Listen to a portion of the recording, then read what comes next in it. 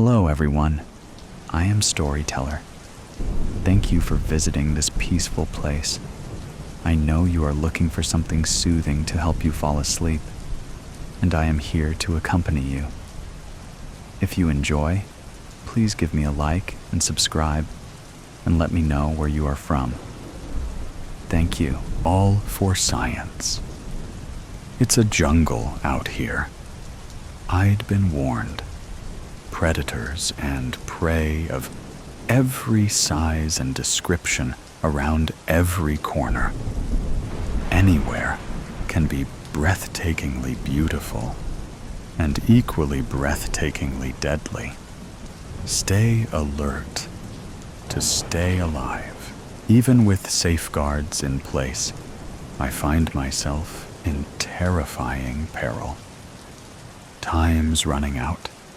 The end is near. I fear no help is in the offering. I am on my own. No hope left. It's getting more and more difficult to breathe. Humidity so thick, it's like sucking a wet sponge. But I can't give up. Yet. I see my short life flashing before me. Might pass out soon. How can this be happening? Won a grant to study rainforest in Amazon. All for science. Far back as I can, remember I had a love for plants, instilled by my mother. Rest her soul. She raised exotic plants.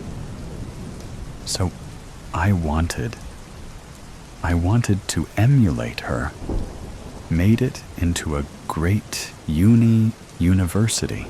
Oh, that hurt. Can't think straight. Getting lightheaded. Most of my history will be found in my journals.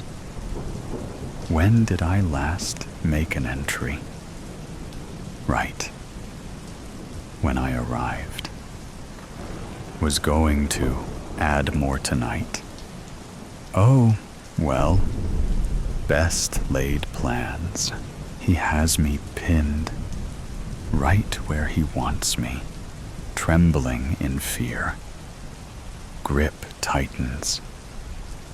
Oh, hope Adam knows I really did love him. Wanted to be his wife, but so ironic when I think about it now. How we were saving ourselves for marriage. Mutually agreed. The right thing to do with our bodies. Not give in to temptation and all that. Yeah, we made it to some bases. But overall, still a virgin. At 23, could have gotten married long ago. But we wanted our master degrees first. I tried to scream at first. Takes too much breath. Now, look at my body. I tried so hard. Stay in shape. Stay healthy. Exercise. Eat right. There'll be nothing left. A pith helmet and designer cargo pants, if that. Ow. Think that was a rib. That cracked. Snap. Crackle. Pop. If lung punctured, maybe put me out of misery sooner. Yes, yes, I should pray for that. Make this end, please. Oh, hurts so much. Get it over with. Already. Must confess all my sins and beg forgiveness. Please forgive me for not serving you and my fellow man better. Thank you for saving grace. Remember me in your kingdom, please. So X crook ating. Think pleasant thoughts. Night first met Adam. Halloween party, college, junior year. Friend convinced me wear outlandish costume. A pleathery sleeping bag looking wrap that looked like a giant anaconda swallowing me whole. Ironic, right? Lower jaw pushed up my D-cup cleavage to my neck. Only my arms and head stuck out. Above the form-hugging, diamond-studded snakeskin created quite the shapely bulge 40 and 26-36. The upper jaw looked like a hoodie coming over my head. Adam and every other straight male took notice, but Adam's field of study is snakes. They're his passion, more so than me, I fear. He seemed jealous of my trip here. I only look at plants. He would have so many snakes to admire snakes. Believe he would classify this charmer as a reticulated python. He has me wrapped in multiple coils, intending to make me his meal. I'm afraid, enjoying squeezing every last breath out of me until I pass out or die, making me easier to devour whole without a struggle. More bones he can break will make me slide down so much easier. It won't be long now, being crushed like a tin can. Everything hurts, breaths getting shallower, all alone on a hike, not far from camp. Stopped to examine flora. He dropped out of canopy above. Even if I looked up, he would resemble dripping vines. Was he stalking me, or I happened to stumble into his domain? Easy prey, fast delivery, knife strapped to my thigh. Once he had me in his grip. He moved so fast, I didn't stand a chance. Maybe butt dial help? Phone in my back pocket. Reached for it. Now, arms pinned behind me. Chest thrust out between coils. Pretty picture, no doubt.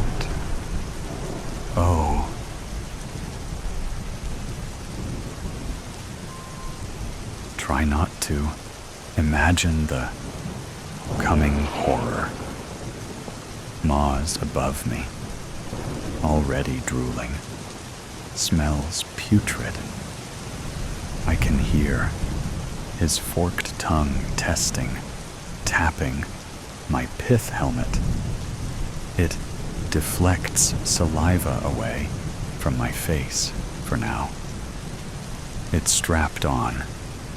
If he tries to dislodge it, my head may be ripped off too. Less misery for me.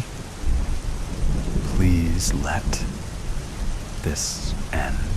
With each exhale, he takes up the space, crushing me more, making impossible to get air. Oh, the pain. Agonizing pain. Adam once told me.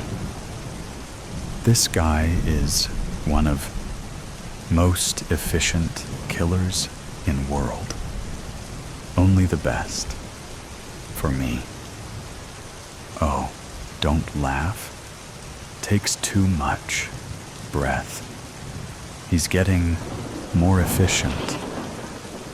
Once I pass out, he'll easily swallow me whole. Connective tissue allows jaws to open wide.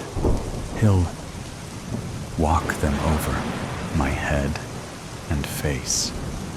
Hope he chokes on helmet. Backward pointing fangs prevent me from escaping if I'm still alive. Sure, as if once prey in throat. Strong muscular contractions work mass down through long esophagus into juicy, thick stomach, all prepared for heavy task of digestion. May slow him down several days. My body quivering in terror. Carnivorous, 100%. No flora for him. Can swallow prey, much larger, thicker than himself. He'll bathe it in lots of slimy, acidic juices and digest everything except hair and nails, things with keratin. Those will be expelled as pellets. Wonder about cargo pants and hiking boots. Someone someday find pile of designer scat? I'm such a comedian sometimes. Maybe I'll taste funny, so he'll spit me out. Don't wanna be snake food. Oh.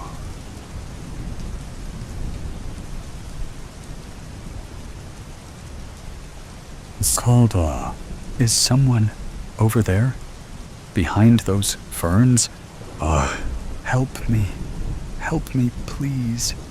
Fading fast. Out of time. Hello, Eve, my love. Imagine finding you here, hanging out with a serpent. You're turning a bit purple. Oh, Adam. Thank goodness. Save me. Can't breathe. He's breaking every bone. The pain is unbearable. Destroy this monster. Let me beat him with this stick. Let go of her, you horrible purple people eater. Sorry, not working, doll. Can't say I didn't try. Besides, how could I possibly forgive myself for destroying such a magnificent specimen? He's only doing what comes naturally. You look like a piece of meat to him. Can't blame him. He's made a delectable selection. Just look at the way he is working you over. Kind of like the way you twisted everything around in your journal I found back home when I was watering your plants.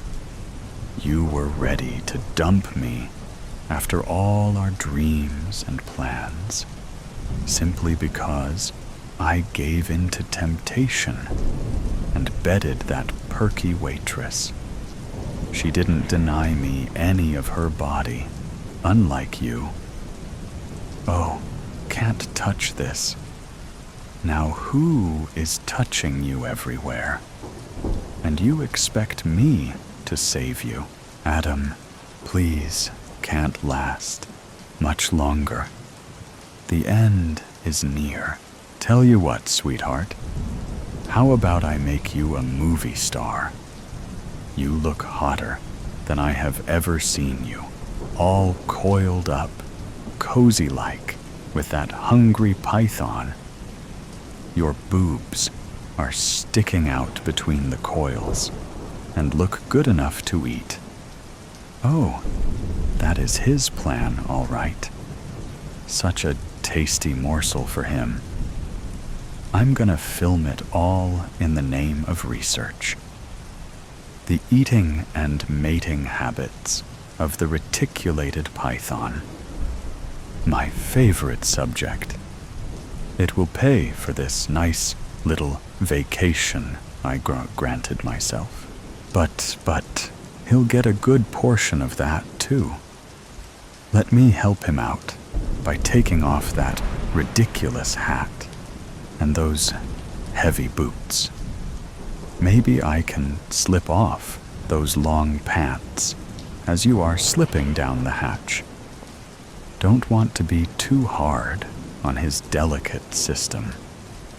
Hard enough swallowing a prickly prude. Smile pretty for the camera.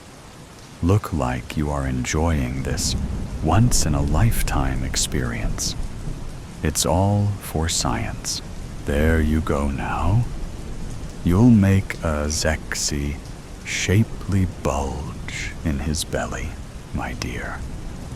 You'll stay alive for a few hours.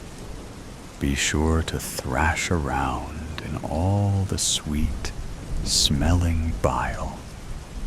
He'll like that. Gives him satisfaction. And it'll speed up the digestion, so the burning won't last as long. I did mention it's gonna burn a bit, didn't I? Have fun. The end of Eve as we knew her. Epilogue. Adam. I'm funning with you folks. Of course. I waited a couple of hours, then showed up at her camp where they were missing poor Eve. I led a search party, and we happened upon this large, long, legless lizard, lounging languidly along a sunny ledge with a bulging bobble about the belly. In the name of science, we opened it up and found a slime-covered beet red, boiling mad, but still beautiful, busty, blonde botanist. She never would marry me, but she made a fortune telling her tale of what it felt like to be swallowed whole, and my secret porn video went viral. All for science, you understand. The gingerbread cookies. The gingerbread cookies. Let's go downstairs and bake some cookies, like Mother used to make. The warm smell sits right at home in your nostrils, invading them like wild axe murderers, hacking and slashing their way through endless miles of human bodies that stand in the way of their inhumane, carnal desires. Shh, but that's too dark. It's Christmas, after all. So let's go downstairs and bake some cookies, like Mother used to make. 1 step, then 2. Ooh, isn't this great? You've never baked gingerbread cookies before? Oh no, because you always thought that you would never be able to make them oh so good, like Mother used to. What did she say she made them with? Some kind of special ingredient. What was it? Was it sugar and spice and everything nice? Was it love? That special ingredient that every mother cooks with because you are their extra special little kid? Oh my, this is exciting. Your heart hammers against your rib cage as you set the oven to... Oh, you don't know what to set the oven to. You've never made these before.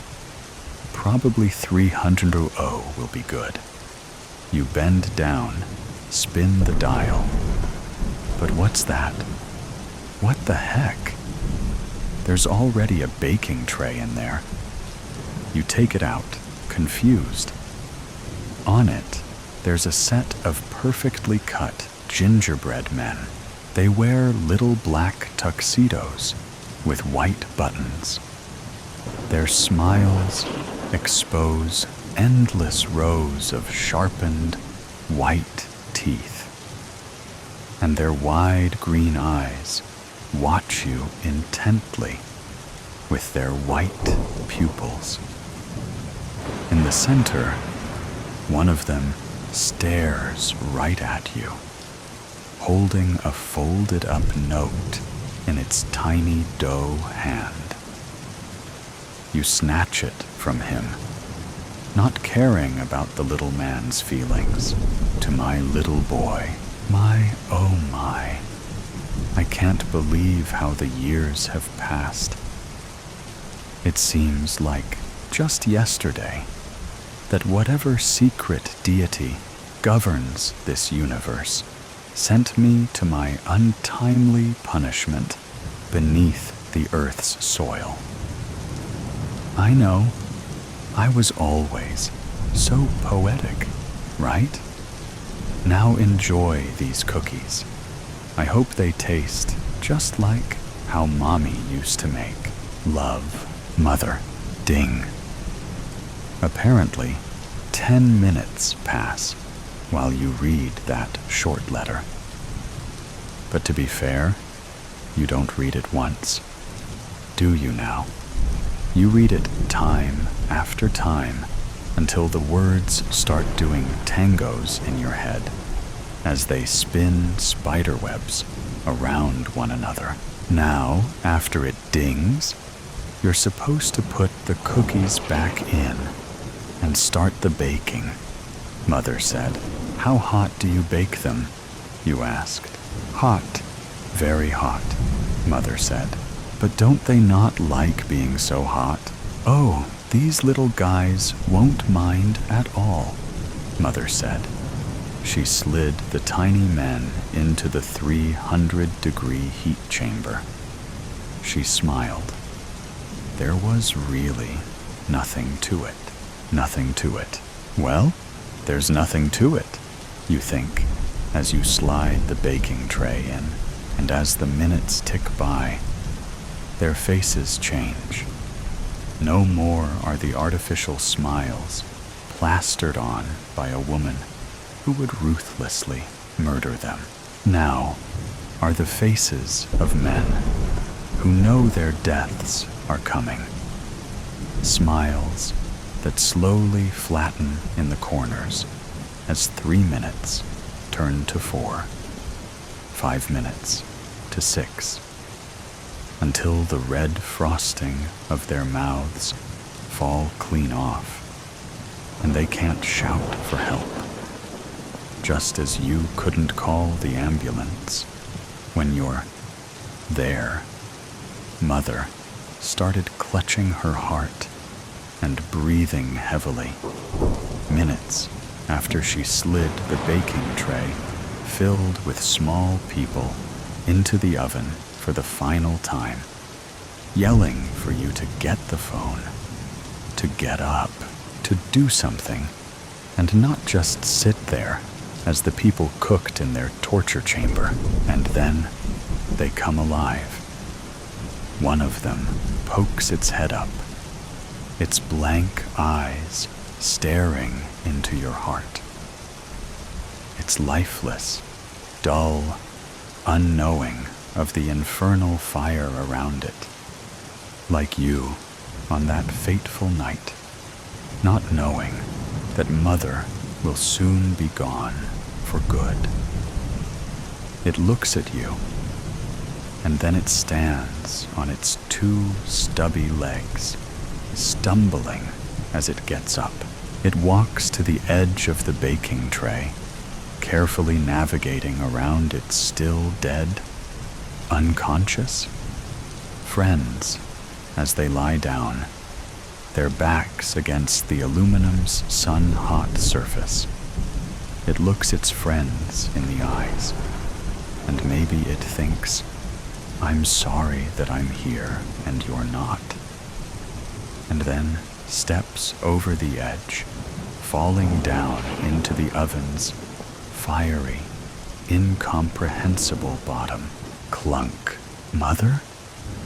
You asked, your body shaking all over. Why was she on the ground? Why were her eyes closed? She may have been asleep for all you knew. Maybe she was. Maybe. And then they all stand up. They look like an army, all dressed in their uniform suits. One of them peers down and looks at its friend, all dismembered and burned on the oven's floor. It looks more like charcoal than a body. They form a single file line in the middle of the tray, a gingerbread snake, if you will. And one by one, each of them takes turns taking suicidal leaps off the edge. And one by one, you catch their faces as they take their fateful falls. "Stop crying, kid," they all say. "Mother will be okay." Clunk, clunk, clunk. The gingerbread charcoal pile grows and grows until it is a small mountain. In it, you see a face. Mother. And she smiles the gingerbread smile, looking at you. And you can't tell if it is a smile of relief or a smile of scorn. But it doesn't matter. Your mother's smile is the thing you have always wanted the most. And if this was the way you got it, then so be it. But that smile rang hollow, now devoid of any meaning, any life. An eternal reminder that Mother is gone, and who's to blame for that? And yet, you bake those cookies every year, forgetting that you tried the year before because the waves of memory forces their dark underbellies to recede. And every year, you hope that they taste like how Mother used to make Stargazy Pie, with rumblings of war rolling along the coastline. The knock startled Cecil. His grip tightened on the pewter plates as a sense of foreboding took hold. Opening the door revealed a handsome stranger with refined features as if carved from marble. He had jet black hair and eyes that glinted like cold steel. "Good evening and Happy Christmas," said the stranger in a rich baritone. "My apologies for the intrusion, but it seems my carriage has lost a wheel just up the road. Might I trouble you for some shelter from the cold while my man fetches assistance?" Cecil hesitated. He had been expecting his brother-in-law. He was struck dumb. Before he could collect his wits, his wife appeared behind him. "Marry a sec?" she asked. Seeing the stranger standing in the door, she apologized. "Sorry, I thought you were me brother. His carriage threw a wheel," Cecil said. "Of course. Please come in," Sharon said, nudging her husband aside and opening the door wider. The stranger rubbed down his arms as if to shift rain from his finely tailored long coat. Though wary, Cecil relented under his wife's insistence. As the stranger stepped inside, removing his leather gloves, Cecil couldn't shake the feeling of darkness lurking beneath the polished, genteel surface. He led the man toward the sitting room as Sharon fetched some tea, hoping his instinct was wrong. The man shrugged off his jacket, folded it neatly, and put his Homburg on top. "I'm Cecil, by the way," he added politely. "And you are?" "Moloch. Abraham Moloch," said the stranger with a thin smile as he took a seat by the fire. "A pleasure to make your acquaintance." "What brings you to this part of the coast?" Cecil asked. Sharon returned with a tea tray, casting a reproachful look at Cecil for not taking the stranger's bag or hanging his hat. "Please make yourself comfortable, Mr. Moloch," she said warmly, handing him a cup. Just then, their 2 children peeked into the room, eyes widening at the unfamiliar guest. They had heard rumors of German soldiers landing along the coast and were wary. "The tall one is Felix. The runt is Jasper," Sharon said. She busied herself pouring tea, checking his sack coat. Mr. Moloch's face soured. "I seem to be out of cinder toffees. Bad luck? Perhaps next time." He then opened his bag and pulled out a few colorful Christmas crackers. The children's caution vanished at the sight. "For your little ones," Mr. Moloch said, with a genteel nod, handing the crackers to Sharon. She gave them to the delighted children. The stranger made a show of patting his pockets. "My apologies. I seem to have left my coin purse on my carriage." He turned to Cecil. "Please, take this as a token for your hospitality," he said, offering a large golden ring set with a glittering red gemstone. Cecil politely declined. "That won't be necessary, really. We're happy to help," Mr. Moloch insisted. But Cecil refused once more. Finally, Mr. Moloch returned the ring to his pocket, a flicker of irritation passing over his features before the charming smile reappeared. In her lilting accent, Sharon offered to share their dinner. "There's plenty of Stargazy Pie and stewed greens to go around. 'Tis no trouble," Mr. Moloch accepted graciously. "You are too kind. I apologize for the inconvenience. I'm on my way to London to view a portrait. Please let me contribute. It's not a bother. Moloch's voice rumbled like distant artillery. Cecil imagined the windows rattling. Oh, nonsense. Travelers are welcome. It wouldn't be Christian of us to turf you out, Sharon said, then turned sharply to the children.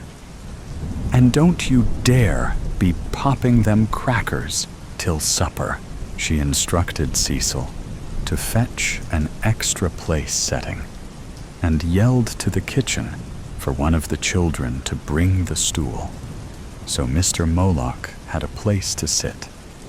Leaving to finish the cooking preparations, she tossed a meaningful glance at her husband.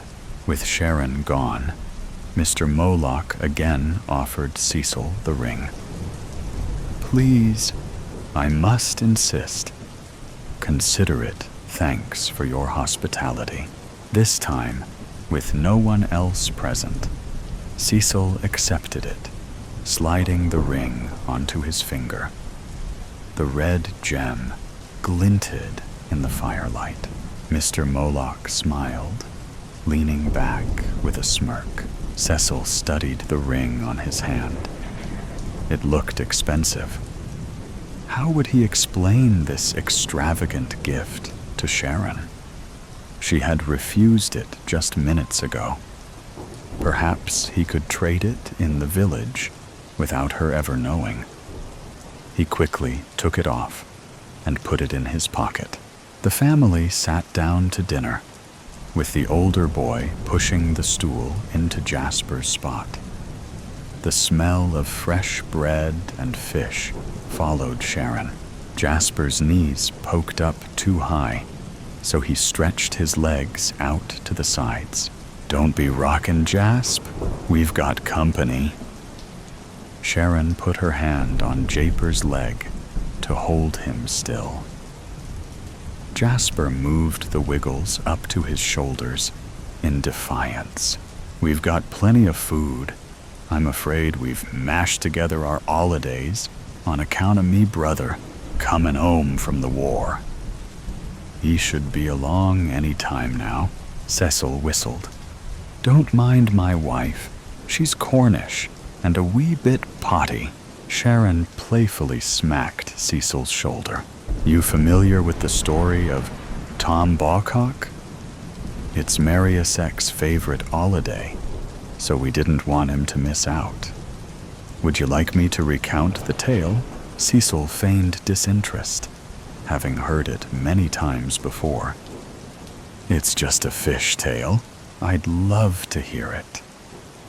Mr. Moloch's eyes opened wide. Dinner and a show? You are too kind, clearing her throat. Sharon launched into song. A merry place, you may believe, was Mousehole, 'pon Tom Bawcock's eve. To be there, then, who wouldn't wish to sup o' 7 sorts o' fish? Cecil interjected. Could you at least sing in plain English, dear? I was, Sharon replied indignantly, then laughed at her flustered husband. The children joined in teasing Cecil as she continued. When Murgy Broth had cleared the path, comed lances for a fry. And then us had a bit o' ska, and Stargazy Pie. Mr. Moloch applauded enthusiastically, rising to his feet. Marvelous. You have a true gift, my dear. Thank you for sharing such a delightful folk tale. Sharon beamed, giving a slight curtsy before urging everyone to tuck into the feast before them. The children reached for the Christmas crackers. Mr. Moloch raised a hand. Please, allow me to share a tradition from my home. Are you familiar with Snapdragon? Cecil perked up, recalling playing it as a boy, burning his mouth in the process. He nodded with a grin. From his bag, Mr. Moloch produced a tin of dried fruits and almonds and a bottle of brandy. Using the lid of the tin as a dish, he tapped out a few pieces of fruit and doused them with the brandy. He lit the fruit with a match. They ignited in blue fire. Plucking a piece of dried apple up, he popped it into his mouth, then blew out a small blue flame. The children watched, enthralled. When Felix reached out, Mr. Moloch pulled the tin away. There is a rule to this game, a way to show what you are most thankful for. He turned to Cecil meaningfully. In this dance, with fear and shadow, reveal the ember burning deepest within. Speak not of fleeting joy, but lay bare the pulsating rhythm that makes you feel alive. For in the flicker of this flame, you offer the essence binding you to existence, the marrow of your being. Choose wisely, for what you express in this dance may echo beyond the crackling fire. Cecil tensed, unsettled by the speech. He started to object, but Sharon and the children insisted on playing. Reluctantly, Cecil nodded, hoping it was merely an odd tradition and nothing more. Jasper went first, popping a flaming fig into his mouth and blowing out a wisp of blue flame. "My fossil collection," he declared proudly. Felix blew a slightly larger plume. "My brother, Jasper!" Jasper took a moment to decide if that was an insult, and chose to accept it as so. With a broad, crooked smile, Sharon selected a piece of dried plum, popped it in her mouth, and blew a modest burst of blue. "My singing voice, of course." She put her hand to her mouth. "Blooming hot." Cecil blew a flame and said, "Maintaining our thankful village, with all returned so far from the war." Mr. Moloch inhaled deeply, then exhaled an enormous, writhing blue jet. "Nothing," he uttered in his deep bass. They pulled their Christmas crackers. With a festive popping, a scattering of paper crowns and trinkets spread across the table. But then, Cecil noticed Jasper was gone. On the empty place where Jasper had sat was a letter stating Mariasek had died in the trenches in Le Cateau. Somberly, they had set the extra place for the missing brother, the first casualty of war come to their village. Cecil looked around, confused. Hadn't someone been sitting across from him just a moment ago? He felt bad for his wife. She'd been so upset. It was nice, however, to have a house guest. He also wondered why Felix was using the kitchen stool and not the chair set for his brother-in-law's spirit. But glancing at Mr. Moloch's smiling face, the questions slipped from Cecil's mind. Sharon offered to sing Tom Bawcock's tale in her gravelly voice. Mr. Moloch was eager to hear it. She began, "A merry plaise you may believe was mousel pon Tom Bawcock's eve." Cecil quickly stopped her, feeling something was amiss. Her voice wasn't her best trait. "It's a Cornish tradition about a fisherman during a time of famine, who bravely set out in a storm to feed the town where Sharon came up. Mr. Moloch proposed a round of snapdragon, calling it a beloved pagan tradition where you express gratitude. Wary but enticed, Cecil agreed to play, as did an enthusiastic Felix and Sharon. Mr. Moloch turned to Cecil. As the flames dance, whisper the heartbeat of your existence. Share not what you cherish, but the core defining your breath. What in your soul would you sacrifice to the hungry fire? Felix blew a blue jet. My boxing gloves. Sharon smiled proudly at her son's first true passion. She blew her flame. My son, Felix. Felix beamed. Cecil contemplated a moment before blowing his fiery breath. The proud, strong Royal Navy keeping invaders at bay. As the crackers popped, Sharon let out a wail. Felix was gone. Sobbing, she explained her boy was killed in the German shelling of the coast. He was so fond of Unton fossils after Boxen in Whitby. My apologies for her. It's been a trying time, Cecil said. She'd lost her voice from ceaseless weeping over the past fortnight. Mr. Moloch looked pained. My sincerest regrets at your loss. They sat in silence for a few moments, so Sharon could collect herself. Perhaps a round of snapdragon to lift spirits, Mr. Moloch suggested.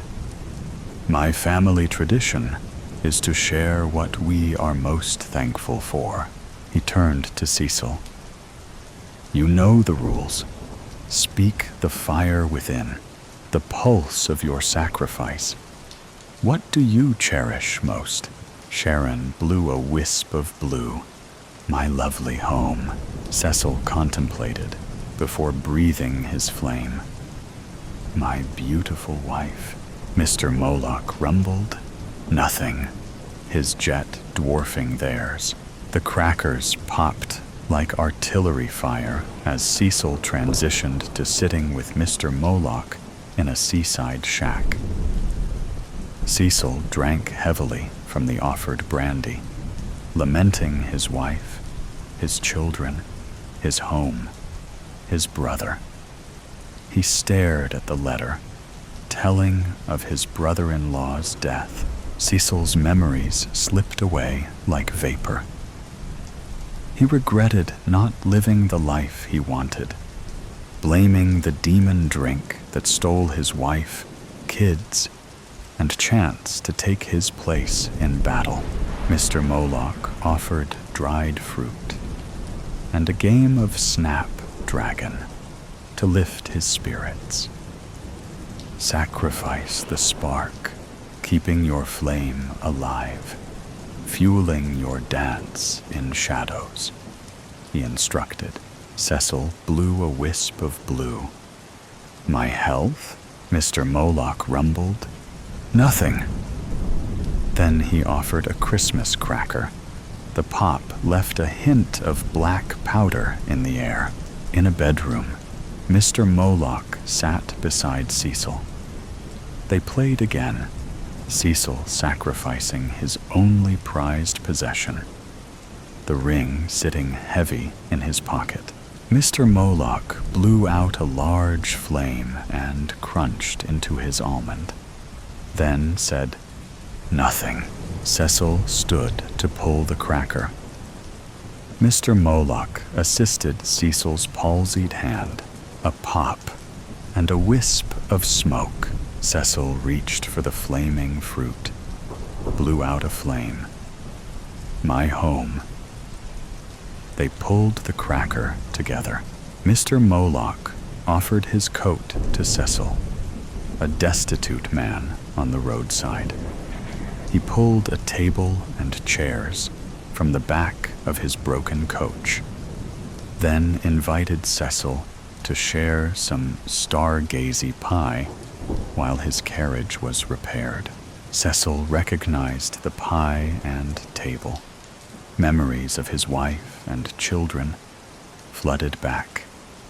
He despaired at their loss. The rancid pie at the end of Cecil's ordeal seemed a mockery, stale remnants of a life freely sacrificed to an insatiable demon. Despite this, the food was more than welcome. Each bite revealed years of life, each crumb a precious scene. He ate at his memories as a starved man. Please return all as it was.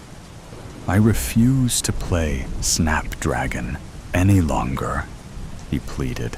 Mr. Moloch just smiled. One final cracker. He shook the cracker enticingly. Cecil cried, My life. I'd trade my life for theirs. Finally, Mr. Moloch uttered, holding out the cracker. This time, Cecil got the bigger half. Dreadful luck, Cecil. He set the paper crown atop Cecil's head. Strands of Cecil's hair drifted onto Mr. Moloch's sleeve. Cecil sat numbly as Mr. Moloch brushed off the fallen hair, gingerly placing one in his front vest pocket. You traded your life, family, and youth for a ring. Then, even the ring you returned. When will humans learn to give selflessly? But what of my children's souls? Cecil asked, his voice frail, but insistent. Their bodies, I can find a use. Their souls are their own, replied Moloch, tapping his finger to his lips. You know, I never ask for children, yet I'm often offered them. Perhaps you know why humans so eagerly trade their future. Cecil had a coughing fit. I am not heartless, spiritually, added Moloch. I can offer you one last challenge, a gift if you answer a riddle. But you would not know the gift beforehand. Having nothing left, Cecil accepted the challenge. This one was from a Canaanite whom I knew several lifetimes ago. In every heartbeat and every sigh, I'm the reason you laugh and the tears you cry. From the first cry of newborn breath to the quiet stillness at death's edge. What am I? Moloch adjusted his hat and waved to his coach. I am expected in London to collect a portrait of a young man. It seems its owner has withered away in a locked room. The damn fool. He smiled. Souls aren't typically my business, but that fellow. Please let me think in silence. Moloch shrugged. Life, Cecil said, sure of his answer. Please give me my family, my wife, Jasper. I beg you, I want peace. Please, I have given up everything. Correct, Moloch said. He handed Cecil a draft. If you drink it, none of this would matter. He waved his hands theatrically. Far out at sea, a ship was on fire. The scent of gunpowder and death rolled over the seaside like a fog. Cecil was caught by hope's web. He imagined he'd wake with his family by his side. so he drank without hesitation. The blue liquid smelled of blueberries and spirits. The flavor was a simple, mildly floral sweetness, but empty, like drinking a hole. He was alone, holding an empty bottle. He began a long, quiet walk down a dark road. A carriage passed within a beautiful voice rang out. A merry plaise you may believe was mousel upon Tom Bawcock's eve. To be there, then wooden wesh, to sup o sibm sorts o fesh. When Morgie broth had cleared the path, comed lances for a fry, and then us had a bet and Stargazy Pie. Nex cummed for mods, brathusti jods, as mod are oozles, dry, and ling and hock, enough to make a raunen shark to sigh. A H would clunk as elth were drunk, and bumpers bremen why. And when up come Tom Bawcock's, nam we praised unto the sky. Two boys waved from the carriage window at the old man wearing a paper crown. Cecil smiled at them as they passed. On 25th December, an unofficial truce was declared along the Western Front. Peace for a day. Perhaps Moloch was not entirely heartless. Cecil did ask for peace. Elf off the shelf. From the beginning, there had only ever been one rule. Don't let anyone see you move. But after what I saw tonight, I was afraid I was going to have to break that rule. The Duncans' house was full of people. From inside Mrs. Mitchell's purse, I carefully peeked out through the open zipper and saw dozens of recognizable faces.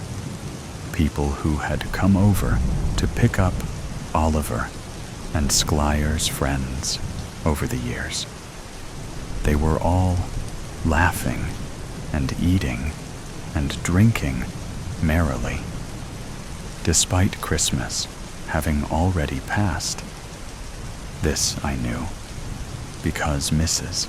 Mitchell had already put me away for the season, which made it even more exciting when she had come back to retrieve me again so soon.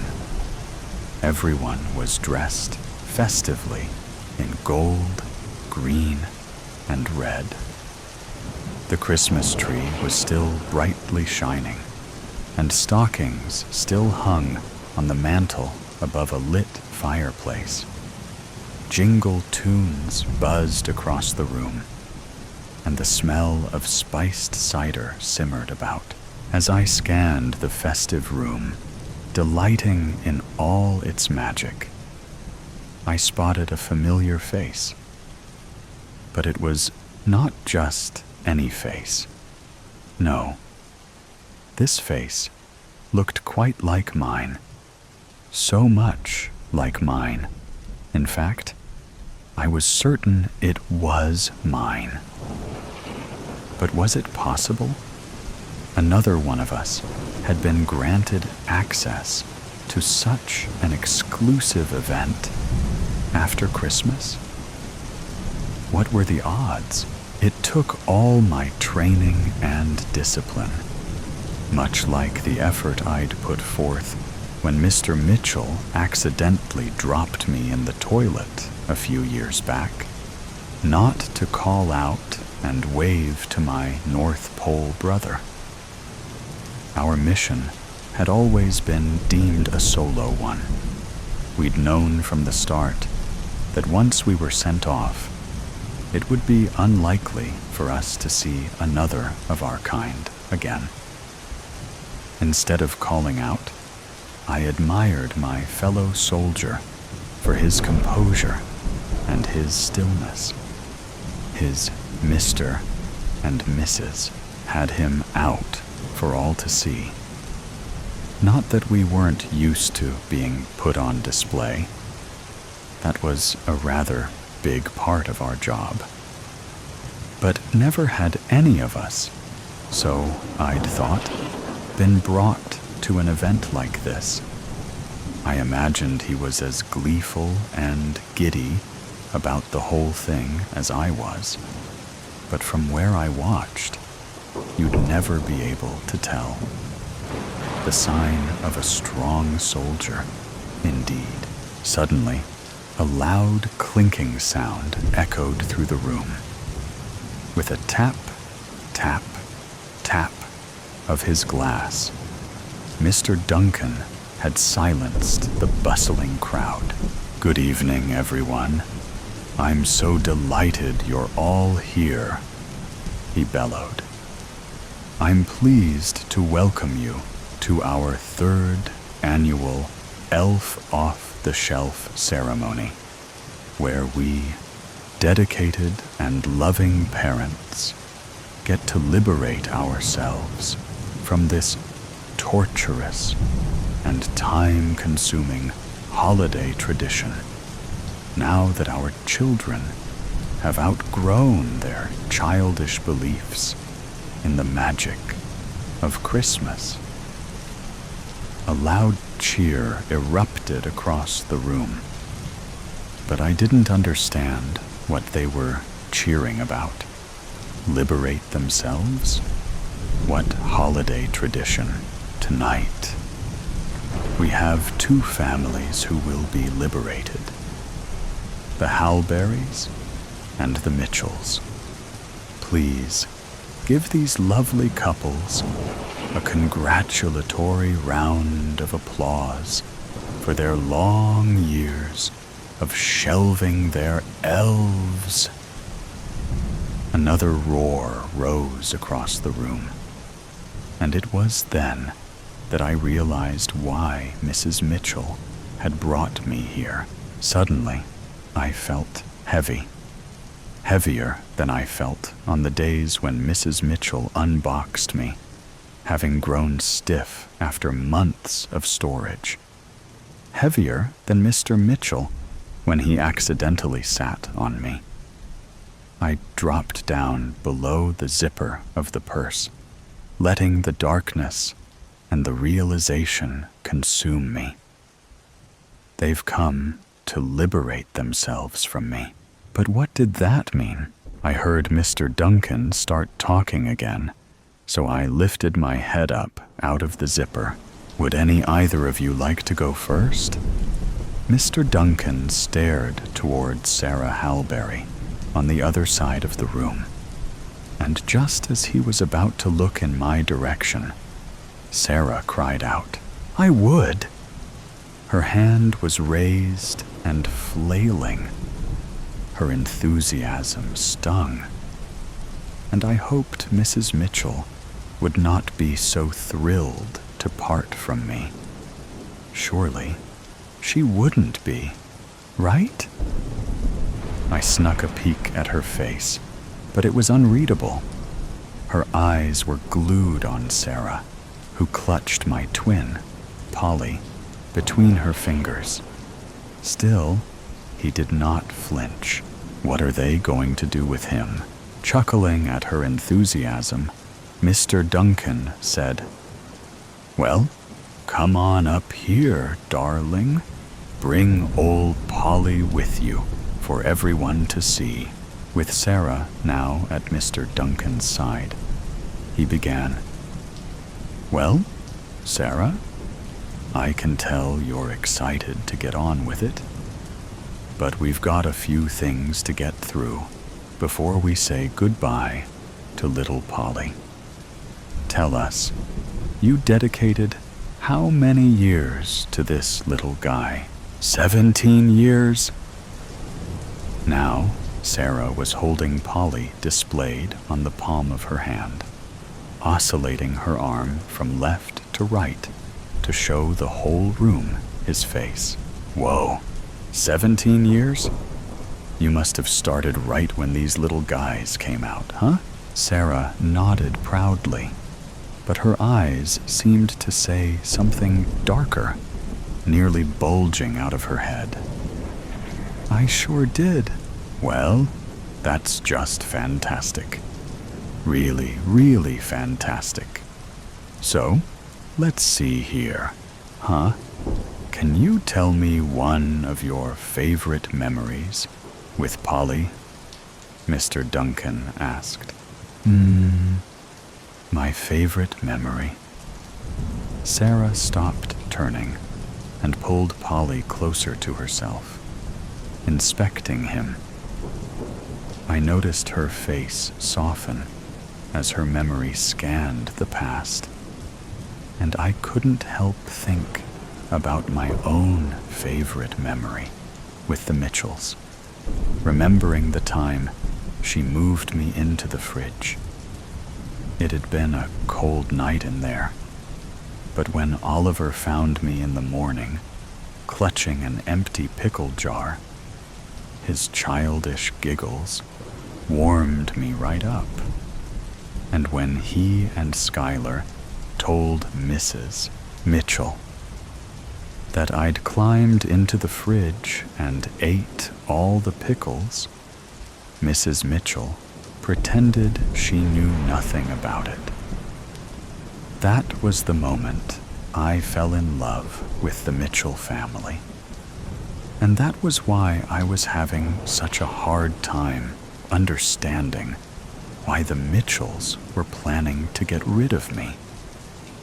We were part of their families. Didn't they see that? I guess it would have to be the time I wrapped one of his legs with tissue paper and wrote a little sign next to him that said, "In recovery. I'll be healed in 3 days." Ugh, it was such a relief not to have to move him for half a week. The room exploded with more applause and cheering. I'd remembered when Mrs. Mitchell had done something similar, setting me up on a small towel underneath a houseplant. Her note had said that I was on a vacation and that I'd be back the next day. I'd appreciated the break. Having to hold still in all sorts of poses around the house is not exactly easy. But I'd thought she was doing it to relieve me, a kind reward for all my hard work. Very creative, Sarah. And those of us who are still shelving our elves certainly have a lot to learn from your innovative ideas, don't we? Now, care to indulge us in your worst memory with Polly? We like to end on a bad note, as it tends to make the final goodbye a little easier. Mr. Duncan chuckled. Something about the way he said "final goodbye" made me uncomfortable, and Mrs. Halberry's sinister smile only made me feel worse. The worst memory with Polly? I watched as she squeezed Polly in her hands, and it felt as if I were the one between her tense grip. Now that's easy. The pause in her words held the room nearly silent, save for the crackling of the fire. It was not like the magical silence of stockings waiting to be filled by Santa on Christmas Eve. Rather, it was full of darkness. I couldn't take my eyes off of Mrs. Halberry and poor Polly, so helpless in her hands. And then he wasn't in her hands anymore. I'd barely heard Mrs. Halberry say, "All of it," before I saw Polly soaring in midair towards the fireplace, his smile brightly intact as he was flung into the flames. I watched, speechless, horrified, trembling, as Polly landed amidst the blazing inferno. The fire popped and bloomed as it devoured him, engulfing his hat and body instantly in vicious heat. My eyes begged me to make it stop, but I couldn't look away. I wanted to scream, "No!" and to leap out of Mrs. Mitchell's purse and lunge to Polly's rescue, but I was frozen in my terror. Why was nobody doing anything? Why did nobody stop that wretched Mrs. Halberry? How could they let? That's when the sounds of celebration finally registered. They were cheering. They were whooping and hollering. I peeked a glance at Mrs. Mitchell and almost fainted at the sight of her. She was clapping, smiling even. What was this party of horror? Who was this woman I had dedicated my existence to? This was certainly not the Mrs. Mitchell I knew. This was, "Well done," Mr. Duncan guffawed, patting Mrs. Halberry on the shoulder. "Guess you were too eager to wait for the formalities, huh, Sarah? Feels good, doesn't it?" She was jumping up and down and clapping next to him, a smile as grand as a child's on Christmas morning. Monster. She was a monster. All right, dear. The whole party thanks you for your contribution and your entertainment. Why don't you go join Paul? And we'll invite the Mitchells up here for their liberation, shall we? If my heart had been working, it wasn't anymore. I dropped back into Mrs. Mitchell's purse, unsure if I had the discipline to conceal my terror. Somewhere inside me, I knew the truth, but I couldn't fight my denial from at least trying. Would the Mitchells really kill me? Mrs. Mitchell's hand found me and pulled me from my dark haven. In that moment, time seemed to slow down. Not like how it does on Christmas to assists Santa's impossible task, but like the sensation of fear, where every minute movement and sensation feels important because you're unsure if it will be your last. I had hoped all of it would be revealed as a dream, but as I rose out from the zipper, I saw the same malevolent faces, all of them staring hungrily in my direction. I'd had no context for such evils, had not even fathomed such perversities could exist around Christmas. And yet, there I was, the target of a ruthless and angry mob of parents.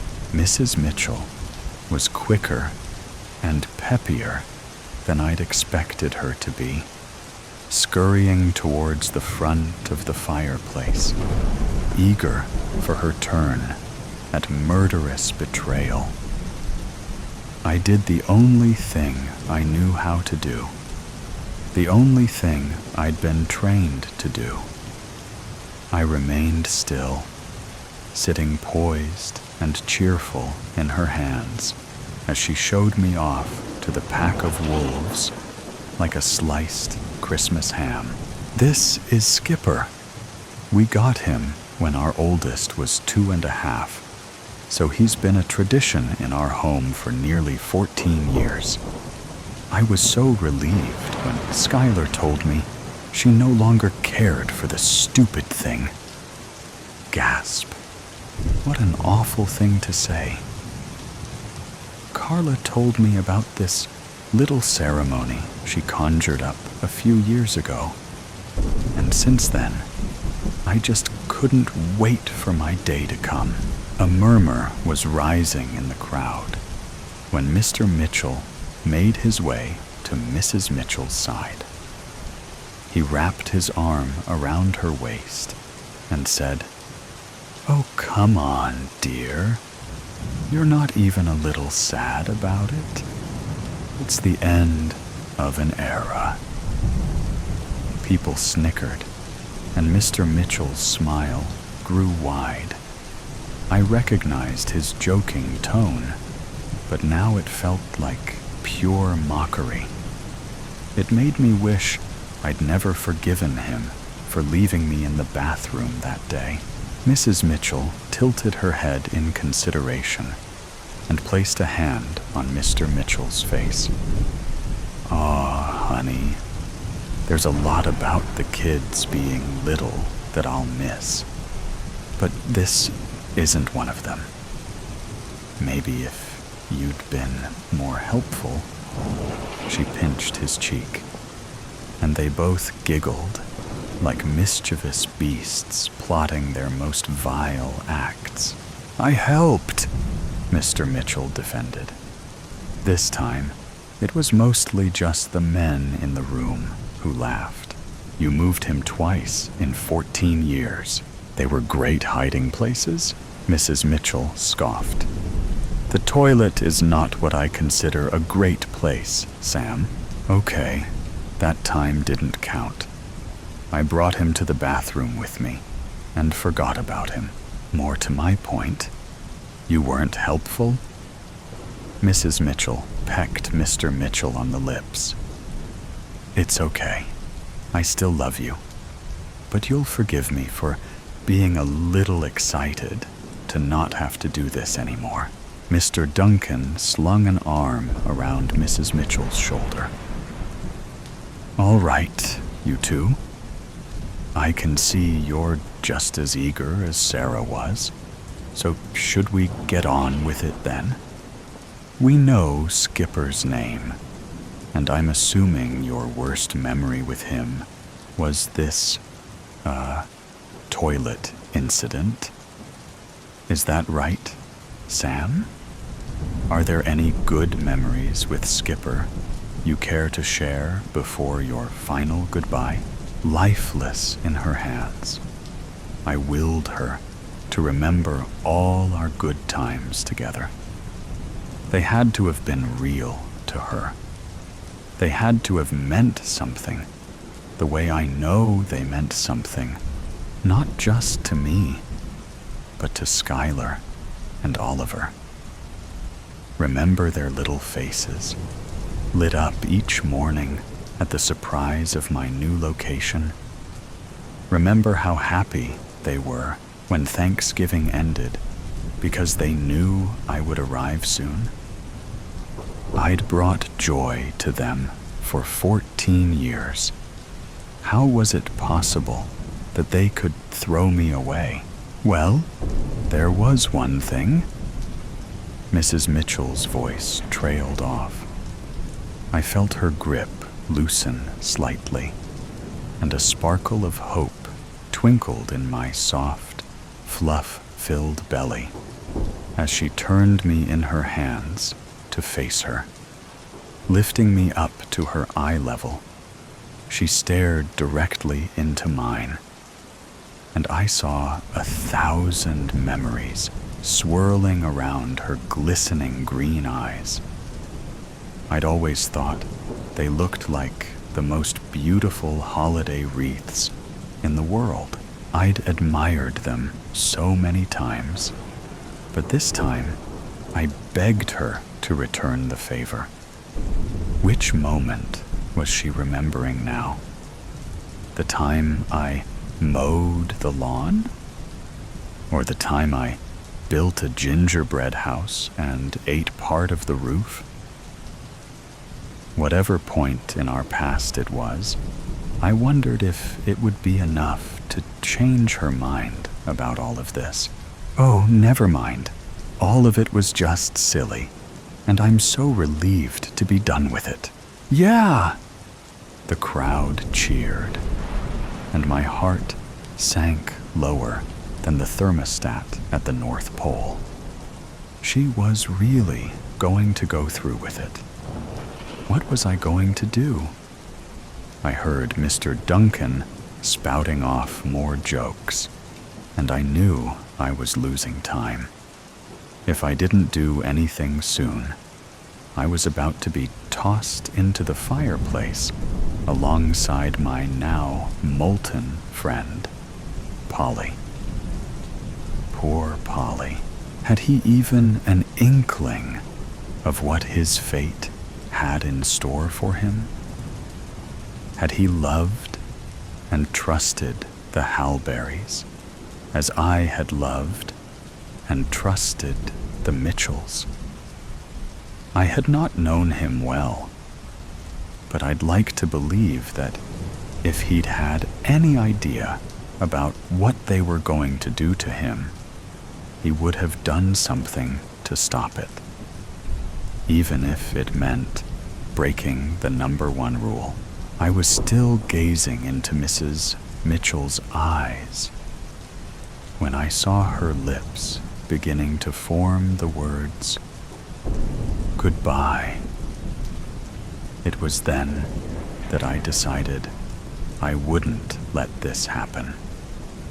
It was then that I broke my stillness. I leaned forward and slapped her across the face. "How dare you?" I huffed, and the sound of my own voice shocked me, for it had been many years since I heard it. I thought we were family, but families don't burn other members of their family, with my voice being so high-pitched and quiet. It took a moment for everyone to realize what was happening. But once they saw Mrs. Mitchell's face, frozen in an expression of horror, the room fell deathly silent. "Skipper?" Mrs. Mitchell breathed, but by then, I was already out of her hands.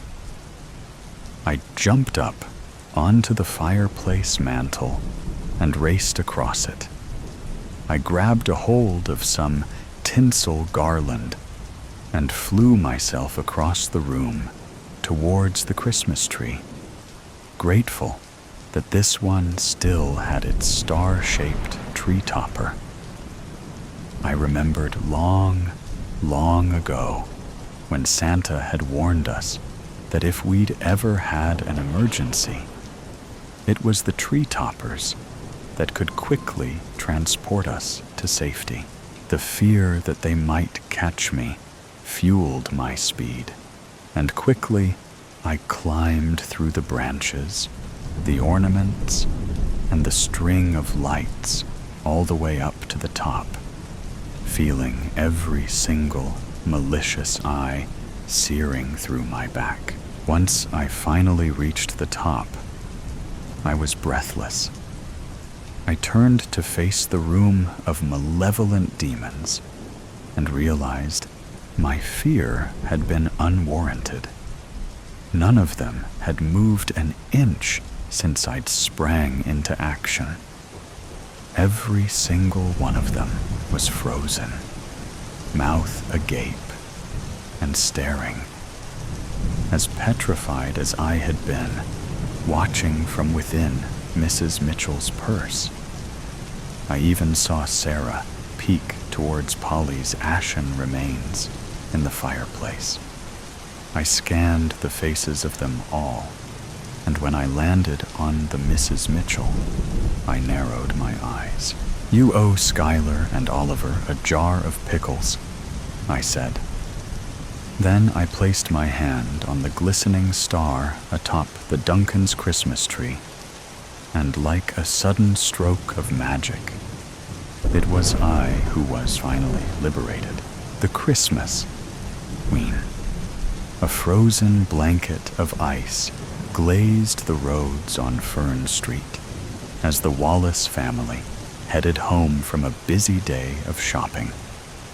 The houses were adorned with multicolored lights, and blow-up decorations were as far as the eye could see. Every door had a festive wreath to showcase the spirit of the season, and carolers sang songs of merry for all to hear.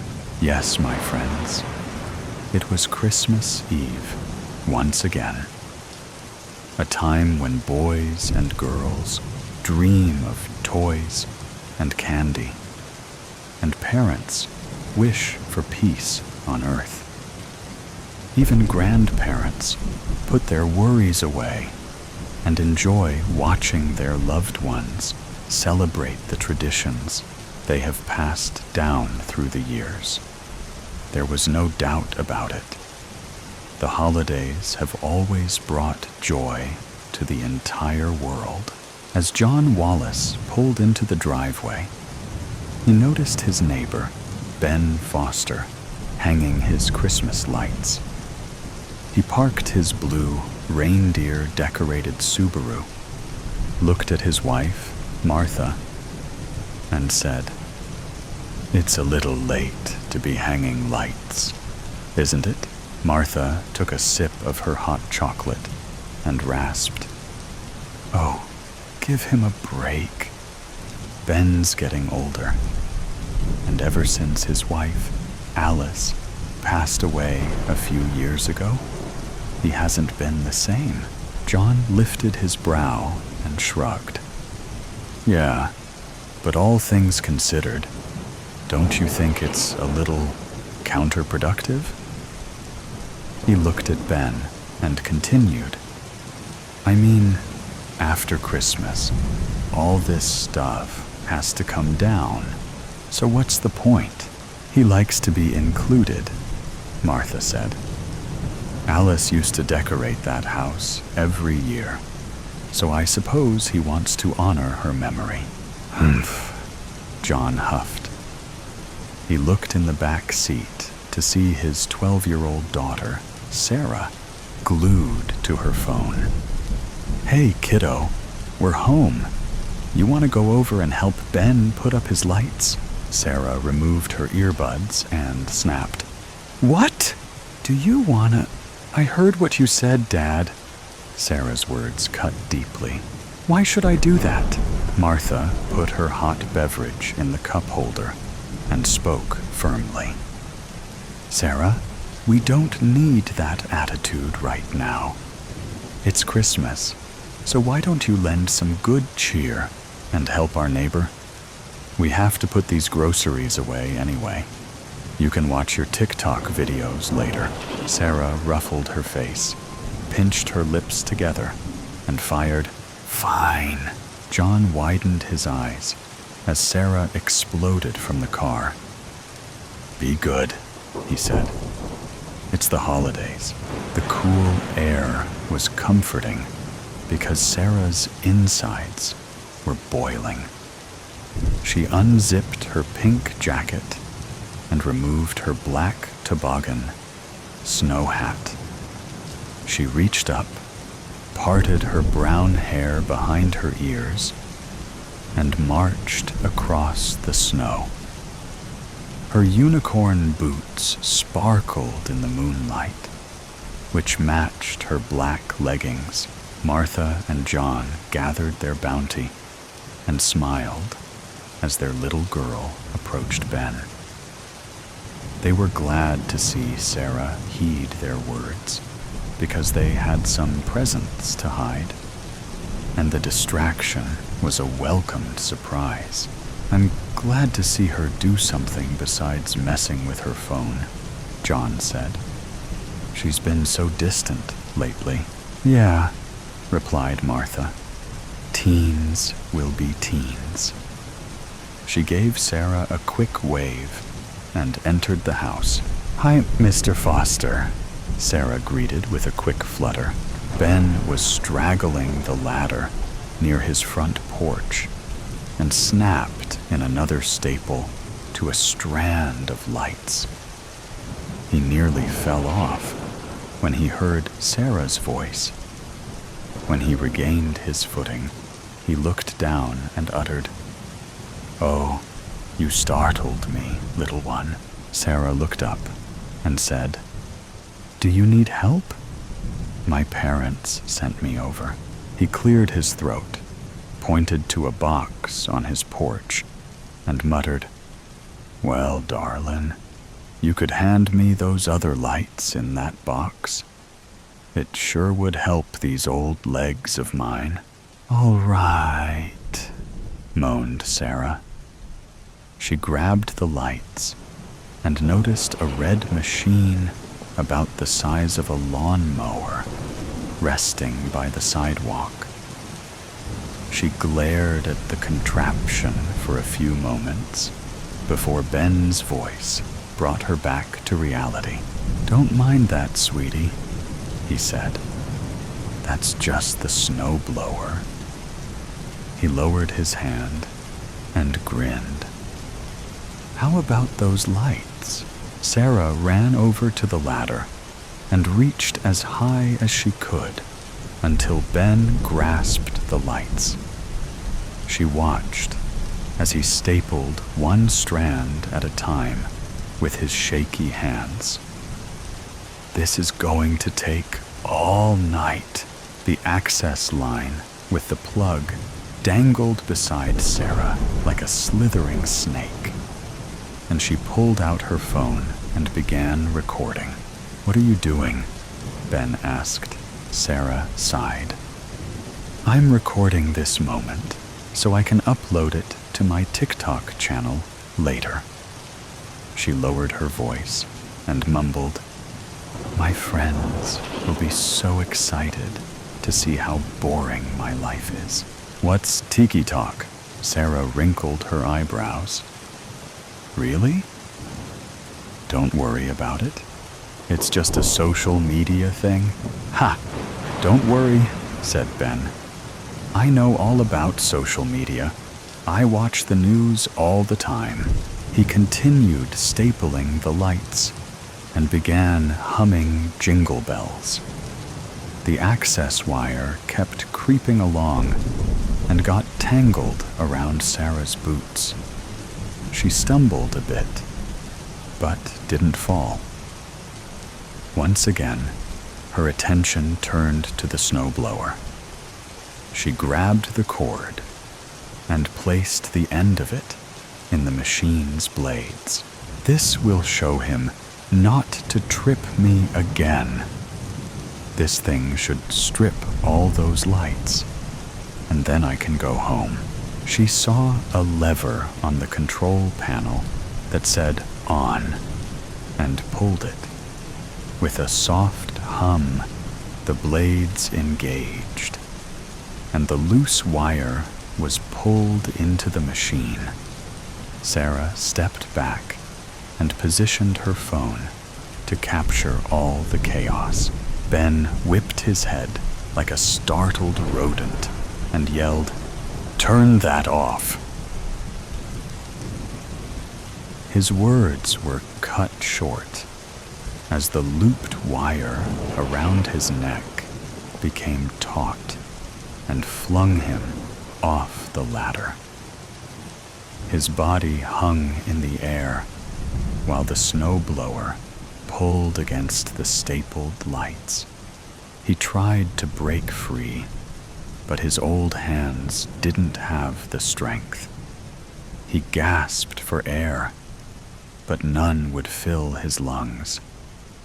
Within seconds, all the life in Ben's writhing body ceased, and his eyes grew cold. "Oh, shit," Sarah gasped, turning off the snowblower. "That was awesome." Later that night, Sarah awoke to flashing red and blue lights shining on her ceiling. And they were not Christmas lights. The police were on the scene, and Sarah watched through her bedroom window as the paramedics took Ben away in a black body bag. Sarah, 1,000 snakes slithered down Sarah's spine when she heard her mother's cry. She ran down the stairs as fast as her little legs would carry her, and found her mom and dad sitting at the kitchen table. "Honey," John said with a long, drawn-out tone, "you were with Ben this evening. Did you notice anything strange?" Sarah clasped her hands behind her back and mumbled, "No. Are you sure, sweetheart?" Martha asked with tear-filled eyes. "Well," Sarah started, and then paused to scrunch her lips. "I may have done something naughty." She walked closer to the table and leaned against the marbled countertop. John stood up, placed his hand on Sarah's shoulder, and asked, "What did you do?" Sarah fumbled for the right words, but couldn't find them, so she turned her back. "It's all right," John said, looking at Martha. "If you had something to do with what happened tonight, we have to tell the police." "He's right, dear," Martha said. Sarah wrinkled her forehead, clenched her jaw, grabbed a sharp blade from the knife block that was right in front of her, turned, and slashed her father's throat. A thick stream of blood painted Sarah's pink unicorn pajamas, and her mother screamed. John grabbed his severed neck, fell to the floor, and choked on his own blood. "No!" Martha screamed. "What did you do?" Martha ran to John and held him in her arms as he breathed his last breath. When she looked at Sarah through bloodshot eyes, the last thing she saw was the glimmering blade as it penetrated her skull. The blade bit strong and true, and as it pierced Martha's brain, visions of her life flashed by like lightning strikes. And then darkness took her. Sarah gripped the knife and yanked it out of her mother's head. A weary smile crept upon her face as she turned to her phone that she had placed on the countertop earlier. TikTok is gonna love this. Suddenly, Sarah heard footsteps coming from the living room. She grew silent and heard the faint sound of bells jingling in the distance. Out of curiosity, Sarah tiptoed out of the kitchen and peeked around the wall to see a white-bearded man wearing a red suit with black boots putting presents underneath the tree. "Santa?" gasped Sarah. The jolly man turned and bellowed, "Ho, ho, ho!" Sarah ran towards him with the knife held high, and his tone quickly changed. "Ho, ho, ho, oh, no." He grabbed her arm and took the knife away. "Put that away. It's Christmas." "No, you big fat bully," Sarah yelled. "Let me go." Santa looked at Sarah's blood-soaked pajamas and said, "Something tells me you've been a naughty girl this year.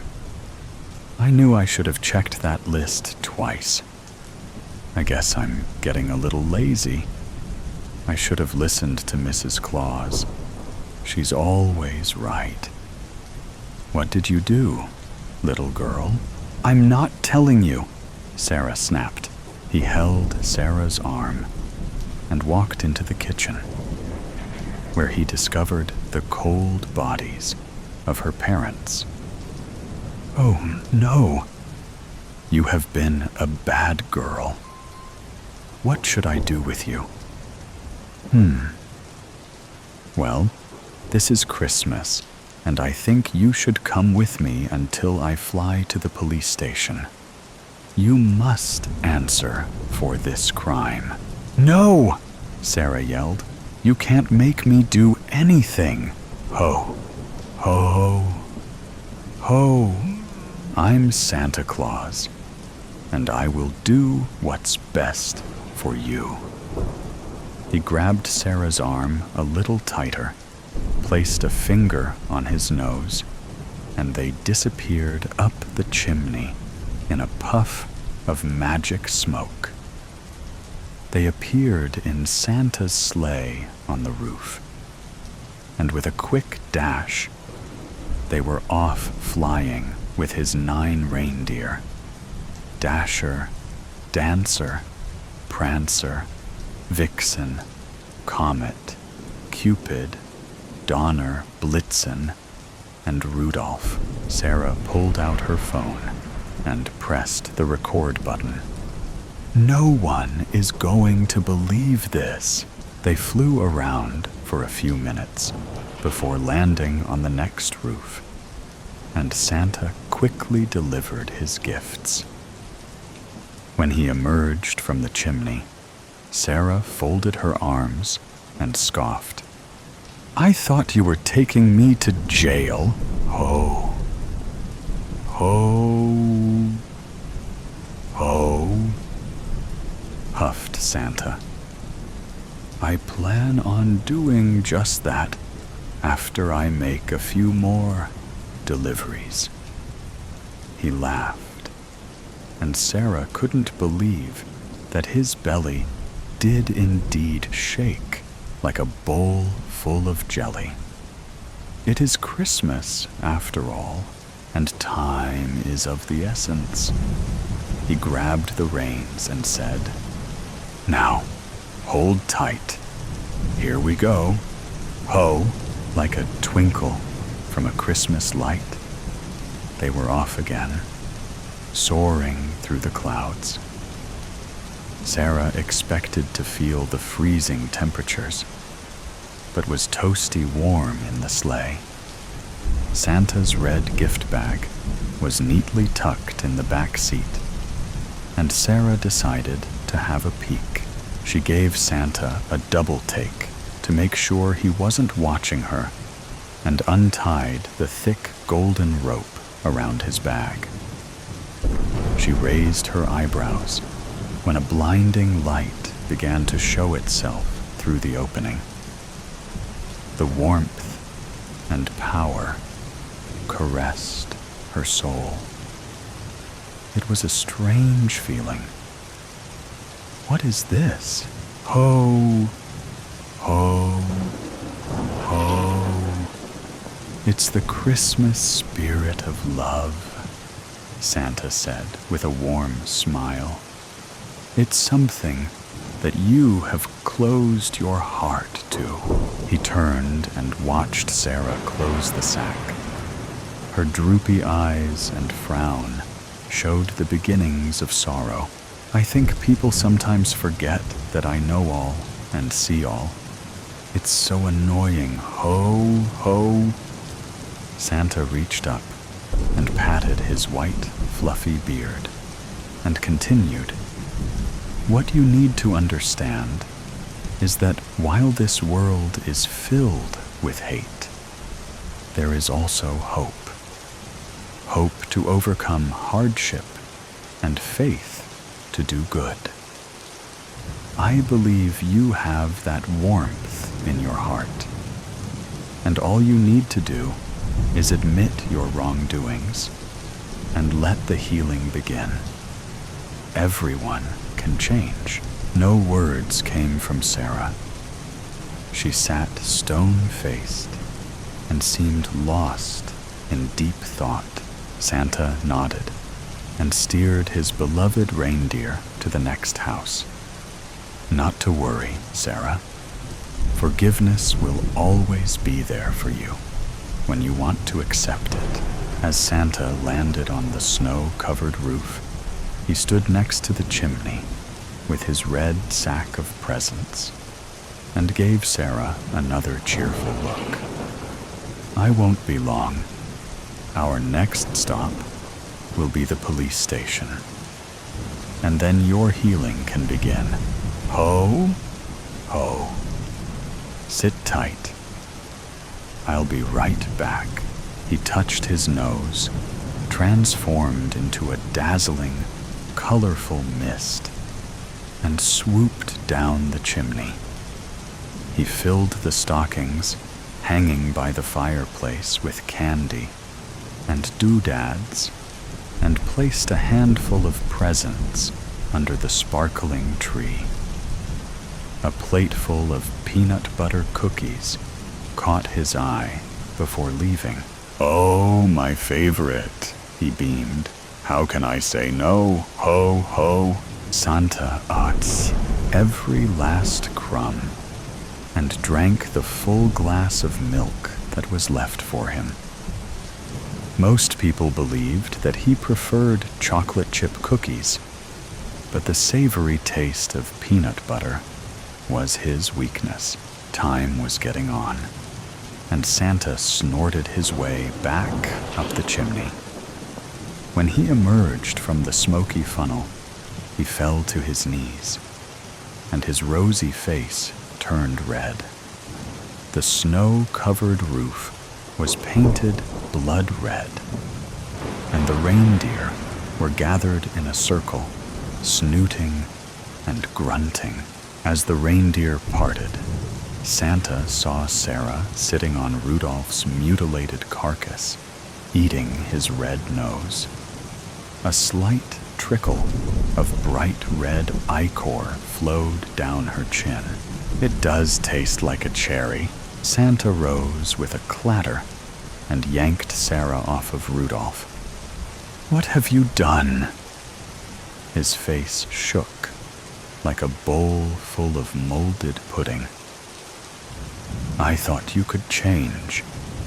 I believed you had some good in your heart." "Ack!" His words were cut short when Sarah quickly slashed his throat with the knife she found in the front seat of the sleigh. Santa should have left it at Sarah's house when he took it from her. But mistakes are habitual. Santa's white, fluffy beard soaked up the blood like a thick towel and turned crimson. His jolly-filled eyes twinkled and rolled back into his head, where visions of Christmas pasts grew dark. His jingle bell knees quivered and gave out, and he collapsed in front of Sarah like a deflated blow-up decoration. Sarah's eyes danced in the bloodshed twilight, and she laughed with a bubbly voice. "Ha, ha, ha, ho. Merry Christmas, you fat bastard. You thought you knew what I needed? Well, screw you." She grabbed her recording phone that was positioned on the sleigh, held it up, and said, "To all my TikTok followers and the non-believers, the spirit of Christmas can be killed. That's how you do it, my friends." Sarah stopped recording and noticed the goosebumps forming on her slender arms. Jack Frost was wickedly biting into her bones as the warmth of the Christmas magic faded. Her pink, blood-covered unicorn pajamas were no match for the freezing temperatures, so she ran over to Santa's rotting corpse, removed his heavy red coat, and put it on. The coat was too big for her small frame, but in an instant, Sarah's insides stopped quivering, and a circle of warm, magic dust swirled around her. All at once, the jacket adjusted itself to fit her body perfectly, and Sarah felt a power that only dreams could bring. She heard children's voices and saw their dreams as they slept. Sarah automatically knew who was good and who was bad. There was an overwhelming sense of joy, and she swatted it down with a gust of hatred. Well, who would have thought? Sarah watched as the reindeer instantly took their place by the sleigh, and Prancer gave her a look that would kill most people. "What?" she asked, shrugging her shoulders. "I've always been the love of my own life, and it's only fitting that I become the Queen of Christmas." Sarah knew exactly what to do. Christmas must go on. There was no question about that. But what form would it take? She pulled out her phone again, hit the live stream button on TikTok, and laughed as the number of viewers crossed the billions. With the device held high to capture the perfect angle, Sarah smiled a devilish grin and rejoiced. It's time to spread some Christmas fear. 28 Sleighs Later. Above the laughter and Christmas music, the bang against the door came. Thump, thump, thumped. Paul Reyes sighed. He patted his wife's hand and pushed his chair away from the table. "Don't worry, love. I've got this one." Rosemary frowned at him. "But everybody's here. Who could it be?" He stopped. Rose had framed the doorbell with tinsel. You couldn't miss it. It would take a brain-dead person to knock instead of ringing. He shrugged. "Carolers, or something. I'll give 'em a quid and tell 'em to bugger off." A round of laughter rippled around the table. The playlist swapped over to Wham's Last Christmas. Outside in the front hall, the door shuddered again. Thump, thump, thump. It banged hard enough to make the door vibrate in its frame. Annoyance flickered in his mind. The nerve of some of these charity-begging types. He wasn't one to sniff at donations, but give a man ample time to get up. And don't knock his door down like you're the wolf versus the 3 little pigs. He hurried along in his slippers. I'm coming! Hold your horses!" But still, the banging continued. Thump, thump, thump. The little panes of glass at the top of the door vibrated and threatened to shatter. The figure of a man swayed beyond, blurry and dark. Paul gritted his teeth. He'd have some stern words for whoever it was. It didn't matter what good cause they were raising money for. This behavior was downright rude. He slid the chain off and yanked the door open. "Oh, for goodness sake, what's your prob?" The man behind the door barged through, snarling and screeching. He wore a parka coat with its fur-ringed hood raised. It framed his mess of a face. He had blood smeared all across his skin, and his nose was missing. A window shattered somewhere in the back of the house, and a woman shrieked. Paul's stomach dropped, and he screamed. He grappled with the invader and grabbed a hold of his shoulders.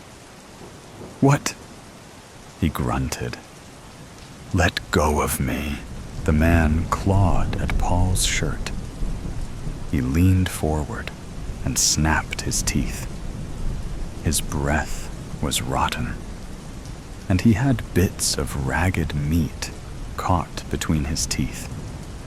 He snarled like a wildcat, and his eyes were white, except for tiny pinpricks of blackness in the center.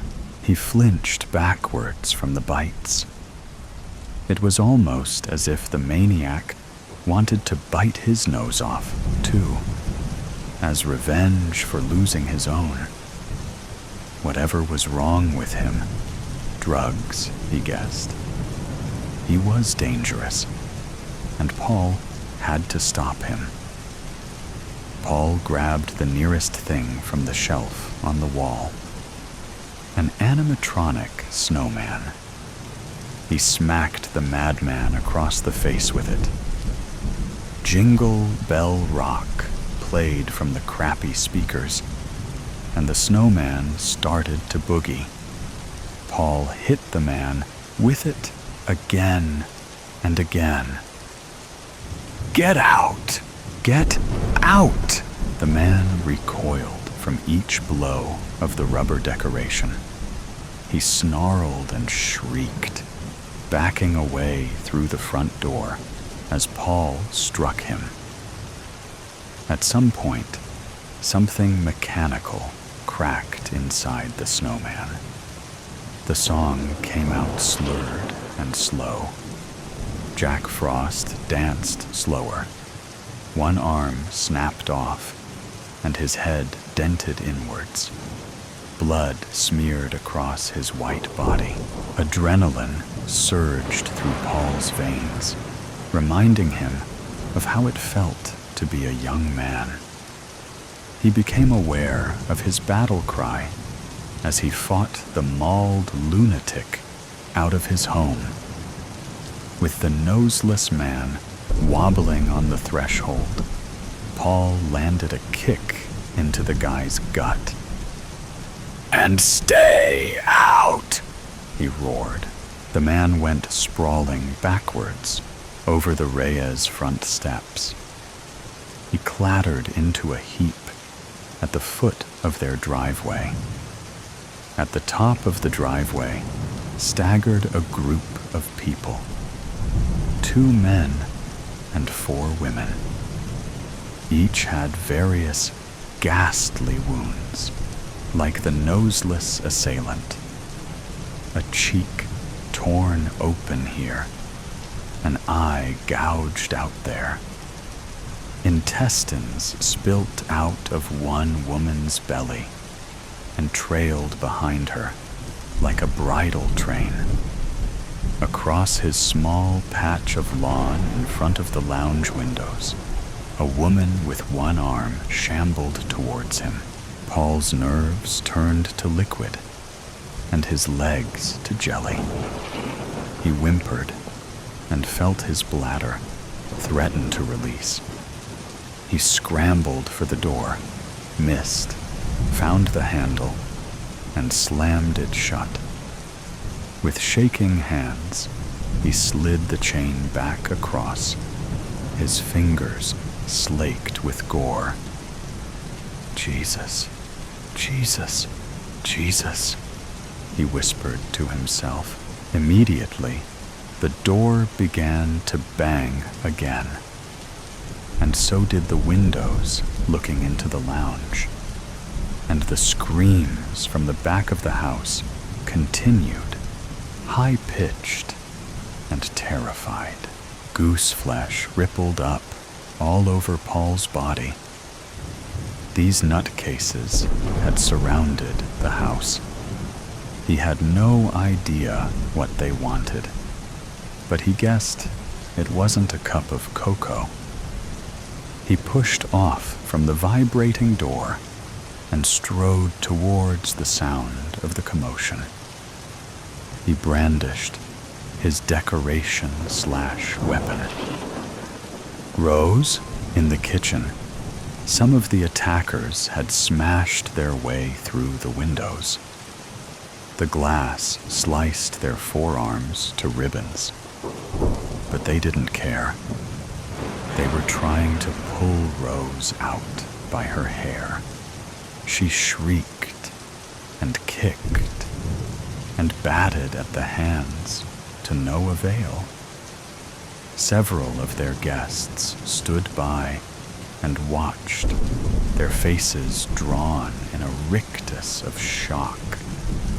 They still held their alcoholic beverages. Sean from next door had gone white, and his beer was tipping and spilling on the kitchen tiles. Paul froze. Rose had always argued about getting double glazing, but he'd deferred. He now wished he'd listened to his wife. How long until the front windows, looking out onto the lawn, shattered under the strain? He slapped himself across the face and raced into the fray, swinging Frosty for all his worth. He smacked at the hands that snaked through the glass over and over and over again. "Get off my wife, you damn hooligans." That broke the paralysis spell over the others. The kitchen became a flurry of activity as people dropped drinks and grabbed a hold of Rose. Gail Clark yanked on Rose's feet, pulling her back into the house. In his vest and tie combo, Sean lobbed his pint glass through the window with a violent yell. The claws clutching Rose weakened enough for her to break away. Rosemary collapsed to the floor, sobbing. She held her hands to the blotchy red patches of yanked-out hair. Paul's mind was a flurrying snowstorm of thought. He stood in the kitchen, chest heaving. He stared out at the people gathered in his back garden. "Zombies," he said, not quite believing himself. "They're goddamn zombies." The swaying figures closed in on the house. Bangs and clangs echoed from the front. The dim winter light faded as the bodies blocked out the windows. They moaned in a chorus of the dead, their bloodied hands slapping against the four walls. Someone asked, "What do we do, Paul?" I don't," a woman screeched. "They're coming down the fireplace." An ice shard speared through Paul's core, and the world seemed to slow.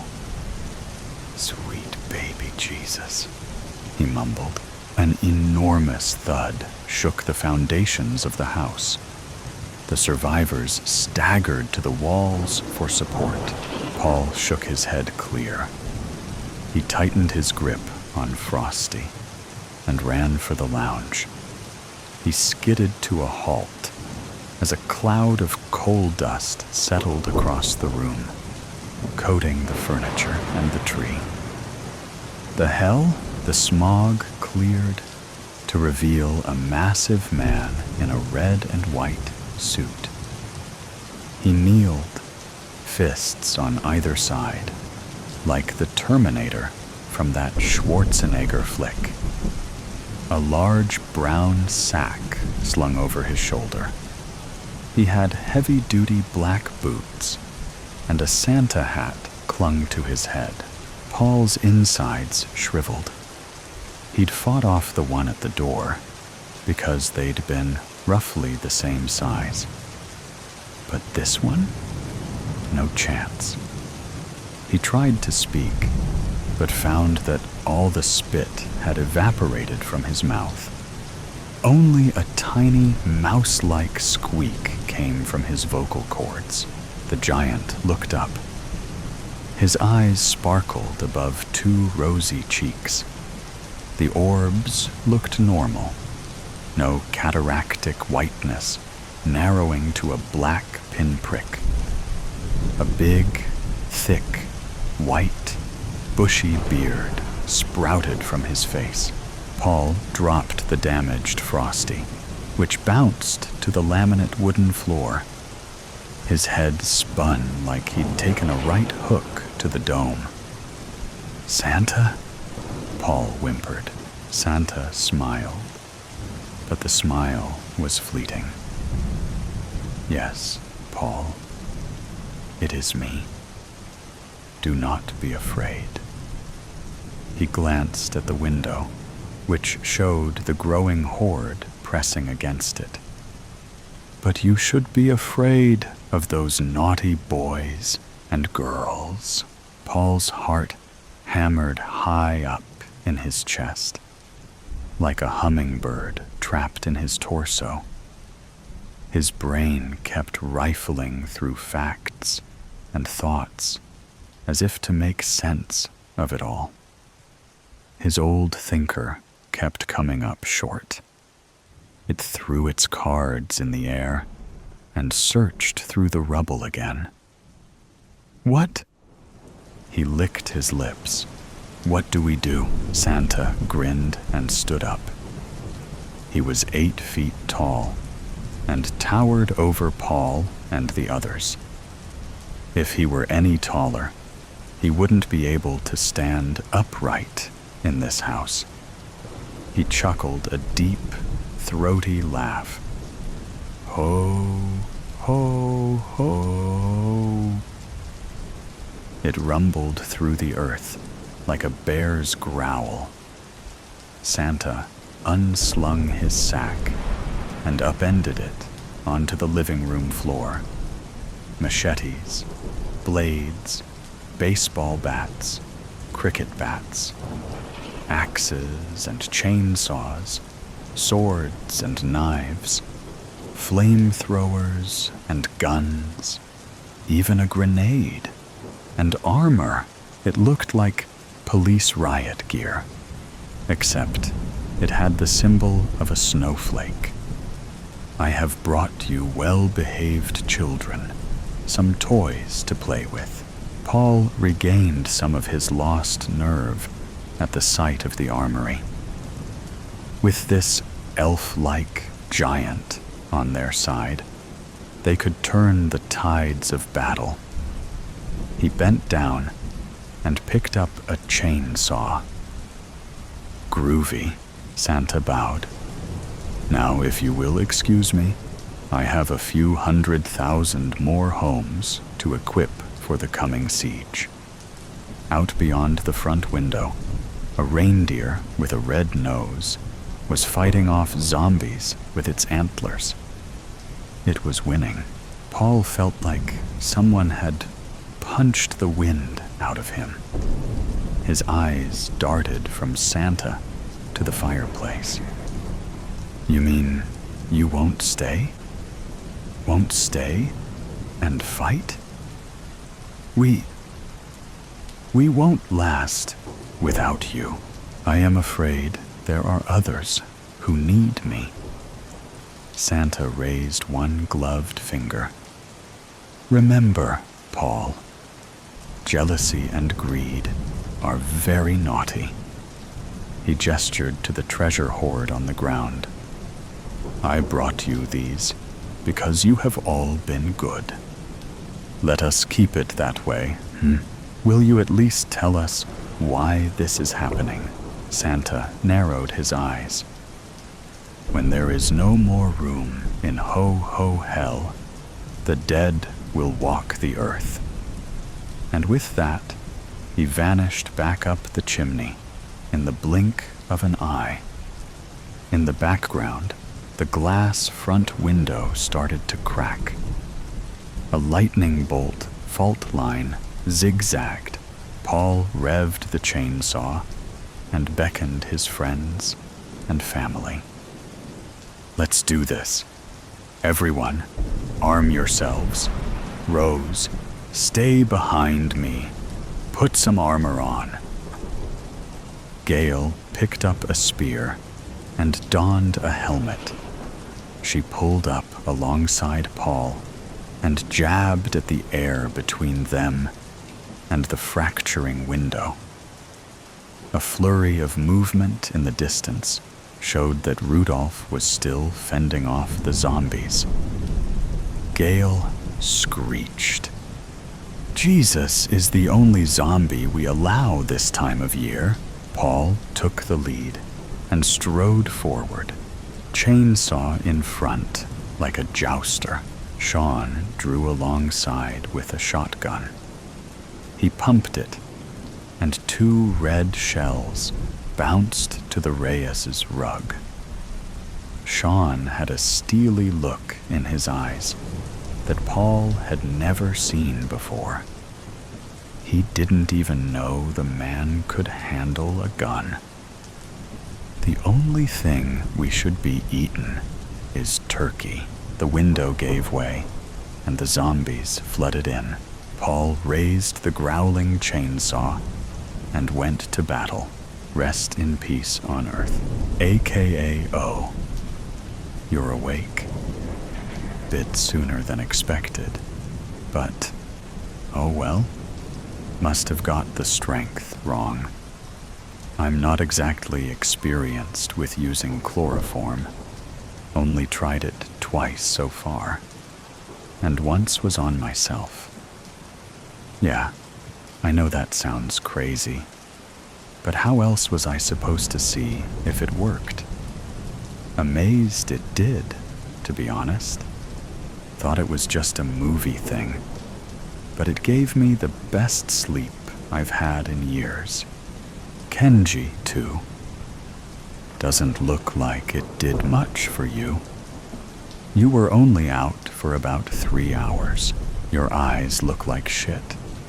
Crusty and bloodshot.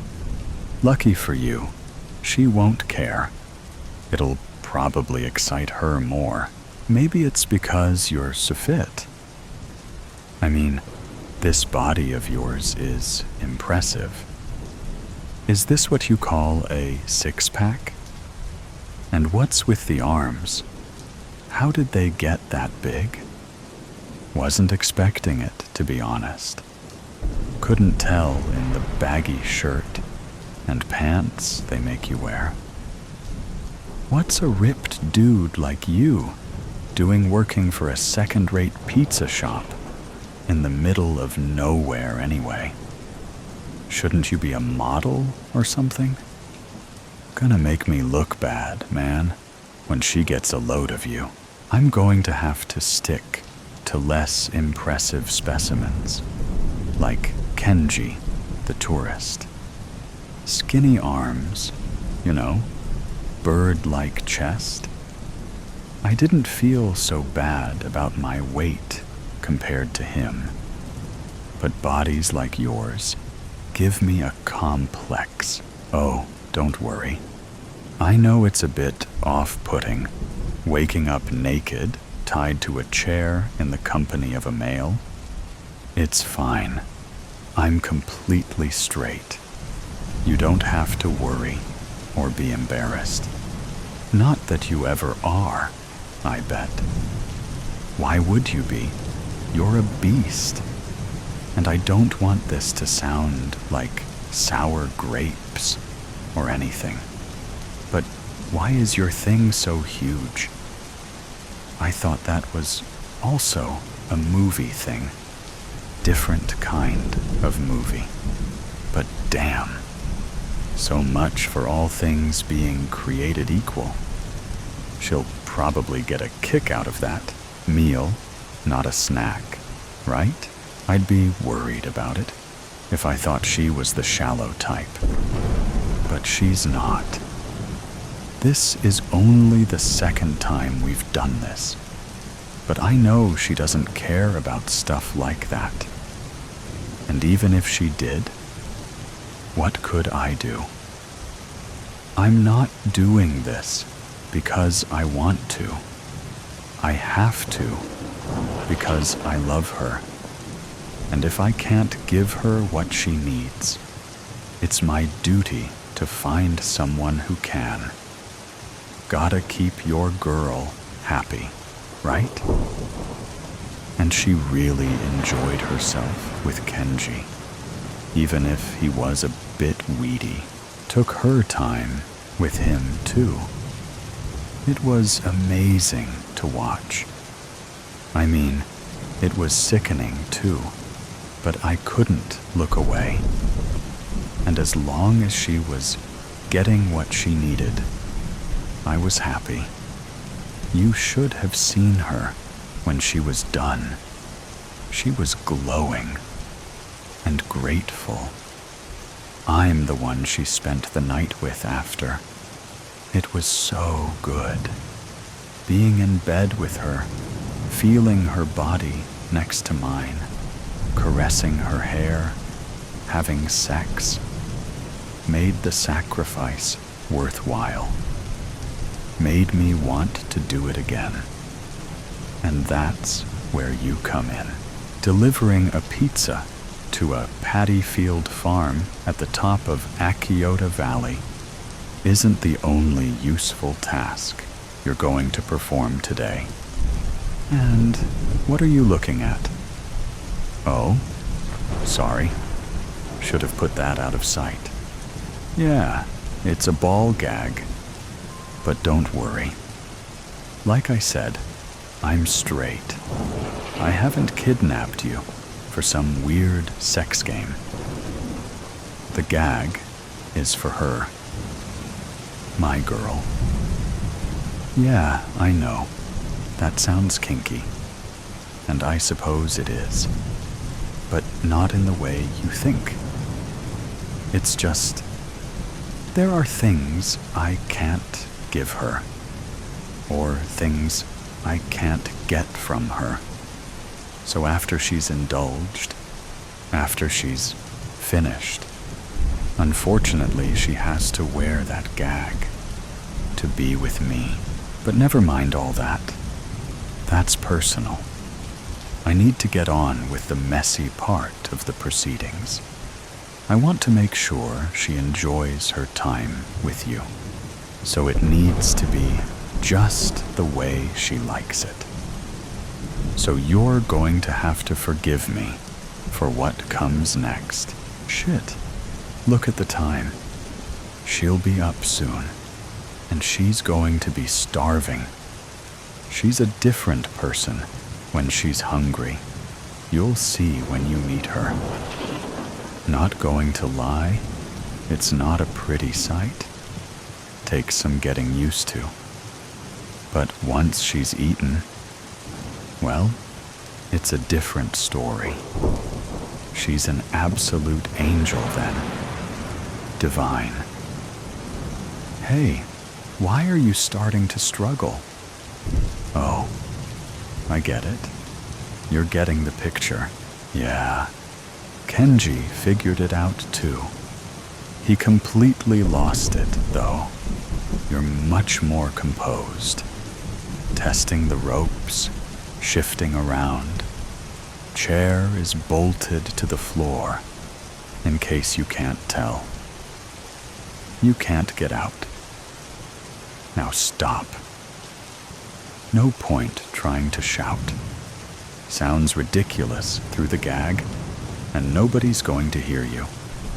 This is my grandmother's house, and it really is in the middle of nowhere. You must have noticed that on your way here, wondering how the fuck you were going to get away with delivering a cold pizza. Town is pretty deserted, right? Total dump. Never thought I'd end up stuck on a farm in the backwoods of Hiroshima. But that's my mother for you. Excels at ruining my life. Though, having said that, if she hadn't made me come here to look after Oba-chan, I never would have found my true love. No, there's no point staring at the ceiling either. Dear old Oba-chan isn't going to stick her head through and ask if you'd like a cup of sake. No. For one thing, the stroke robbed her of the ability to get around on her own, and for another, she'd be more likely to snap at you for making noise. Then roll out a list of damn chores. Tidy the kitchen, cut some wood, build a fire, feed the chickens, muck out the pigs, clean the bathroom. Or she'd tell you she needed the bedpan again. Or worse, a cleanup of the passage between her legs.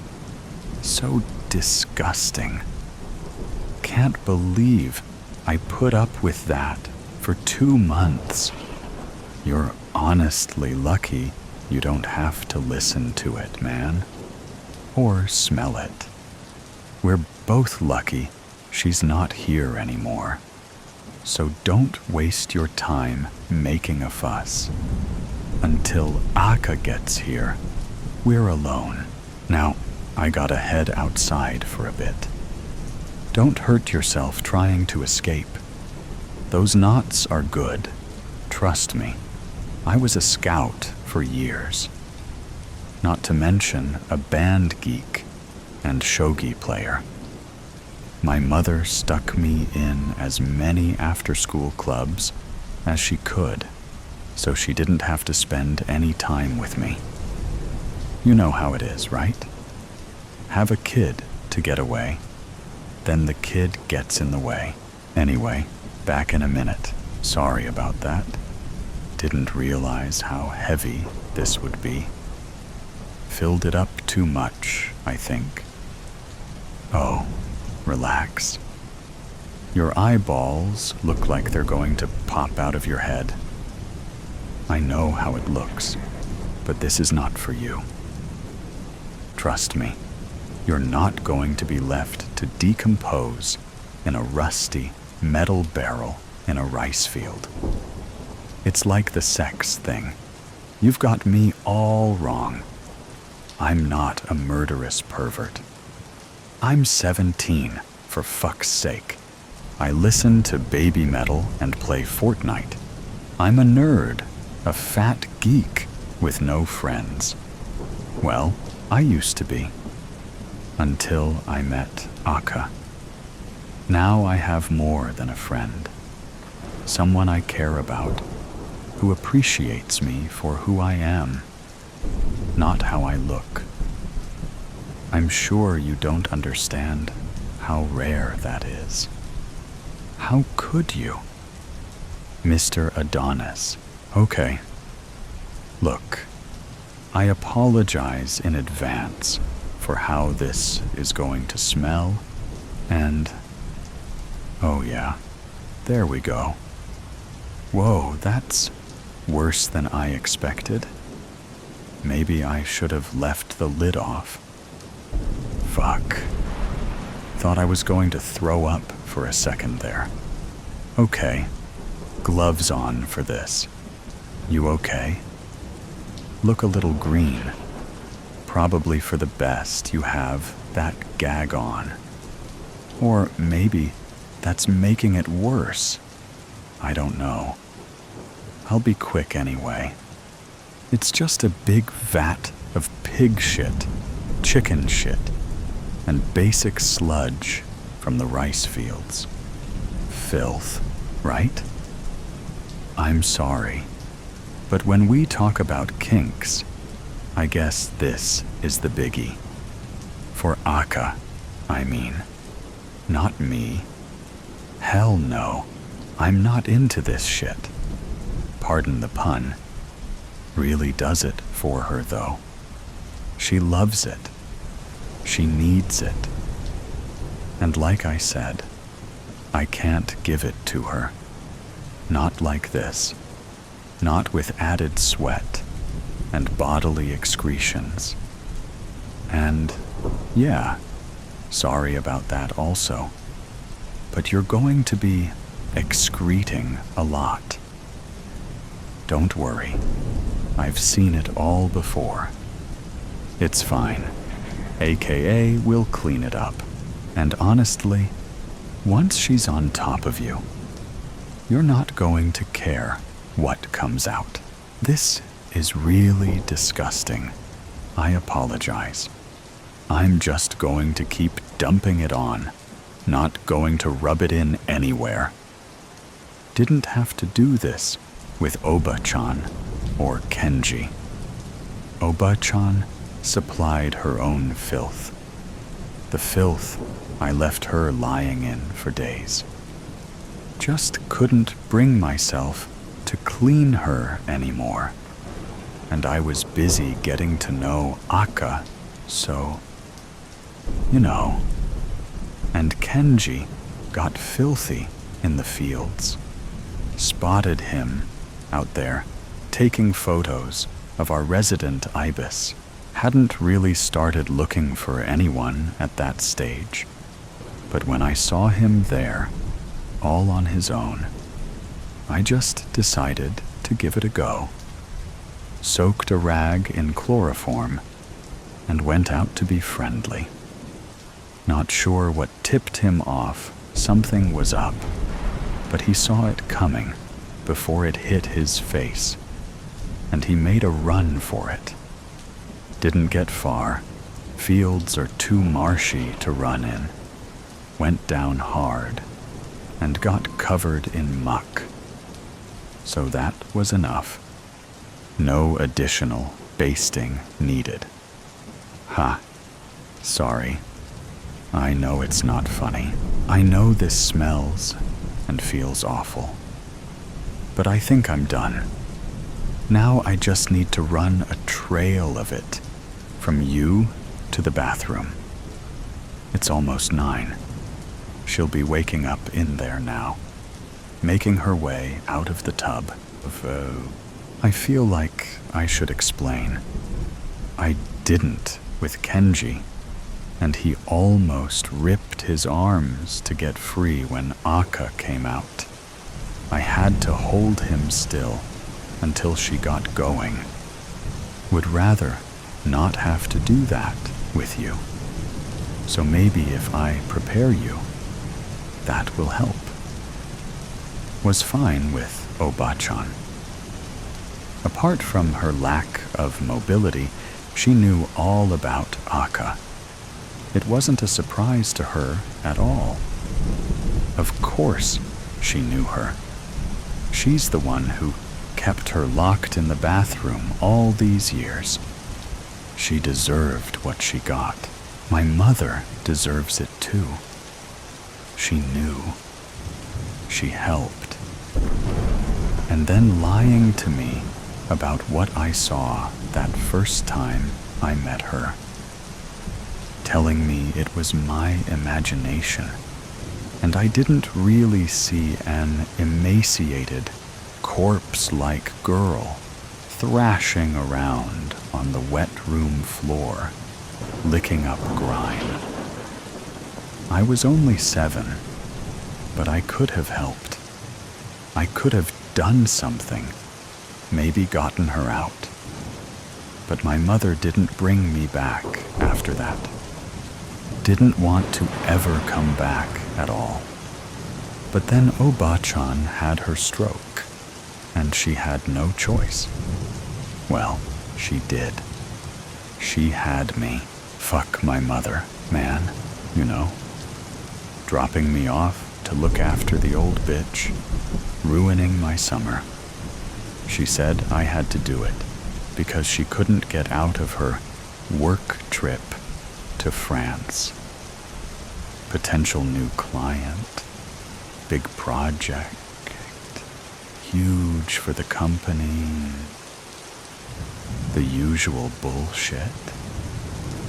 I thought it was because she didn't want to have to take care of the old bat, because she hated her or was afraid of her. I never knew which. Now I know it had more to do with Akka. She didn't want to deal with her either, which makes her more of a selfish bitch than I ever thought. I don't even know if she's coming back. Haven't heard from her since she left.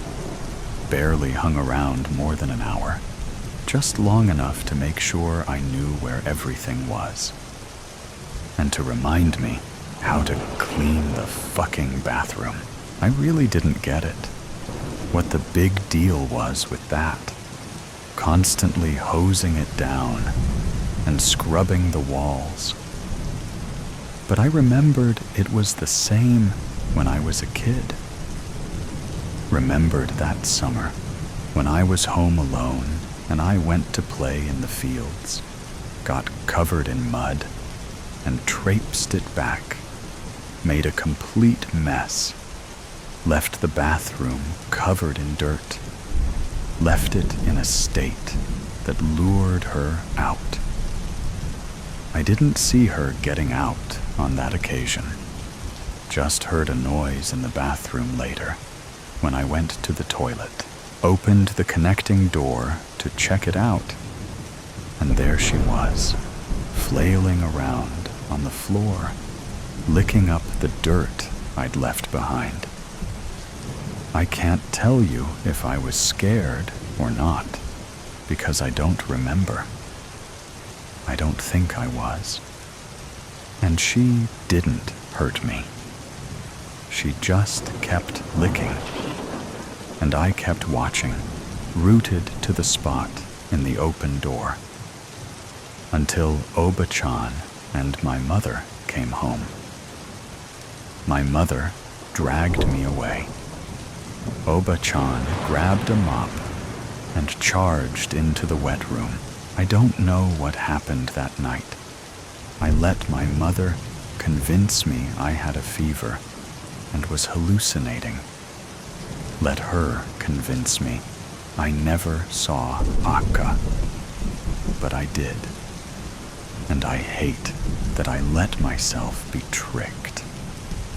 If somebody had taken care of her, maybe she wouldn't have ended up so full of hate, in such bad condition. How could you blame her, trapped beneath a bathtub for decades, or longer? Who knows how long she's been there? Ever since Oba-chan inherited this place, anyway, in the 60s, long after the war. And yes, the land was still radioactive, but the bomb didn't make Akka. She existed before that, long before. She doesn't talk, and she can't tell me exactly, but I know from my research she's immortal. All Yayokai are. They just get forgotten. Shut away, alone, lost in limbo, until something explosive rips the veil between worlds and sets them free, free to be kept prisoner somewhere else. But I'm changing that. Ever since I found out she was real, when I stopped cleaning the stupid bathroom for hours every day, like that bitch demanded, scrub the bathtub, hose the walls, mop the floor. That's how they kept her imprisoned. And a couple of days after I stopped doing it, she got out. It was like all those years ago. Went for a piss one night. Heard something moving in there. This time, it didn't surprise me at all. It just made me sad. AKA loves filth. It's what she thrives on. Cleanliness is kryptonite to her. Hygienic conditions, sanitized surfaces. She can't breathe in an environment like that. It isn't fair. You know what else isn't fair? Her full name. Akaname, they call her. Filth liquor. Can you believe it? the indignity, naming her that just because of her nature. It's like people calling me hideous when my name's Hideo. I don't know why Obachan decided to keep her a prisoner. If she'd just taken time to get to know how she works. So what if she bubbles up like sludge from the plug hole? So what if she needs to digest dirt to take form?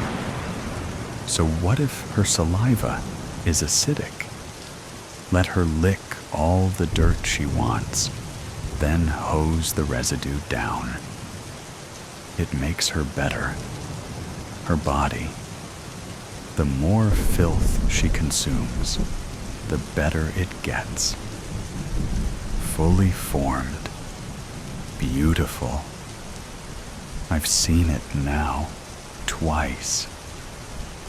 After she licked Obachan clean, and Kenji licked away their dirt, their skin, their organs, licked everything up, then swallowed their gore-covered bones.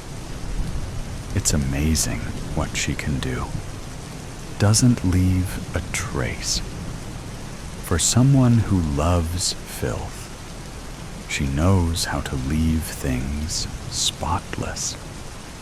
And as long as you stay away from her mouth, you can do anything you want with her, all night, until the straw comes up and she melts and goes back down the pipe.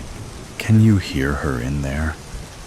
Sounds like something wet and sloppy thrashing around. But it's like I said, she's a bit of a mess at the start. A pile of mush, you could say. But just wait. Wait till she licks all this shit off the floor. You'll see her body grow, and by the time she gets to you, she'll look half human. Those eyes, that hair, those breasts, that long, sinuous, acid-dripping tongue. It'll hurt at first, I won't lie. And seeing your foot dissolve in her mouth will drive you crazy. But the pain won't last. I saw it with Obachan and Kenji. By the time she'd devoured one leg and looked like a fully formed girl, they didn't even feel it anymore. Her beauty takes away the pain, and she is beautiful for a time after she's eaten. The most beautiful girl in the world. But you'll have to take my word for that.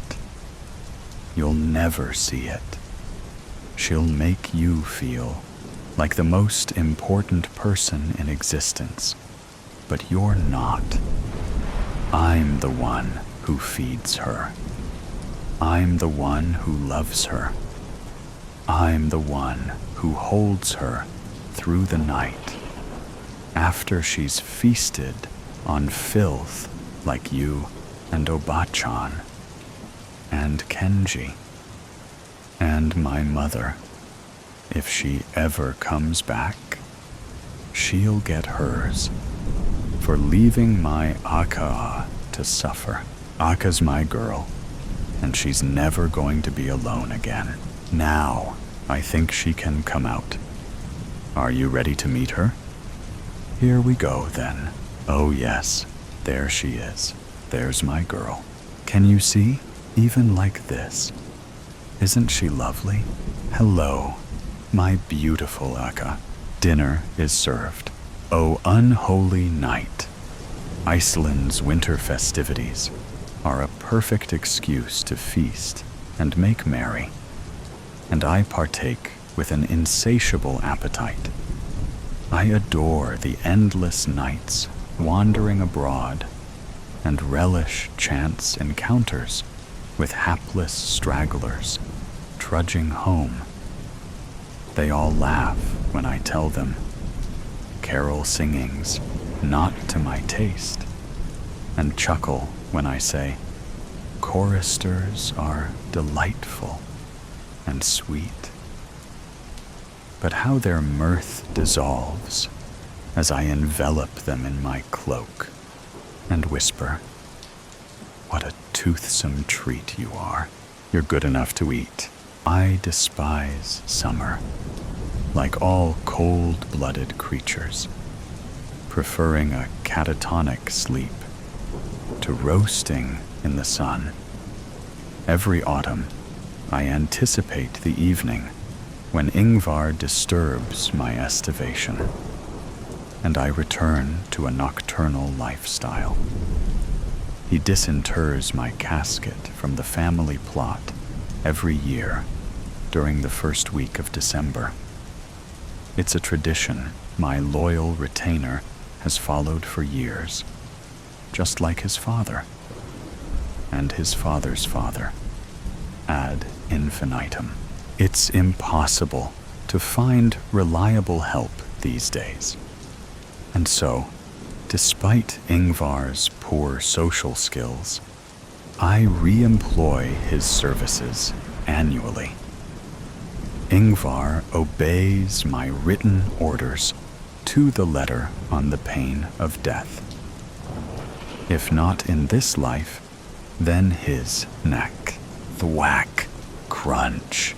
My mind basks in a dream state when Ingvar invades my solitude, hacking through the icebound earth above. Crake, skreek. I hear the shovel scrape debris off the wooden lid, and his doleful voice murmuring a tuneless refrain. The unsettling melody stirs my clouded mind like a moorland breeze whistling through gnarled branches. Its clashing dissonances offend my refined musical sensibilities and cause my heart to quiver and contract. Lub, dub, lub, dub, lub, dub. My constricted arteries dilate as Ingvar wrenches at the coffin nails with his claw hammer. His frenzied efforts cause minor explosions in the darkness, dusting the threadbare silk lining with clouds of grit. As Ingvar prizes open the ancient pine lid, my sensitive eyeballs roll upwards, avoiding the moon's inquisitive gaze. My rib cage twitches in a violent spasm as wheezing lung sacs inhale clean air. I choke and splutter before coughing out stale fumes that rasp my withered throat like a rusty file. With each heartbeat, blood churns throughout my aching body, carrying oxygen to every cell. It's always the most painful part of my awakening. Pins and needles prickle each desiccated sinew, and every limb screams as it receives life-giving fluid. The blood returns to the heart after delivering oxygen, and my mind explodes with predatory thoughts anew. My throbbing heart sends the blood to lungs that strain hard to collect more air. I reflux and retch a pint of sticky phlegm from deep down. Ingvar is used to this unsightly reaction and tends to the detritus with a clean cloth. His caring touch is delicate and professional, and his face is unflinching. He lacks any sentiment. This is his business. Ingvar had strict instructions prior to my exhumation. He was to source a flask of fresh blood by whatever means necessary. The task never varies, but the source depends whereabouts I resume my existence. We're never in the same town twice, for obvious reasons.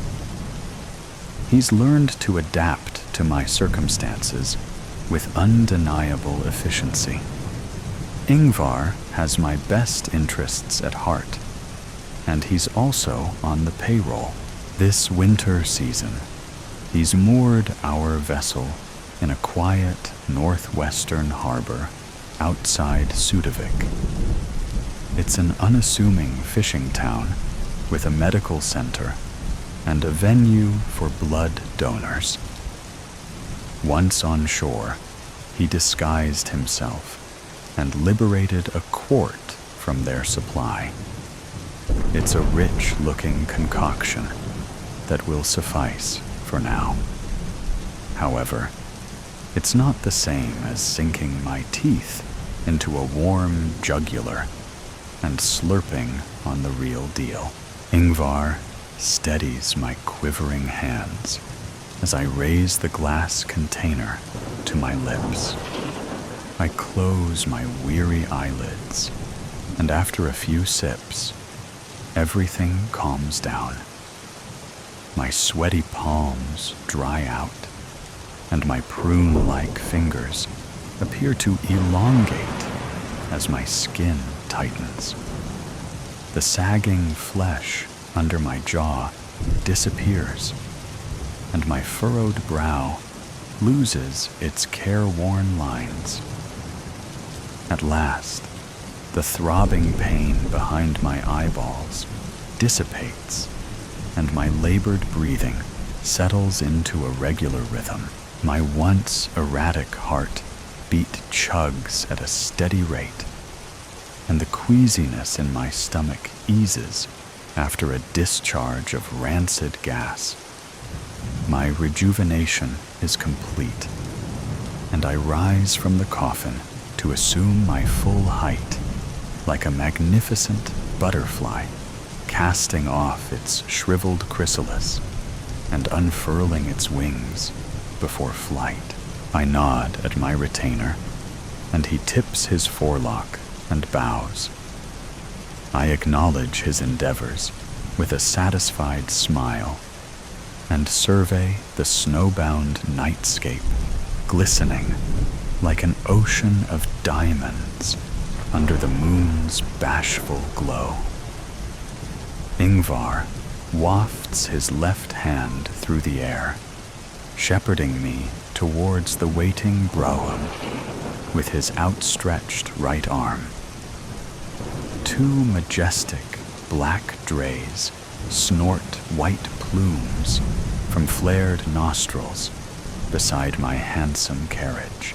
We take our seats as pristine snowflakes descend and settle on the bodywork's polished ebony.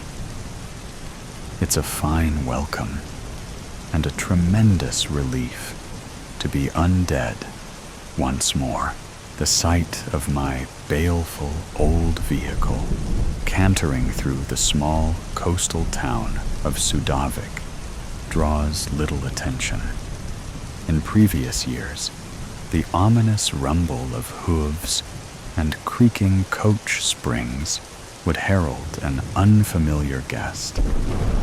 But the inhabitants have other issues this year.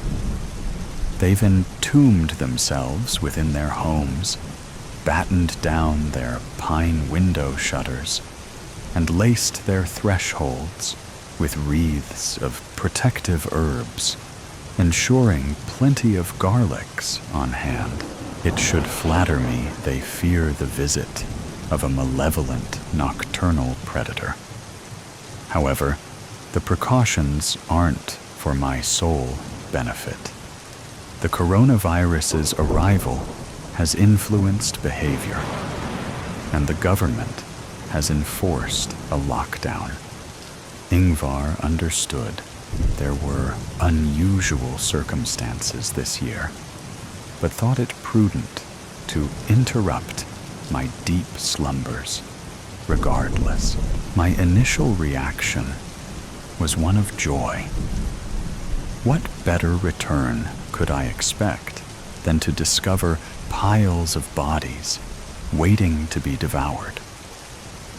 However, it transpires that the Health and Safety Department has issued an edict. Local undertakers are to dispose of the corpses through the crematorium. The local council is determined to sanitize the town and cleanse the region. I hadn't connected the hazy fug lingering above the coastline with the current climate of dread. Sudovic's furnaces are working overtime to dispose of the deceased. The impact on my festive plans is catastrophic. Citizens locked away in their homes until further notice. No bodies languishing on mortuary slabs waiting for morticians, and funerals performed in secrecy with the bereaved attending by Zoom. None of these scenarios bode well for a creature of my particular inclinations. I'll need to redraft Ingvar's commands with caveats that cater to similar events. A do not resuscitate clause should cover matters in the future. As for now, we'll retreat to the mountains, and I'll ponder the options. Iceland's 13 days of celebrations leading up to Christmas are a disaster for all the residents. Children won't be leaving shoes beside their open bedroom windows. There'll be no trolls gifting trick-or-treats this year. The authorities have banned the Yule lads' nightly visits. It's a bleak prospect all round. I have some tough decisions to make as we ascend to my mountaintop fortress. Most years, I'd prowl along local shores, searching for lonesome visitors and lost souls. My spirit descends into a quagmire as I contemplate the prospect of scouring isolated fjords for bilious vagrants and ill-kempt vagabonds. It seems unlikely that I'll quench my thirst this winter.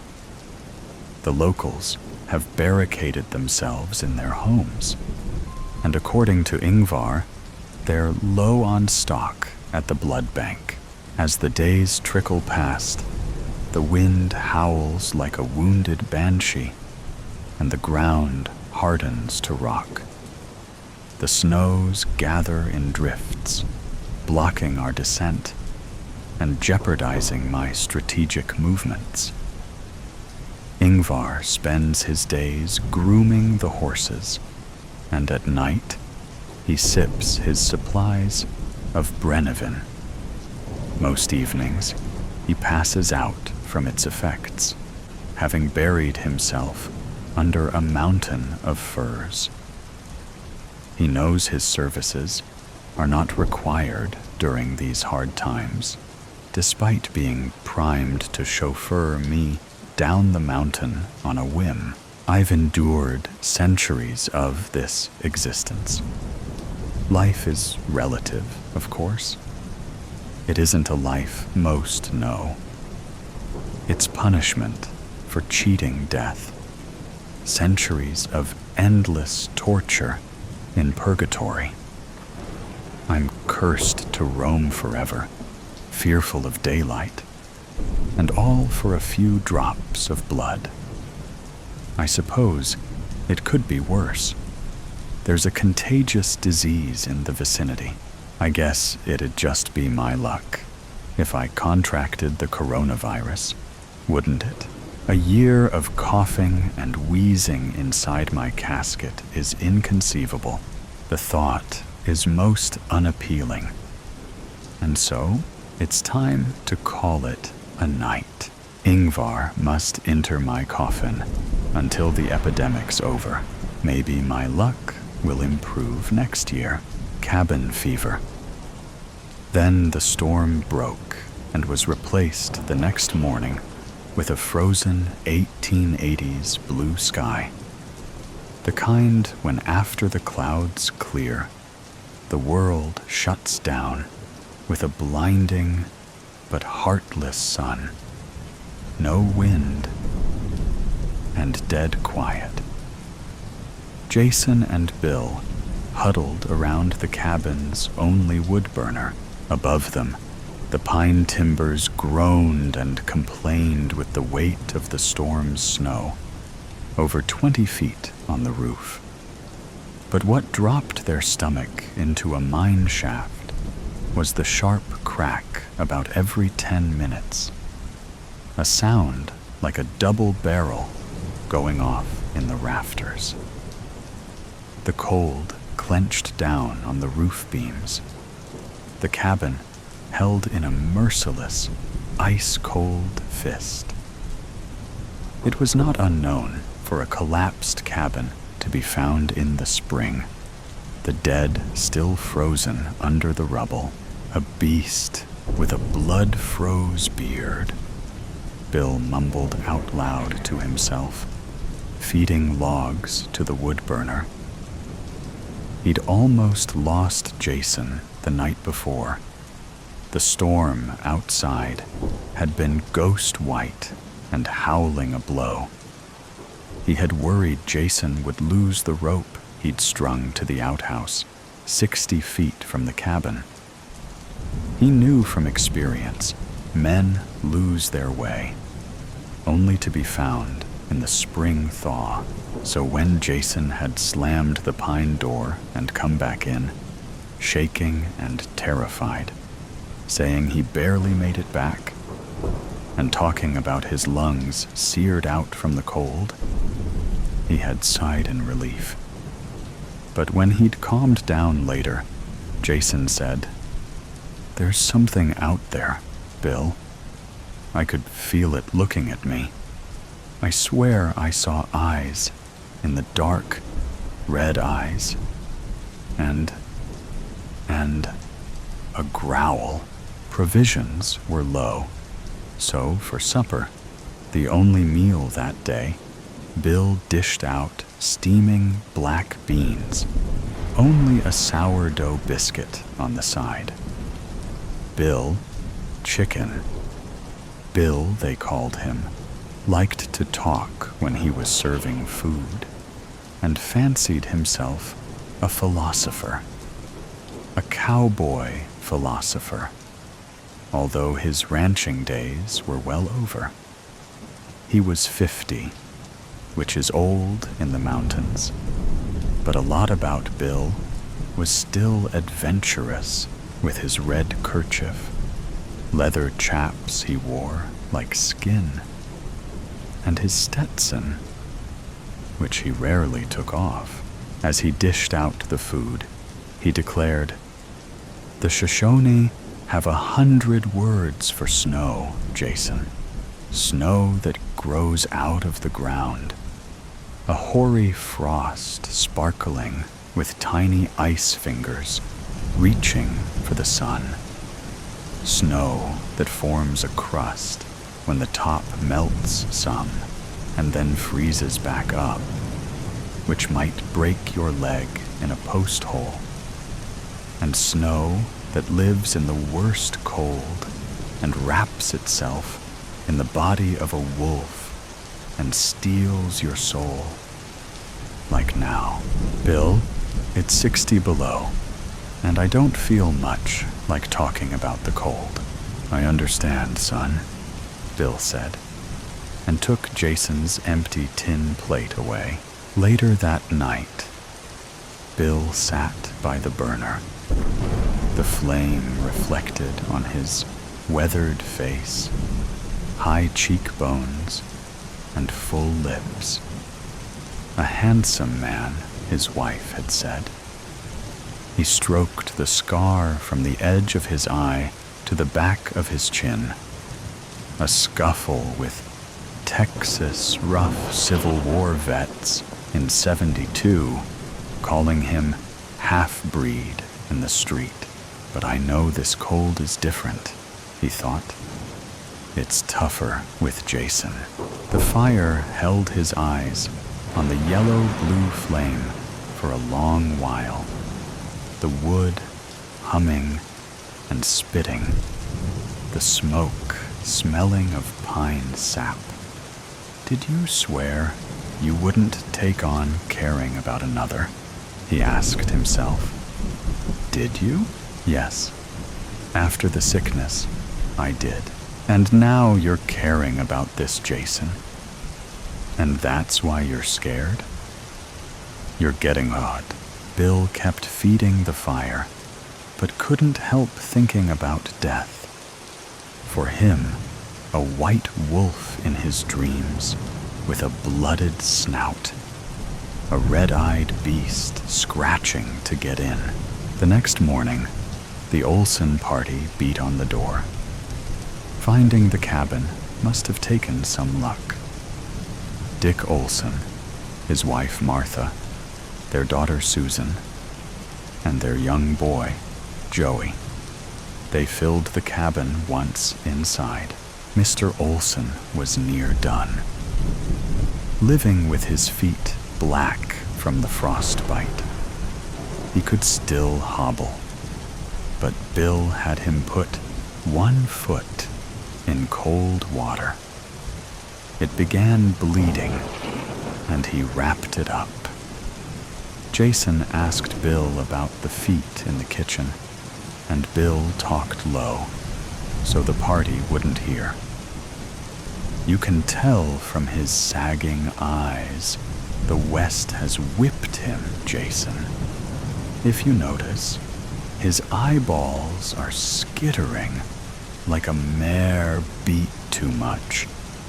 Once broke like that, too broke, a horse won't come back to anything worth working. Mr. Olsen has the no blinks, and I've seen it in the mines. You best stay clear when you run up on a man like that. Next thing you know, you'll be staring too far away yourself. Their daughter, Susan, did not have the no blinks, Jason thought. Just with a sneak peek, he could see she was the most beautiful creature he'd ever put eyes on. Once she unwrapped from the weather, her long hair alone shone like some kind of goddess, he guessed. The blonde let loose, soft and shimmering. She made him think of a gazelle he saw once up in the high country.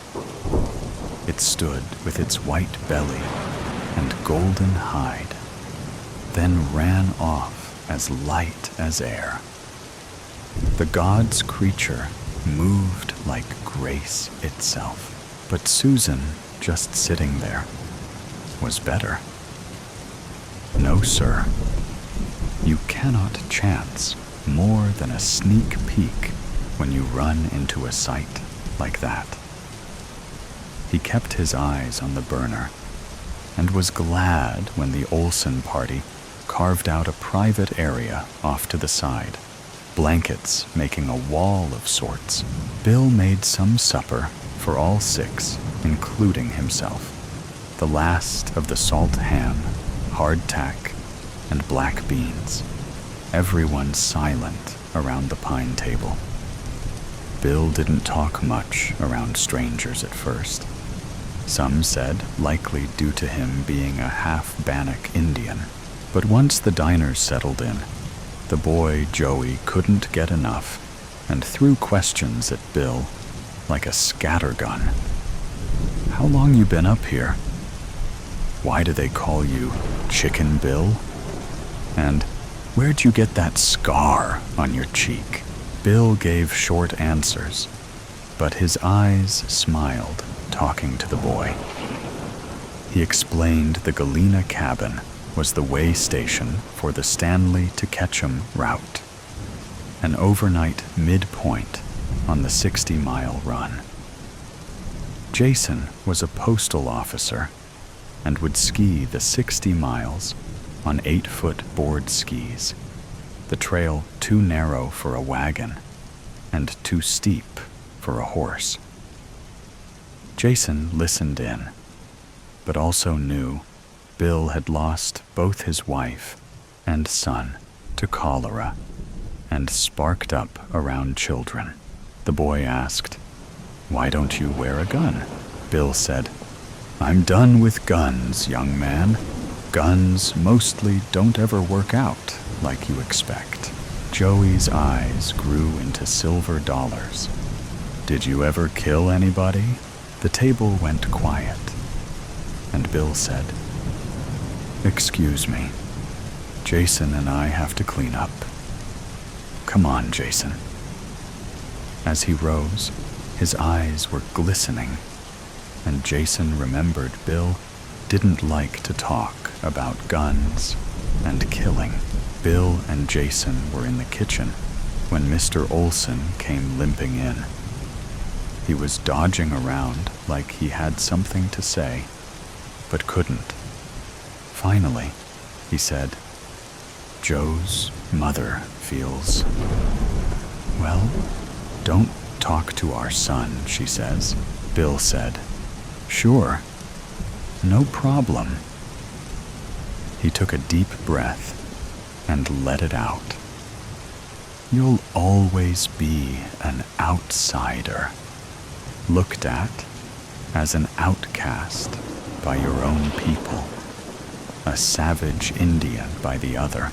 Jason felt bad for Bill, but the truth was, he thought there was nothing he could do about it anyway. The next day, the Dawson brothers pounded on the door. After coming in, they spread out like it was natural to position themselves for a gunfight. The one in the middle was Cliff, the oldest brother. He scanned the room, his eyes not missing a thing, running over Jason and Bill like bacon, greasy fingers, assessing if they were a threat. He then stopped on Mrs. Olson. "You get lost out of Pocatello? Standing me up in Ketchum seem right to you?" Slumped down at the table like a man giving up, Mr. Olson stared at his foot wrapped in the bloody rag. He glanced at his wife, but she saddled up to Cliff, put her face close to his, and with a sweet voice Jason hadn't heard before, brushed her lips up against his right ear. "I'd come back for you, Cliff. You know that."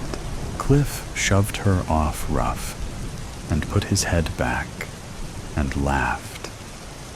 A mean sound, more coyote bark than laugh. He said, "I guess I know when I been had, you viper." He nodded to Mr. Olson at the table. "Sorry, Dick. You can have her back now." Mrs. Olson shot a look at her husband. He was slumped at the table, his hands shaking while covering his face, his elbows on the yellow pine planks. The smaller brother came out from behind the blankets. He threw a black carpetbag down on the floor. Cliff kneeled and opened it up. The bag was full of money, bundles of cash. Mr. Olson looked up. His eyes misted, yellow-red. "Our future Martha. You wanted Oregon. There it lies. You didn't count on the snow." And looking at his feet, much less this damn freeze. Grabbing the bloody rag off his dead foot, he threw it at his wife, which she knocked away just before it hit her face. Mrs. Olson hesitated, then lunged toward her husband, her eyes harsh, her face tight. With a harsh whisper, she spit each word like venom. Yes, the storm and the damn freeze, you fool. You're an old fool, the worst kind. You know that? You only see what you want. Mr. Olson glared back at her, but she stared him down. Cliff packed up the bag and threw it to the third brother near the window, then turned to Mrs. Olson. He pointed his gloved finger at her and narrowed his eyes, laughing through his sneer. It's true. He don't see you, Martha, but I do. And then he cocked his face at Mr. Olson like he remembered something. But being Indian agent at Pocatello has its advantages for you and Martha, don't it, Dick? I guess the tribes will miss it none, not knowing it was theirs to begin with. Mr. Olson reared up at the table, wincing when he stood on his bare black foot. His face twisted up like being covered with fire. He stumbled out a derringer from his inside vest pocket and aimed it at Cliff. But Cliff was fast, quick with his gun. In the tight cabin, the shot rang out like the screaming wrath of God.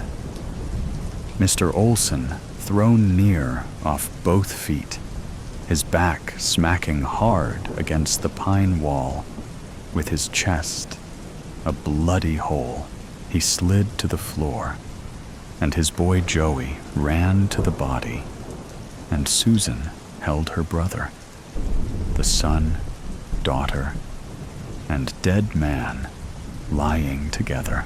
The Dawson men soon grouped everyone to the side of the cabin, while one brother held a gun. They searched for weapons and collected both the derringer and a shotgun found in the kitchen. The smaller brother filled a sack with the remaining food. Mrs. Olson grabbed Cliff's arm, holding him from turning away, and said, "Please forgive me, baby." Cliff threw her off and laughed, shoving her toward the table. Leaning into the table, Mrs. Olson stayed dead still as she stared at the wall. Cliff, behind her, spoke firm, like he wanted the pain to sink in. "You ain't worth much. Hardly worth feeding Martha. But I'll be taking you, the boy, and especially Susan, up north to the renegades. They'll make use of you in the camps, but your daughter and boy Martha, they'll bring prime dollar." Mrs. Olson's hands gripped white on the table. The other two brothers drew their guns after hearing Cliff. In a short time, Jason and Bill stood at the cabin door, while mounted up in front of them in the bright sun and the dry pine air were the three brothers, but also Mrs. Olson, the boy Joey, and Susan on the last remaining horses, all tied to saddle horns. The Dawson brothers turned and broke trail, the snow pushing up above the horses' bellies, the hooves rising high to punch through the clean white, the pine hanging heavy with fresh snow. They were soon out of sight. Without a word, Bill pushed through the deep snow to the shed. He dragged the door open, hitting it with his shoulder, finally making his way in. After the sound of rummaging, he came out. Strapped on his side was a Colt .45 rig, low on his hip, outlaw style. He said, "I got the weapon, but not the means. We need a horse, Jason." The shed door was still open, and Jason stuck his head in. "You're right, we don't have a horse. I've got an idea, though, for something else." Jason and Bill took 2 pairs of board skis and pushed through the snow 100 yards to the top of Galena Ridge. The near cliff fell off the side of the mountain. If they could ski it, and Jason couldn't guess how, but if they could, they'd cut off the Dawsons 2 miles away, where they came out the bottom of the switchbacks. They had to take the chance. Jason strapped both himself and Bill into the skis where they needed to drop off. Bill stared off the edge, wide-eyed. He grabbed Jason's arm, nervous as all get out. Jason had never seen him panicked like that, gaping over the edge like a little boy. He choked it out. "I need to tell you. I could had your postman job, Jason, but it required me to ski. Turned it down, and hell. That's why they started calling me Chicken Bill." Jason laughed to look at him. "Hell yourself, Bill. No chicken about it. It ain't nothing," he lied. "Let's go." They pushed off. The skis fell through air, and Jason sidestepped to turn as he hit the bank. The snow flowed like a heaven's mist over their heads, Jason's skis swooping back and forth, a fine curve on the fresh snow, the cold flakes stinging his face. They weren't skiing, but flying. Bill just closed his eyes and took a straight shot. Together, they leveled out on the basin. The riders slowly came out of the trees. The horses were struggling to lift their hooves in the deep snow, tired and pushed too hard. The younger brother was the first to notice Bill standing 50 yards ahead. Jason could tell Cliff, then saw Bill also, and was moving in position, turning side saddle so he could draw. As Cliff angled, Bill crouched in the snow. And when the 2 brothers pulled their sidearms, Bill drew in response, his gun light in his hand, like he was flicking his finger. He knocked the 2 younger brothers off their horses like nothing, ducks in a chute. Bill then took aim at Cliff with both hands, holding the revolver for the distance, but stopped. Mrs. Olson's horse crossed the path. The more Bill moved to get an aim, the more Mrs. Olson got in the way. "Shoot, damn it. Just shoot." Bill blew air, exasperated. He raised his gun straight up and fired into the sky. This was the break Cliff was looking for. He leaned out, drew on Bill, and took him down with a blast of 3 shots. Cliff could shoot. Bill fell in front of Jason in the cold. As death approached, Bill didn't feel scared, but settled. A peace came over him. But you're leaving Jason, he thought. You need to tell him before you go. Leaning close, Jason said, "What, Bill? What is it?" He knew Bill was dying. "You can do it, Jason. You're a far better man than you think, son." Bill then closed his eyes. A warmth moved over Jason that he couldn't explain. He suddenly realized Bill was the closest thing to a father he'd ever had, and it was right then. Jason knew he was done with "can't do anything about it anyway," and it was right then he was done with the holding back, and he had to try. Feeling the heavy weight of the cold steel Colt in his hand, he stood up slowly and held the weapon down by his side. Cliff flanked him, staying side-saddled, with a broad grin on his face in the bright cold, moving to get the sun behind him. "Give it a try, boy," he said, and holstered his weapon. "When you're ready." And he angled his horse as he moved, his hand hovering on the gun handle. Jason lifted his arm, and Cliff's gun exploded in his hand. Jason never saw him draw. He was so fast. The slug hit him in the shoulder and threw Jason's aim. He fell to the ground, and Cliff was soon above him, dismounted and kicking the Colt away.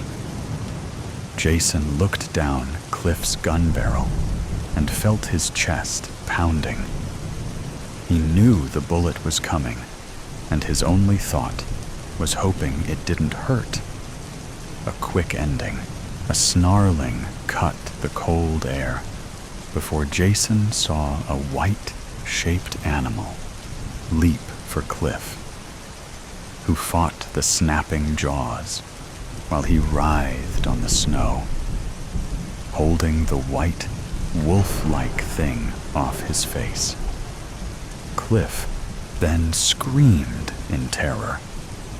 The animal slashed at him and dug in, ripping his throat out, then stuck its snout into the wound.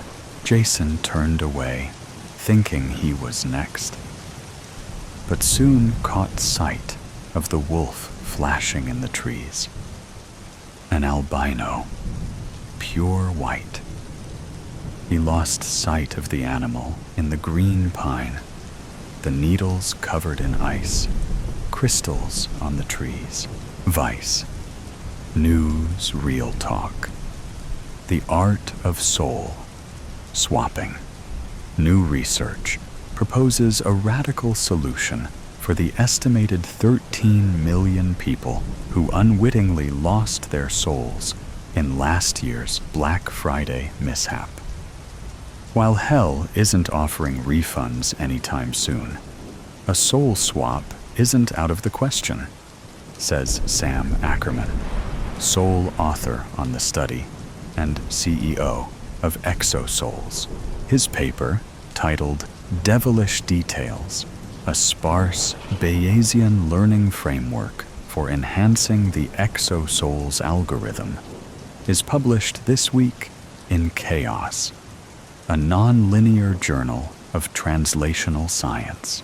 In it, Ackerman claims to have unraveled the 2-for-1 soul swap terms and conditions of the Philadelphia Screamer. He then introduces a machine learning model designed to identify likely victims who have yet to come forward, as well as predict the likelihood of unsouled souls going to hell anyway. Ackerman goes on to suggest that when combined with his proprietary exosouls algorithm, this novel framework can accurately pair last year's Black Friday victims with unsold, hellbound souls, a finding that could give hope to millions. VISE's own Brett Love spoke with Ackerman while putting his updated soul swap theory to the test in real time. This interview has not been edited for clarity or length because hard-hitting journalism has no filters. Q&A with Brett Love and Sam Ackerman. Brett Love: so, how about you tell me why I'm stuck in Philadelphia traffic with a conch shell in my front seat? Sam Ackerman: great, right to the point. So, that conch shell is there to help you hear the screams of the damned. Cupping your hands to your ears is also an option, but that's more prone to error. I don't know if I like the sound of that. No one does. Now, as for the Philadelphia traffic, we need a bit more context for that one. You remember last year when the real Burning Man, who screams eternal, or simply the Philadelphia Screamer. Most people just call him Phil now. Sure, let's call him Phil. Anyway, after Phil showed up last year, screaming and burning and chained to the William Penn statue atop Philadelphia's City Hall with that Black Friday offer flaming across his torso, people were understandably curious.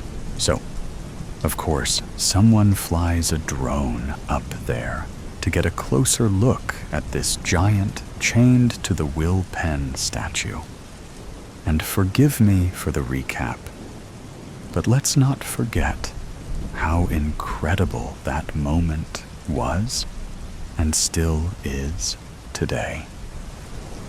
I mean, he's bound there, like Prometheus, except instead of eagles tearing out his liver only for it to regrow, there's a flaming message that burns to life again and again, letter by letter, from neck to navel.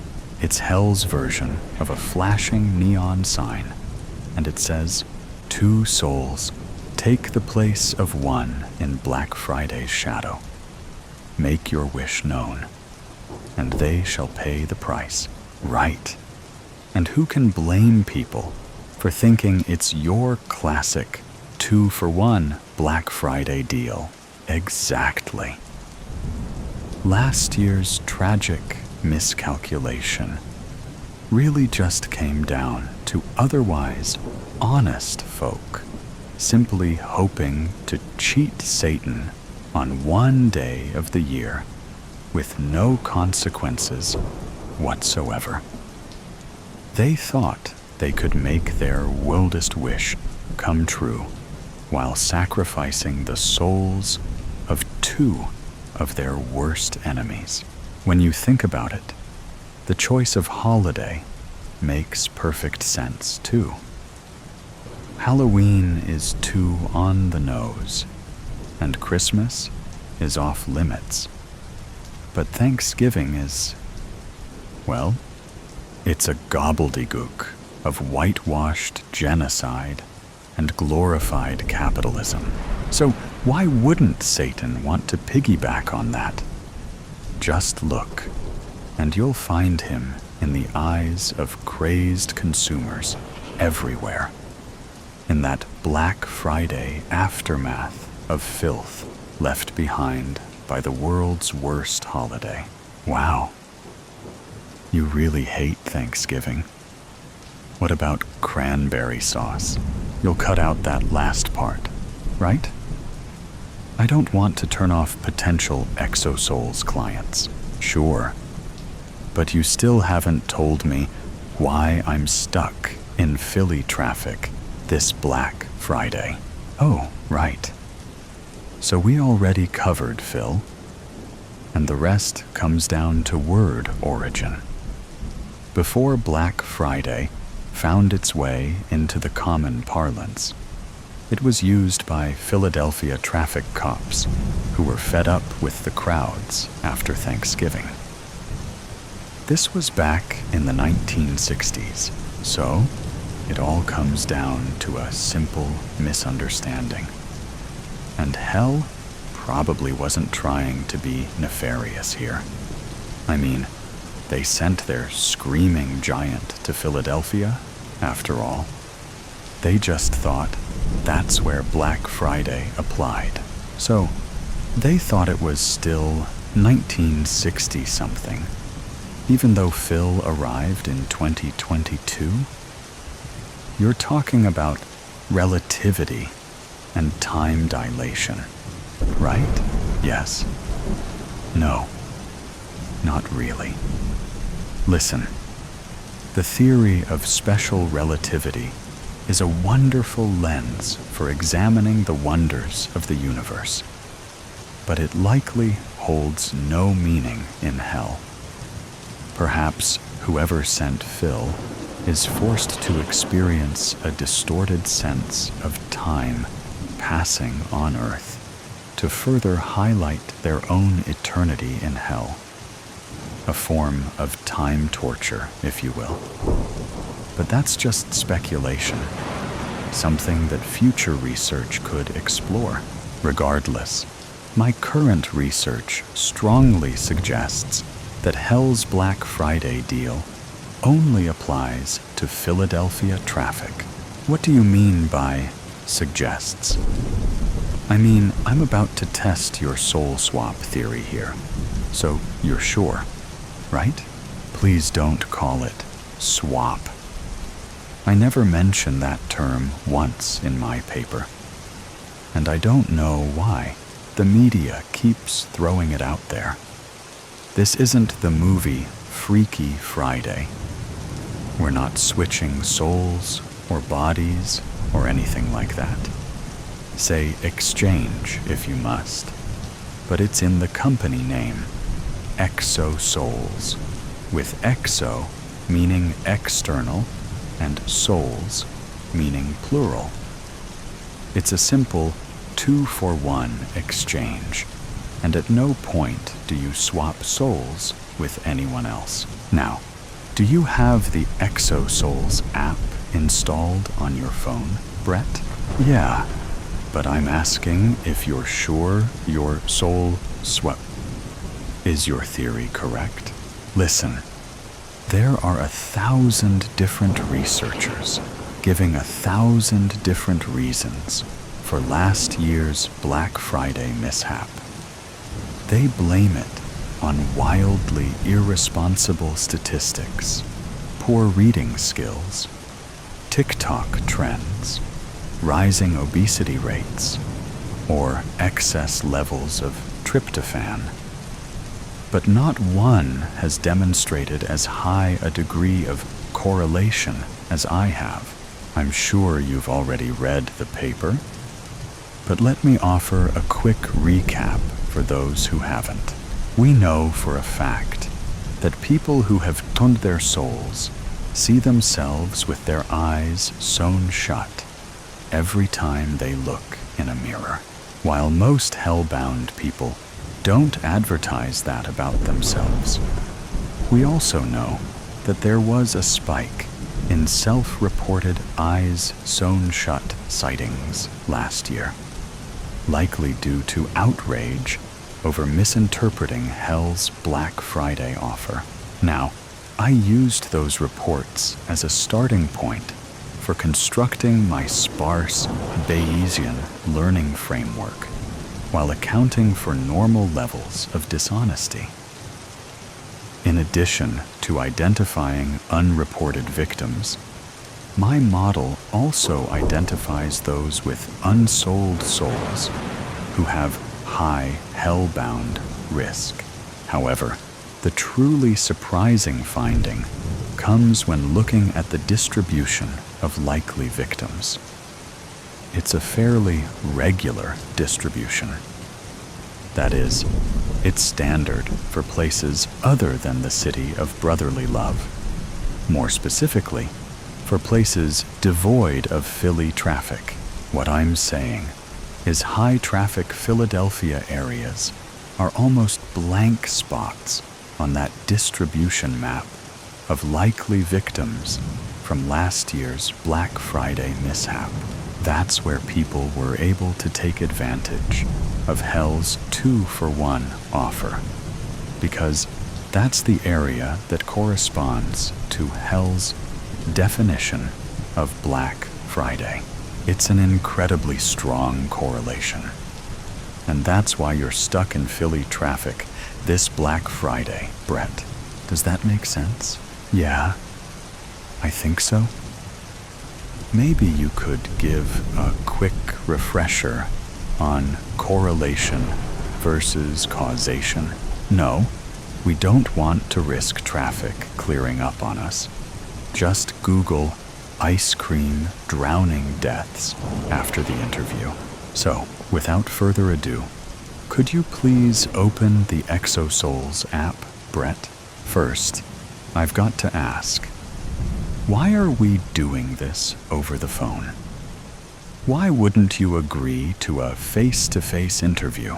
Selling one's soul can't be done in company. If you open the app, I'll guide you through it. Okay, app is open. Hey, nice interface. Kind of like Twitter, with less hate speech. And I just looked in the rear view mirror. I can say with relief that the eyes of my reflection aren't sewn shut. Well, we haven't done anything yet. To verify, can you tell me how many active users you see in the ExoSouls app? I see 437. Now it's 443. Hang on. Shouldn't the numbers be doubling with the 2-for-1 soul swap? Good. I see those same numbers. And remember, it's not a swap. The numbers aren't doubling for a couple reasons. First, not everyone is selling their souls simultaneously. Second, a number of users regain their souls with each transaction. Obviously, the total number of souls sold must increase over time, which is great for ExoSouls in terms of active users. But wait, you said some users regain their souls? Could you explain? You know it's reversible, right? It's in my chaos paper. I even mention it in the abstract. Sure, yeah, I know. But it may be worth explaining for the sake of the interview. Okay, traffic is looking steady, so I'll give a quick example. Hell's Black Friday 2-for-1 offer requires 3 souls. 1 soul to take advantage of the offer, and 2 more souls to pay the price. So, let's call the souls A, B, and C, and say they're all stuck in Philadelphia traffic. Imagine that A makes its soul-selling wish, which marks souls B and C as bound for hell when their time on earth is done. Now, say B, whose soul has already been sold, still wants to take advantage of the 2-for-1 offer. Hell owns B, but Hell doesn't care about individuals. Hell's goal is to simply gather as many souls as possible, so it would gladly trade B for 2 unclaimed souls. Soul A is still unclaimed, but we need another unclaimed soul to make B's transaction possible. That's where Soul D comes in.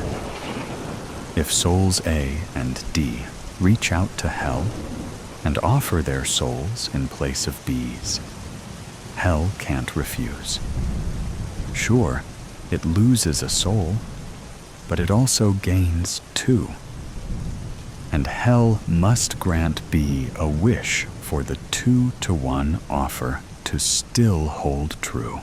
Within this scenario, the first wish led to 2 hell-bound souls, while the second wish results in a total of 3 hell-bound souls within the group. You can see that the number didn't double in this instance. Of course, that number could easily keep doubling if everyone keeps making the selfish decision. But that's the beauty of the ExoSouls app. Its algorithm was already working to balance mutual and self-interests. But this latest enhancement connects Black Friday victims with likely hellbound to boost cooperation and user engagement. Does that answer your reversibility question, Brett? Yeah. And then some. But I mean that in a good way. You have me convinced. How do I get started? Let's see. The algorithm wants you to sell your soul in the traditional way first. That means no taking advantage of the 2-for-1 offer just yet. After that, ExoSouls will pair you with 2 unclaimed souls, so you can regain your soul. Wow, I hesitate to use the word luck, but this is a rare instance in my experience. At the risk of sounding redundant, I'd even go so far as to say ultra rare, Brett.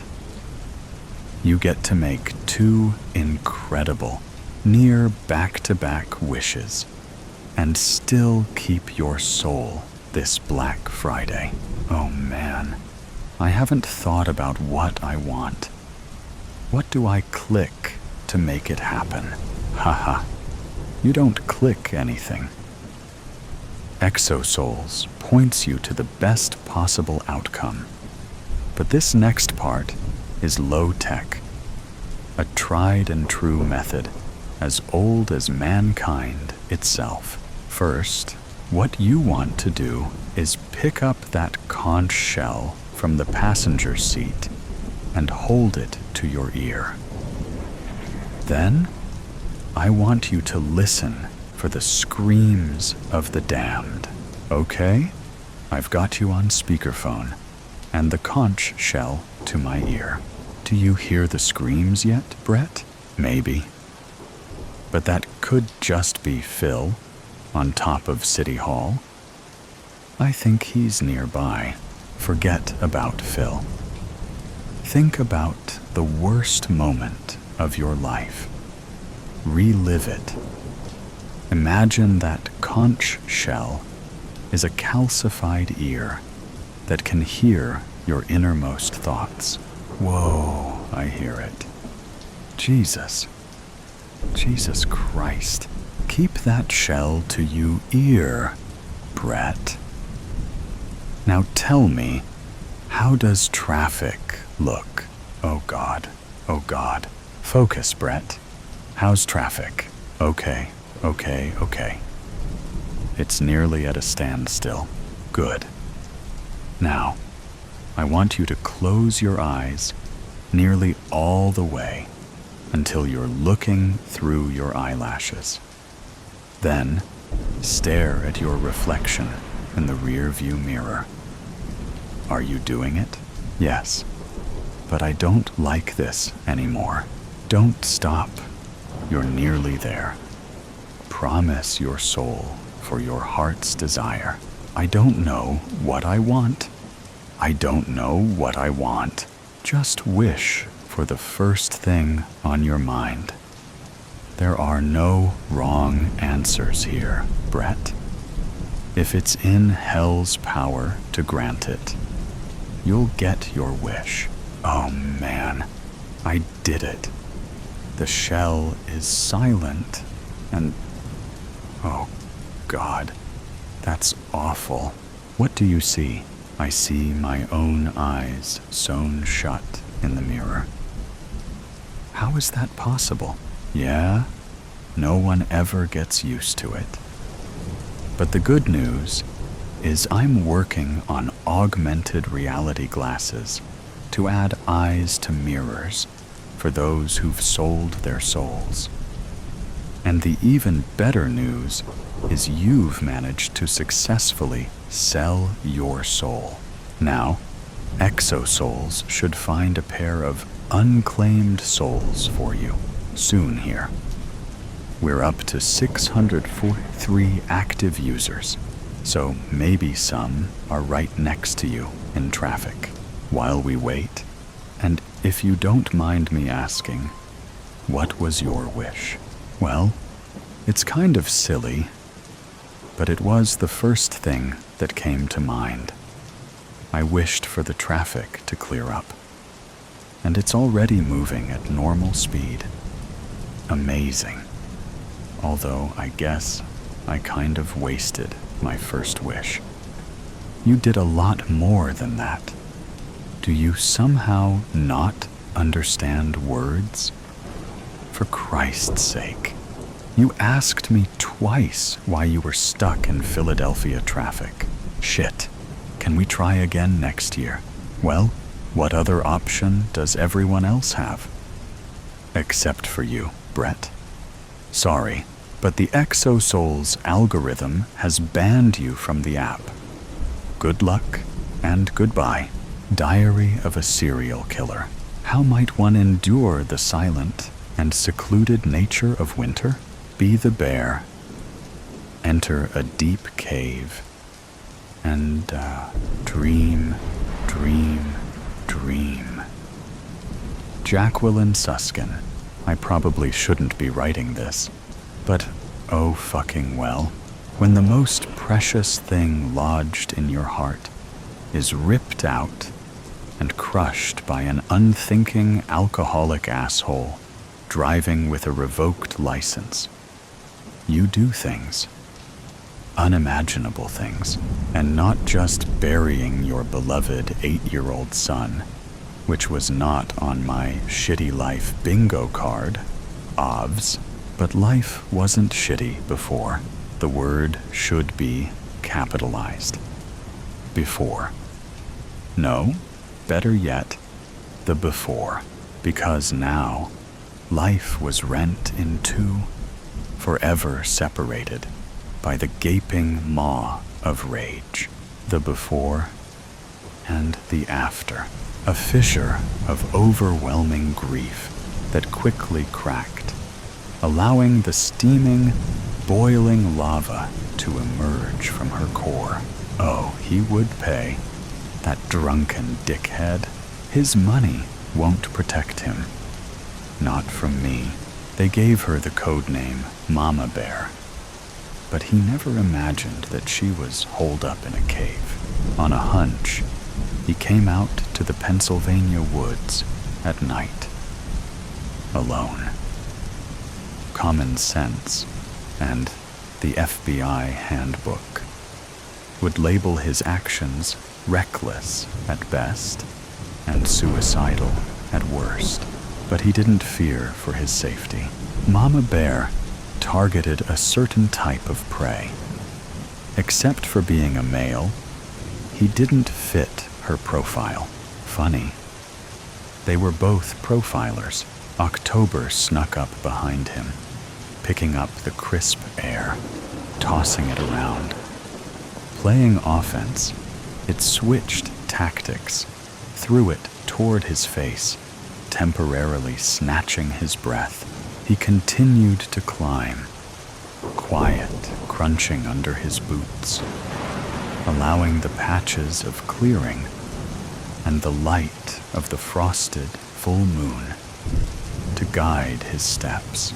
He'd reach the cave no matter what, so the easy way was the best way. He put his hand in his front pocket, felt the crumpled page of a diary. The paper crinkled like the fallen leaves underfoot. It was mailed to him at his office. This one, and the other entries.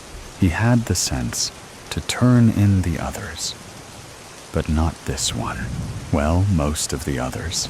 She vowed to herself that she would abstain from killing for a month.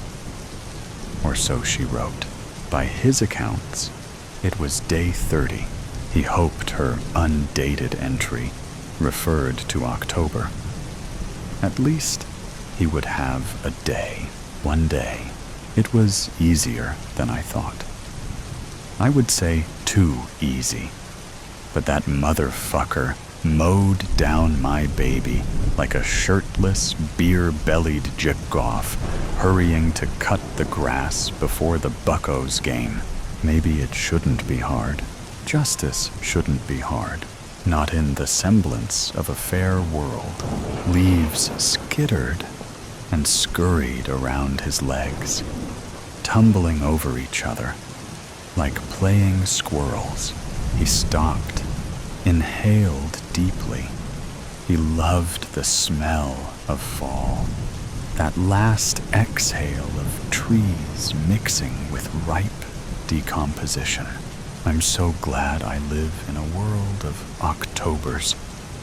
He smiled at the memory of his sister, quoting Anne Shirley. Not so long ago, his smile fell. Not so long ago, yet forever ago. Tragedy has a way of altering time, elongating some parts and compressing others.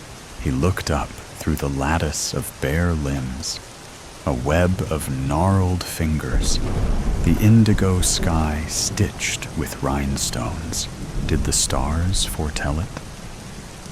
It was the mutable signs of the zodiac: Gemini, Virgo, Sagittarius, Pisces, BTK, Dahmer, Bundy, the ones born at the end of a season, not in the middle, like the fixed signs, like Scorpio, like her. You'd think one was enough, but it wasn't. I realized AA, alcoholic asshole, was just one of many.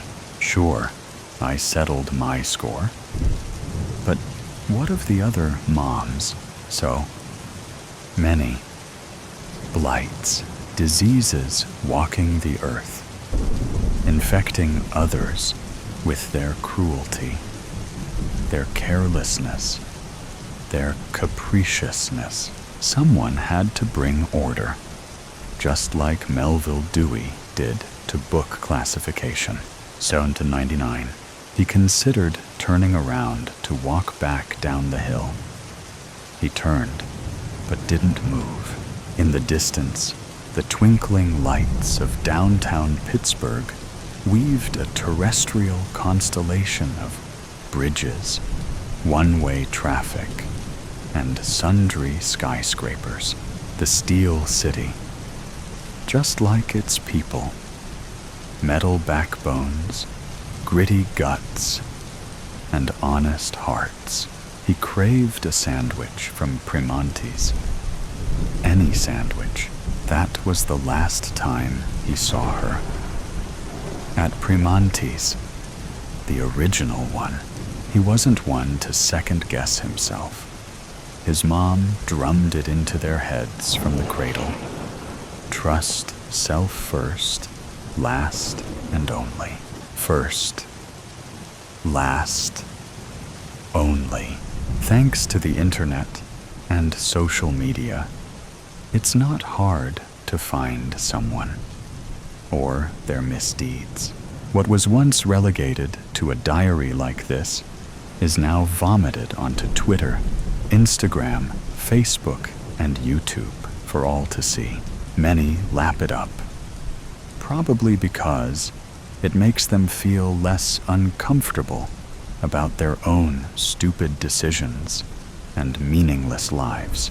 Here for the mindless braggart. Many blowhards make for less research when it comes to this side gig. He cracked his neck, onward and upward, one foot in front of the other, crunching leaves, whipping wind, snapping twigs. Up, up, up he climbed. He was getting close. His hand reached towards his front pocket. Again, he read the page dozens of times, just like the rest. He couldn't help it. Just touching the decal-edged diary page brought clarity and understanding. He had to find her first. Could it be that easy? I think this might be my last entry. I knew it was a bad idea. No, make that bad idea to write things down. But writers write. Fish swim, birds fly, dogs bark. Writers write. And mama bears? Well, unless you're bent from birth, looking at you, mutable signs. No one sets out to be a killer. Or, as I like to differentiate, a remover. Scrooge, Dickens, had it partly right. Decrease the surplus population. He just needed to add of assholes. Decrease the surplus population of assholes. Dangerous, foul, hollow assholes. He neared the ridge. He was getting close. He pulled out the wrinkled diary page. He couldn't help it. The moon illuminated the page, but he couldn't make out the words. Strange glyphs, occultic squiggles, just like those found on the astrological charts she used to interpret. Meaningless symbols to the untrained eye, but metaphysical gold to the mystic. He didn't need to be able to read the entry. He had it memorized, the cave. He could see the entrance. Dark, yawning, an inky maw, just like her rage. He reached into the other pocket for his flashlight. She beat him to it. Her flashlight shone on the ground ahead so as not to blind him. Hey, sis. Hey, bro. What took you so long? The darkness. Darkness is upon us, Will. Throw me another log for the fire, would you? Father Beacon requested. There is no moon tonight, so we must remain vigilant at all times. On the morrow at daybreak, we shall continue our journey to the safety of Castle Divinity. I questioned not the decision to undertake a journey so late in the day. Father Beacon had successfully trapezed through the forest of Dean on several occasions. However, on each of those times, he had never had to camp in the woods after dark. So, it was surprising to me and our other traveling companion, Lord Benjamin Moore, that Father Beacon would choose to do so on the night of no moon. Now, this is important, Will, so listen carefully. You have first watch, so make sure you feed the flame. Never let it descend to ember state. Is that clear? Yes, Father, I reply. You are aware of the stories of these woods, yes? Indeed I am, Father, I acknowledge. But what exactly should I be aware of? I study Father Beacon as he unfurls a blanket to keep him warm while he sleeps. The stars twinkling above us in the clear night sky equates to a chilly evening. So a blanket tonight is a welcome cover, while the blazing fire lights and warms the small radius of our campsite. The creatures of the night, he replies after a long pause. The abominable. But for as long as you keep that fire burning bright, they will not venture forth from the shadows beyond our glowing pale. Do we have enough wood to burn? I innocently ask. Enough for my sleep, he replies. What after that?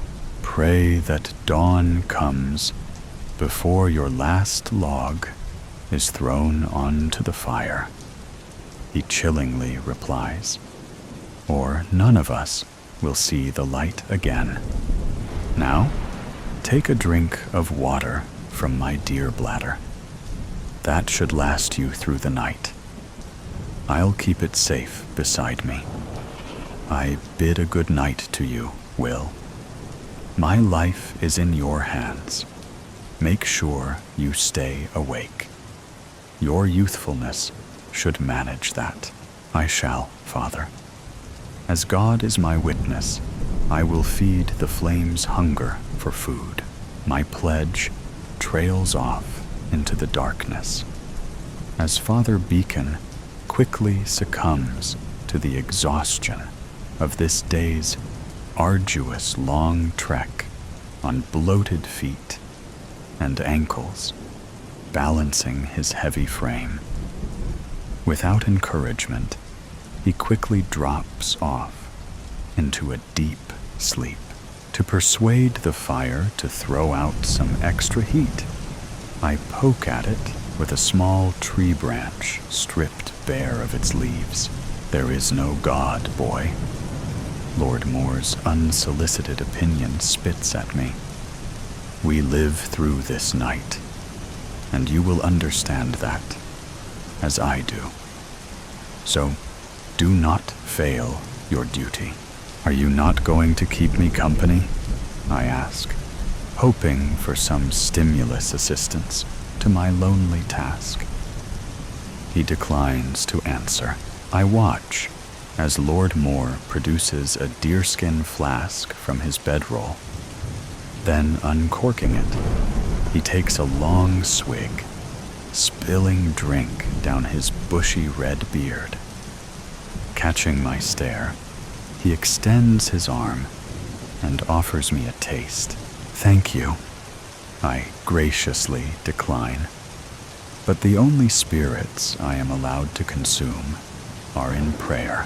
My attempt at humor has the desired effect on Lord Moore, who chuckles out loud. The innocent wit of a child. How refreshing in such apprehensive surroundings. I am beyond the coming of age, I belligerently declare. 2 years past, I retort. Splendid, he congratulates me. Then you are no commoner, I perceive. I am the son of a nobleman sent to mission on God's calling. And what of your king's calling, boy? If it is God's will, then I will serve accordingly.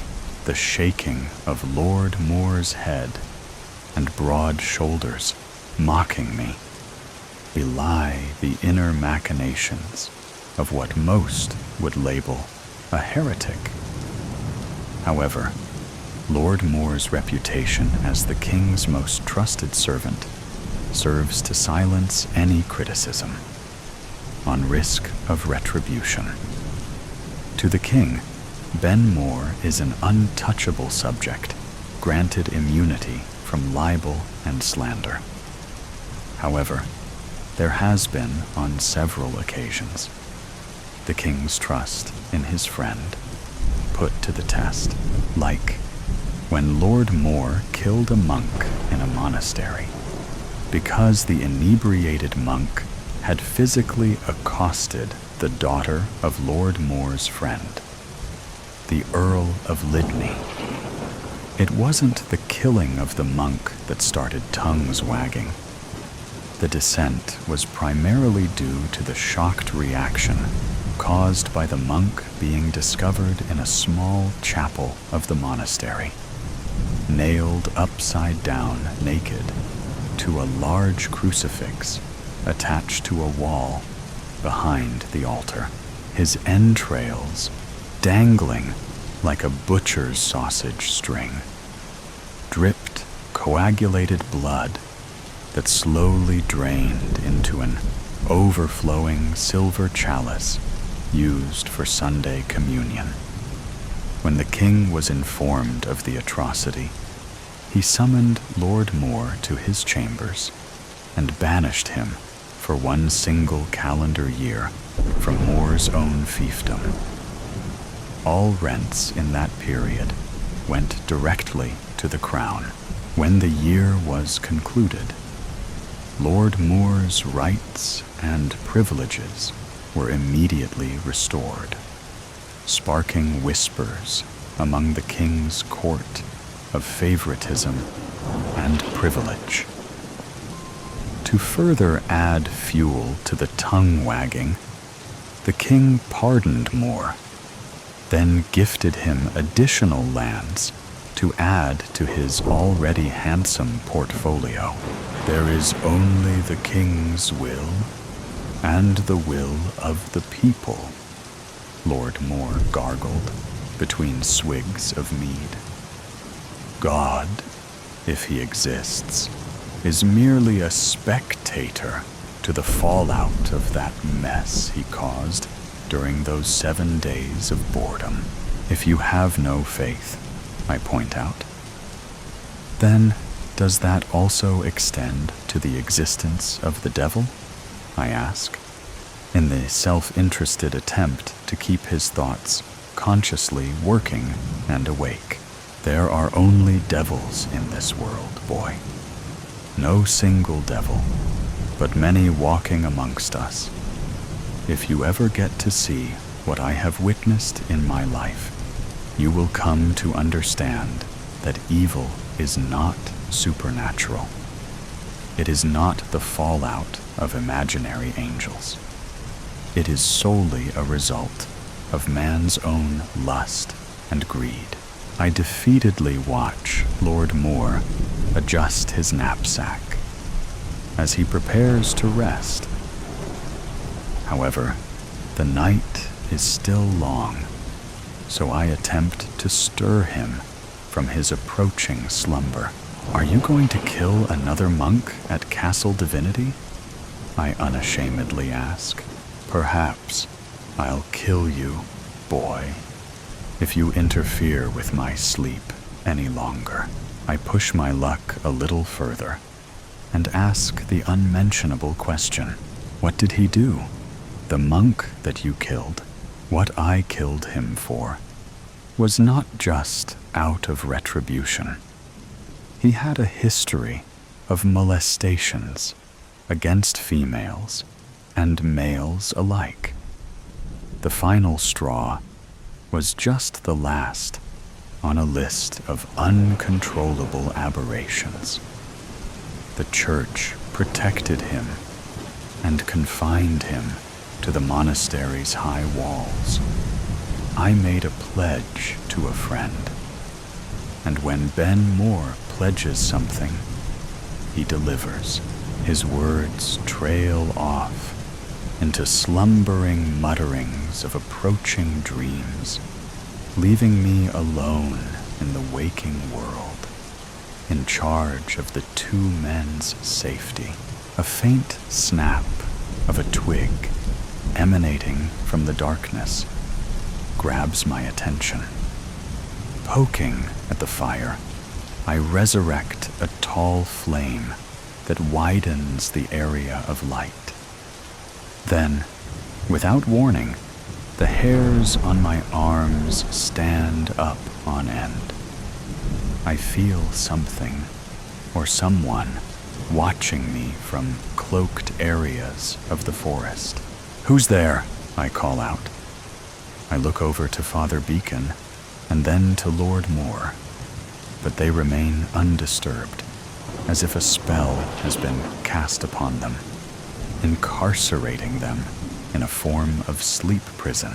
"Don't be afraid," a female voice whispers from the edge of the light. "I mean you no harm. Quite the opposite," she clarifies. "I bring you an offering of everlasting pleasure." My eyes dart in the general direction of her voice, but it is not until she steps into the light that I can focus on her presence. Walking deliberately toward me, she is naked as the day I was born. Her shape is curvy, and her long hair manages to hide her modesty in the appropriate areas. To be exact, her long, fair hair is empathetically saving me from blushing my own modesty. "Tell me your deepest desire," she demands to know. "What doth a young buck like you want more than anything in this life?" "I want to serve God," I defensively reply. Her echoing laugh sees through my nervousness. After all, I am still of the male species, and she is divine, delectable, and attractively enchanting. Does the boy always answer for the man? I answer for myself, and I answer to God. "So naive," she disapprovingly states. "Where I come from, we only worship ourselves." Dropping to all fours, she assumes the gait of a four-legged animal, slowly swinging her hips as she approaches me. A stirring within creates a bead of perspiration to form over my brow. My mouth suddenly feels dry, creating a craving for refreshment. But Father Beacon holds the water satchel and is not within easy reach. Not that I can move, because I'm transfixed to my seated position, lost in two dreamlike, dark pools, drawing me deeper into the strange visitor's eyes. I try to muster a call to Lord Moore, but my tongue has somehow been silenced. "There's no need to wake him," she said, before resting her chin on my lap. "What I am about to do to you requires no audience." "Do?" I innocently ask, my vocal cords returning to normal operation. "What are you going to do?" My quivering trepidation seems to excite her, causing her to breathe deeply in through her nose as she rises to her feet, her unusually tall frame towering over me like a giant addressing a dwarf. "Innocent child," she hisses. "Why, I'm going to devour you." In the blink of one's eye, she transforms into the most hideous of creatures that nature has ever produced. Her hair, now solidifying into some form of sinew tissue, opens into a webbed membrane from behind her back. The ends resemble the tip of a thick, spiky holly leaf. Her face is now unrecognizable, looking more so like the skinless jaws of a forest wolf.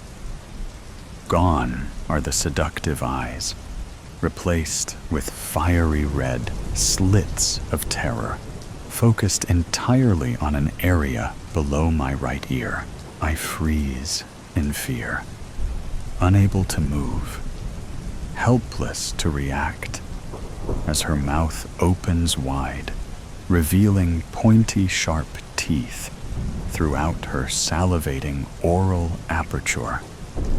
I say her, but there is no other label other than it to describe this hellish monster about to dine on me, tenderizing my face with each forced exhalation of foul air.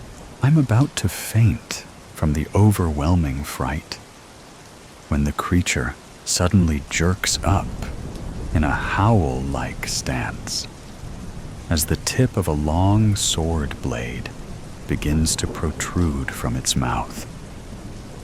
As reddish-brown liquid drips from its jaw onto my lap, the creature's head is abruptly severed from its shoulders with one swipe of the sword, causing an instant cacophony of screams and howls to cry out from the darkness surrounding me. Looking up, Lord Moore is standing above the decapitated corpse, wiping his blade clean with his cape. "What happened?" I croakily ask, as he throws a log onto the smoldering embers of the fire. "You fell asleep, boy, and the fire almost went out. But how?" "I was awake." "Beacon, I presume. Did he give you any food earlier?" "No, just a drink of water from his pouch." "Why? You may have been an unwitting accomplice in the attempt on your life," Moore explains. "However, bigger game was the intended kill. You were just the bonus sacrifice. I was the prey. You? Why, presumably, a revenge kill for my killing one of their brotherhood." "Do monks act out murderous deeds?" I asked, not thinking clearly. "Directly? No. But they are not shy of getting someone else to do their dirty work when necessary." I suddenly realize that Father Beacon is nowhere to be seen. Innocently believing that he must have panicked and ran when the beast attacked, I try to rally Lord Moore for a rescue mission. "We should look for Father Beacon," I loyally suggest, right before a blood-chilling scream rings throughout the forest, shaking me to my core. "No need." Lord Moore halts me as he gently restrains my worried reaction. "Payment for failure has been taken. All that matters now is that we keep the fire burning strong until daybreak, which shouldn't be too far away." "What was your business at Castle Divinity?" I probingly ask. "By King's order, I was to be Lord Protector for 3 months, as part of a penance for my deadly deed. Father Beacon was the emissary sent to deliver me to the castle. I hope and pray the king had no advance knowledge of what was planned." "What if he did?" I asked. "Then I would have to choose between justice and survival. However, killing a king is not always healthy for one's future." "You would kill a king?" "I would kill anyone that wronged me," Lord Moore bluntly replies, poking the fire for effect. I couldn't wipe the beast's image from my mind. Never have I encountered such a monstrosity, and I am curious more than ever for information. "What was that creature?" I ask. "Neither natural nor supernatural, nor a celestial creation or heavenly rejection. These woods are older than time itself. Who knows what lives here? Whomever or whatever they are, light seems to be their enemy, and darkness their domain. Since a boy, I recollect stories of the danger of journeying through here at night. Many from these lands that ignored the peril have disappeared, never to be heard from again. Their disappearances have always been after dusk, so I found the decision to start our journey so late in the day a very curious and somewhat suspicious undertaking. The reason now transparent, I added. Indeed, boy. It seems that a most peculiar but fragile alliance was made to prevent me from reaching my destination. The consequences of that failure already evident. Exhausted from the excitement leaving my senses, I sit huddled with Lord Moore around the fire, trying to make sense of it all, but secure in the faith that the dancing flames will provide extra protection from those in the surrounding darkness that continue to encircle us. As I stare into the hypnotic dance of hot flames jaggedly stabbing at the thin early morning air, a breaking ray of light in the sky catches my attention. Nervous though I am, I stand up in front of the fire and point toward its direction. Lord Moore, look! I exclaim. Aye, boy. He welcomingly acknowledges my sharp observation. As soon as that light tops the trees, we return to our homes, more the wiser and more the grateful to breathe in the fresh air of a new day. What about Castle Divinity? I ask. It will still be there, he replies, when I pay a surprise visit next time. Doppel by Sean Glenn, Douglas, Packard. Why is it that when we stare into terror, we often stare into our own eyes? I think it's the way we're wired. It's our thoughts. We have access to them, but nobody else. And just as it is impossible for foreign hands to unscrew our craniums and peer inside, so too do the minds of others remain unknowable to us. We're alarmed at minds different from our own. We fear those that could be similar, because we don't have to imagine. We know the demons that surge even through normal brains, bat wings and saber fangs next to the little voice that says we should give Grandma a call and then rake the leaves. There's a man in the upper right-hand corner of the mirror. His eyes are my own.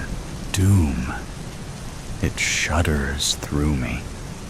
But how could that be? Russet leaves swirl down from above. They dance in the copper mid-autumn light. It's Saturday at the farmer's market. Children dashing gleefully through cool grass. Fathers in pursuit. Toddlers clamoring at their mothers for another bite of sugary muffin. Cream cheese frosting from the last one, dolloped on the tip of their nose. Peruvian coffee and cheddar frittatas in the air. Fall bounty everywhere. Squash and sweet potatoes, and kale, carrots, beets, and pumpkins. So why does it feel like eternity on the chopping block? And where did my Doppel go? He was just there, with me in the mirror. But now he's gone, like a shadow that's changed in the sun. Like a memory I'm not sure is real. I put the sunglasses back on the rack. Knick-knacky things to pick up and try on, but never to buy. The woman behind the booth sighs. More DNA on her merchandise. No money in her pocket. He's stopped to order a London fog. He tips big, rolls a $10 bill into a thin pipe before sliding it into the glass jar while the barista works. There are brownie sample bites next to the register, and he tries one. A young mom clips the heel of his boot accidentally with her stroller and apologizes profusely. Silver smile. It's no problem at all, he assures her. And what's her name? He asks, pointing to the interior of the carriage. Katie, she says, and blushes a little too red for her husband's liking. They hurry off, but she glances back, and that will certainly become an argument in the car. Thank you, darling. He collects the drink from the countertop and sips. He stuffs a folded-up napkin in his back pocket and heads for the parking lot, a leather bag the color of tobacco in his left hand. He's got on a tanned wax canvas jacket and denim trousers, black boots, buffed, something nice to preen in, and a hat, beaver pelt, or rabbit fur, I'm not sure. A modern cowboy that is the Doppel of me. Then something surprising happens. My feet begin to move towards the parking lot after my Doppel. For what? No reason I can grasp. Nothing logical that would not fall outside the purview of lunacy. Who can justify following anyone without their knowing? That's stalking. And stalking, by its nature, belongs to the realm of the unwell, or the paranoid, or psychotic. But who could possibly come across their twin and let them go as easily as a penny on the pavement? Nobody. I know, because my Doppel is in front of me, and my feet are moving, and there is nothing I can do to stop them. My conscience is shrieking. Stop. Right now. Stop. Before it's too late. It's already too late. I can't stop. He pops the door of a black Chrysler wagon. He tosses the leather bag into the back seat and gets in. The engine roars to life, and he peels out of the lot. The sun glints in his driver's side mirror as he goes. I jog to my Forester and jam the key in the door. I jump in and fumble with the stick shift, spilling the stale coffee parked in the middle console cup holder. It joins the existing sludge, coffee and tea, and melted candies oozed from the wrappers that have fused the loose change into a single chunk. I roll the window down and turn the engine on. I rip out of the lot and discard the coffee that remains. He's a slick maneuver. In and out of traffic he weaves. Controlled, measured.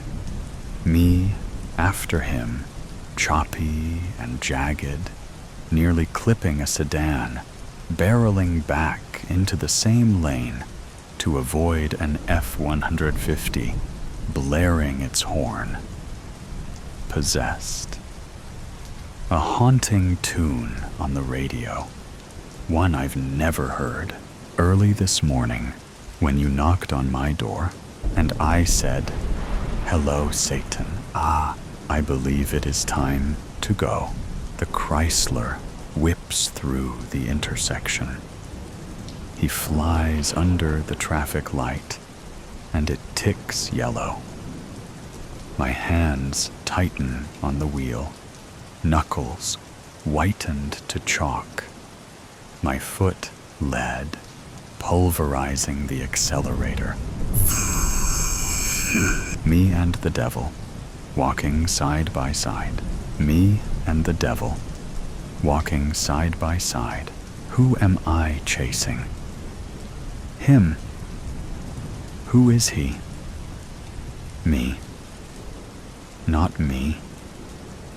He looks like me, but he is not me, and I am me, and I'm chasing him. My thoughts are whipping. Why can't I let him go? The sun has dipped below the hill. A chill creeps across the windshield. Darkness thickens. I give the man more distance in these residential blocks, so he remains unaware of me. His speed slows, and he crawls along a few more yards before halting entirely. The interior lights extinguish. I kill my engine at the stop sign a block away, scared to venture too close. A few minutes pass. Then the driver's side door opens, and he emerges. He gathers the leather bag and heads into the house, a bungalow with a converted attic that peeks out from a window above the entrance. When I was 7 years old, I saw a boy beaten so bad he had to be induced into a coma. My mother let me walk home from school as long as I called her at work, exactly at 3:30, to let her know I was home. Walking a few blocks in your own neighborhood wasn't considered negligence back then.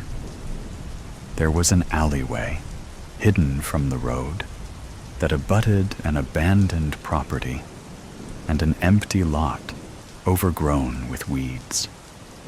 My mother told me to avoid it, but I was a kid, and it was faster. So what was the harm? 4 boys encircled him, shoving him back and forth like a rag doll. They were older than me, maybe 13 or 14. The boy being terrorized was half their size and already roughed up quite a bit. He had a gash in his lip and a dark spot on his cheek that would certainly be a bruise tomorrow. A rip in his arm sleeve. They pushed and taunted, slapped and cackled. I hid behind the dumpster and cowered, unable to help, scared to retreat since they might see me. What happened next is seared into the unforgettable part of my brain. The chief Neanderthal raised a rock over his head. A rock, not a stone. Something the size of a softball. He laughed as he brought it down on the back of the boy's skull. A sickening thud. The boy crumpled in a cloud of dirt. He didn't move. "What the fuck was that, you idiot?" The Neanderthal's friend raved and hit him in the chest. "You killed him!" The ogre reduced to a minnow. "I didn't mean to. No, no, he's not dead. I didn't hit him that hard. Brett, check if he's breathing." His eyes wide, as if peering into the future of his own conviction. his own juvenile sentence, family shame, and pariah label. The end of his life in front of him. Brett hovered over and listened. He's breathing, barely. The boy's chest was rising and falling 1/4 of an inch. There was a small pool of blood in the dirt. Let's get out of here. The boy who hit the Neanderthal gathered his bicycle. Go home, all of you. Don't tell anyone anything. The boys fled, one after the other. When I was sure they'd gone, I slunk from the dumpster and tiptoed to the boy on the ground. He was breathing, barely. The back of his head was a bloody pulp. He was wearing a dress. That memory floods over me when I am frightened. And I am frightened because after a minute of hemming and hawing and asking for Christ's sakes, what the hell am I doing here? And putting the key in the ignition and taking it out and putting it back in again. A van has pulled around the corner and parked.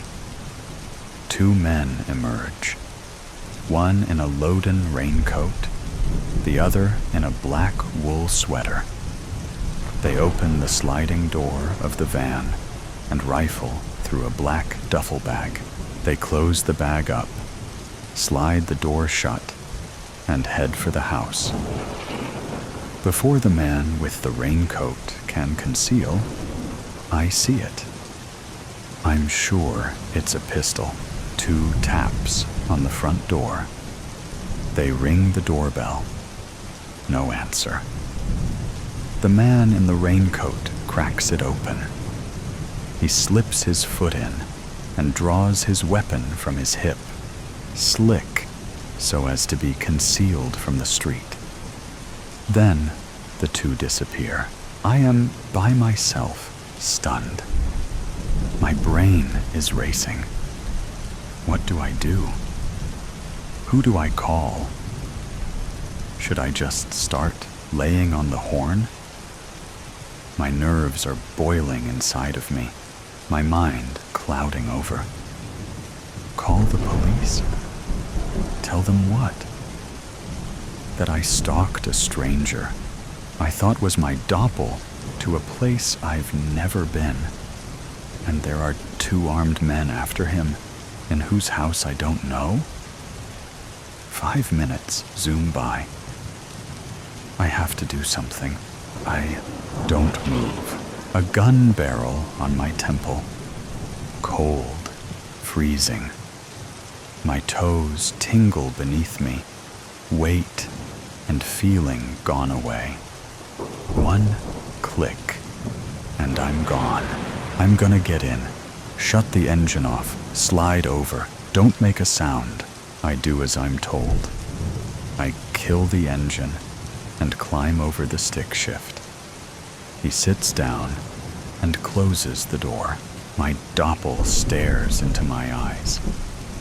You with them? There's no saliva in my mouth. It's all evaporated. It comes out hoarse, quiet. I don't know who they are. I don't know who you are. His face stern.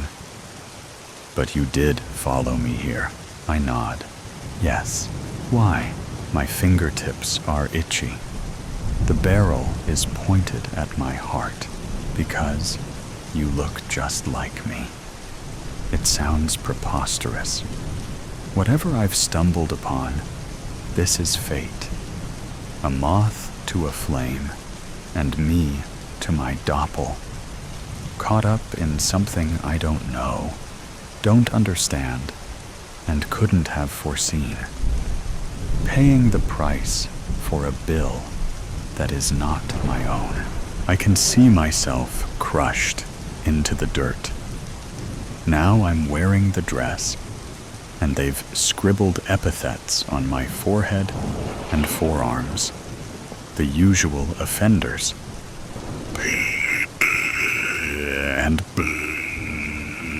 and and a crude penis on my cheek, angled downwards towards my busted lip. I touch my fingertips to the back of my skull. Cherry red. I believe you, my lips trembling. What? I ask. I don't know what else to say. I believe you, that you're not with them. He's silent for a moment, and then lowers the weapon. We do look exactly alike. A Leaf helicopters onto the windshield. Who are they? Tsk. He sucks his teeth. You seen that leather bag I'm totin'? I nod. Yeah. He looks me back in the eye.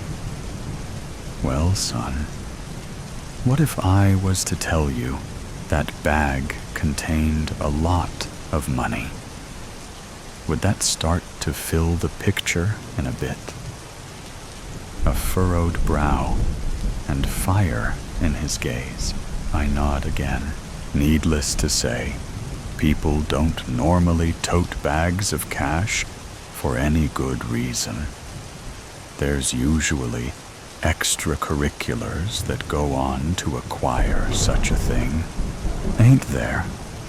Well, I don't wish to tell you much about how I came to be in possession of that bag, but I will say that nobody got hurt, and the people we took it from got enough bags to fill up a rail car. You understand what I'm saying? Nodding is my new language. I have no idea what this Doppel is saying. No idea why there is a cowboy version of myself explaining the morality of thievery.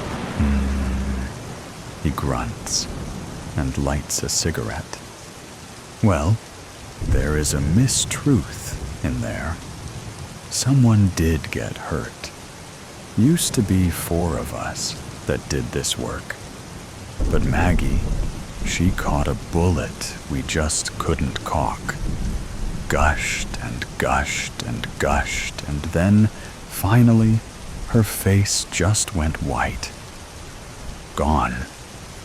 Like that. He snaps his fingers like catching a bullet is a period at the end of the sentence. Maggie had herself a daughter, paralyzed from the waist down in an accident when she was a youngin'. Needed a lot of care, that girl. That's why Maggie did what she did, and she was good at it. That's why she deserved her share. That's why, now she's gone, her daughter deserves what her mama earned. The Doppel drags on the cigarette. The car is an ozone of tar. He rolls down the window and ashes the butt. My partners, they disagreed. He nods to the house. They're your partners? Were? Things didn't end well between us. As you can see, the lights in the house have been turned down. They're waiting. I need something from you, kid. This time, I don't nod. I need you to sneak through the back, peek in, and let me know where they are. There's a path through the neighbor's backyard that will conceal you. Leads all the way to the cellar doors, hidden by the brush. It's unlocked. They'd have no reason to be in the basement. They're waiting to ambush me upstairs. Slide in, text me where they are, then get out of there. He rips the cigarette that is now a fleck in his fingers. I'll do the rest. No. Fuck no. No way. I say these things, and then I lunge for the door. Fuck the car. Escape. Run. Figure it out later. Get to safety. Flee from this Doppel. Now the boy that was attacked is in a new dress, but This dress is a hospital gown, and there's gauze over his face and head left over from surgery. The green line of the heart monitor blips meekly. I can't say no. This man has my face, and I trust him. He's magnetic. I nod. I reach for the handle, and the Doppel brushes my shoulder. Take this, just in case. It's a revolver with a walnut grip. My feet move me. Around the block, and then through the neighbor's yard, hugging the fence line, and then dashing to the cellar doors. I duck in and pull the lever closed. Quiet. So quiet. Breaths now could be catastrophic. My heart pulses in my esophagus, palms with lakes pooling in them. I tiptoe to the stairs and then inch my way up, one by one. No creaks, no breaths. I edge the cellar door open, my eye in the narrow slit, hidden by the darkness. One at the kitchen table, the other in a living room chair, facing the entrance. There's something wrong. Both of their heads are jerked upwards, twisted grotesquely to the ceiling. If I'm wrong, then I'm a dead man. But I'm not wrong. They are the dead men. I push the door open, and there is no rush to kill me. No commotion at all. I'm too afraid to flip the lights. I sneak over and immediately collapse to my knees, dry heaving. I force myself to keep the bile down, eyes watering like faucets. Twin crescents carved from ear to ear, the both of them. Exposed vertebrae, horror-filled eyes, like they'd seen the devil. Nothing less. The devil.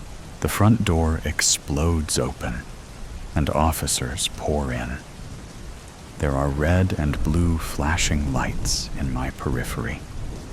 Melted candles of color, blurring my vision from the smoke bombs. Get on the fucking ground, now! Get down or you're dead! The boy that was attacked avoided brain death, but he lived with disability all his life. I never told my parents what I saw. I didn't tell anyone. I was too scared. On a lonely highway in the moonlight, the Doppel turns the radio knob. See? Don't see why. People dog me around. It must be that old evil spirit, so deep down in your ground. He turns the volume up, all the way up. Into the night, he shouts. I'm a dark mirror hound. Every last drop. I enter Red Square from the south side. It's late. There's no one else around. My footfalls echo across the bricks. Then I spot him, a slender figure beneath one of the cherry trees outside Drake Hall. Silvery white hair pulled back in a ponytail. Black gloves, combat boots, a wool trench coat, the preferred attire of all psychopaths. I reach into my purse. In the next instant, he is standing right beside me. Excuse me, miss. I pepper spray him in the face. He takes it stoically, with little more than a wince. I empty the entire can, but he just stands there, squinching like it's nothing but tepid water. Then he wipes his obsidian eyes clean with his gloved fingertips. I suppose I deserve that. I forget how fast we seem to you. Forgive me. I mean no harm. I will scream.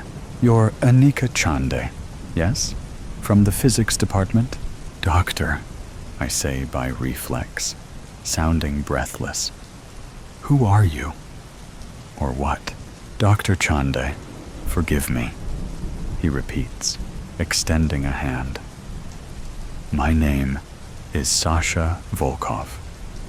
I've read your books and all the papers you've published. Your work with photons is nothing short of brilliant. No pun intended. Thank you, I say flatly. I don't believe in auras, but if I did, his would be ice cold. I decline his handshake. I don't want my blood to crystallize in my veins.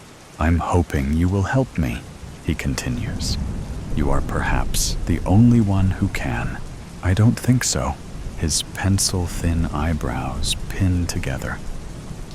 You don't understand. No, you don't understand. You don't warp 15 yards across a plaza in the blink of an eye, demonstrate a superhuman immunity to capsaicin, and then ask for a favor.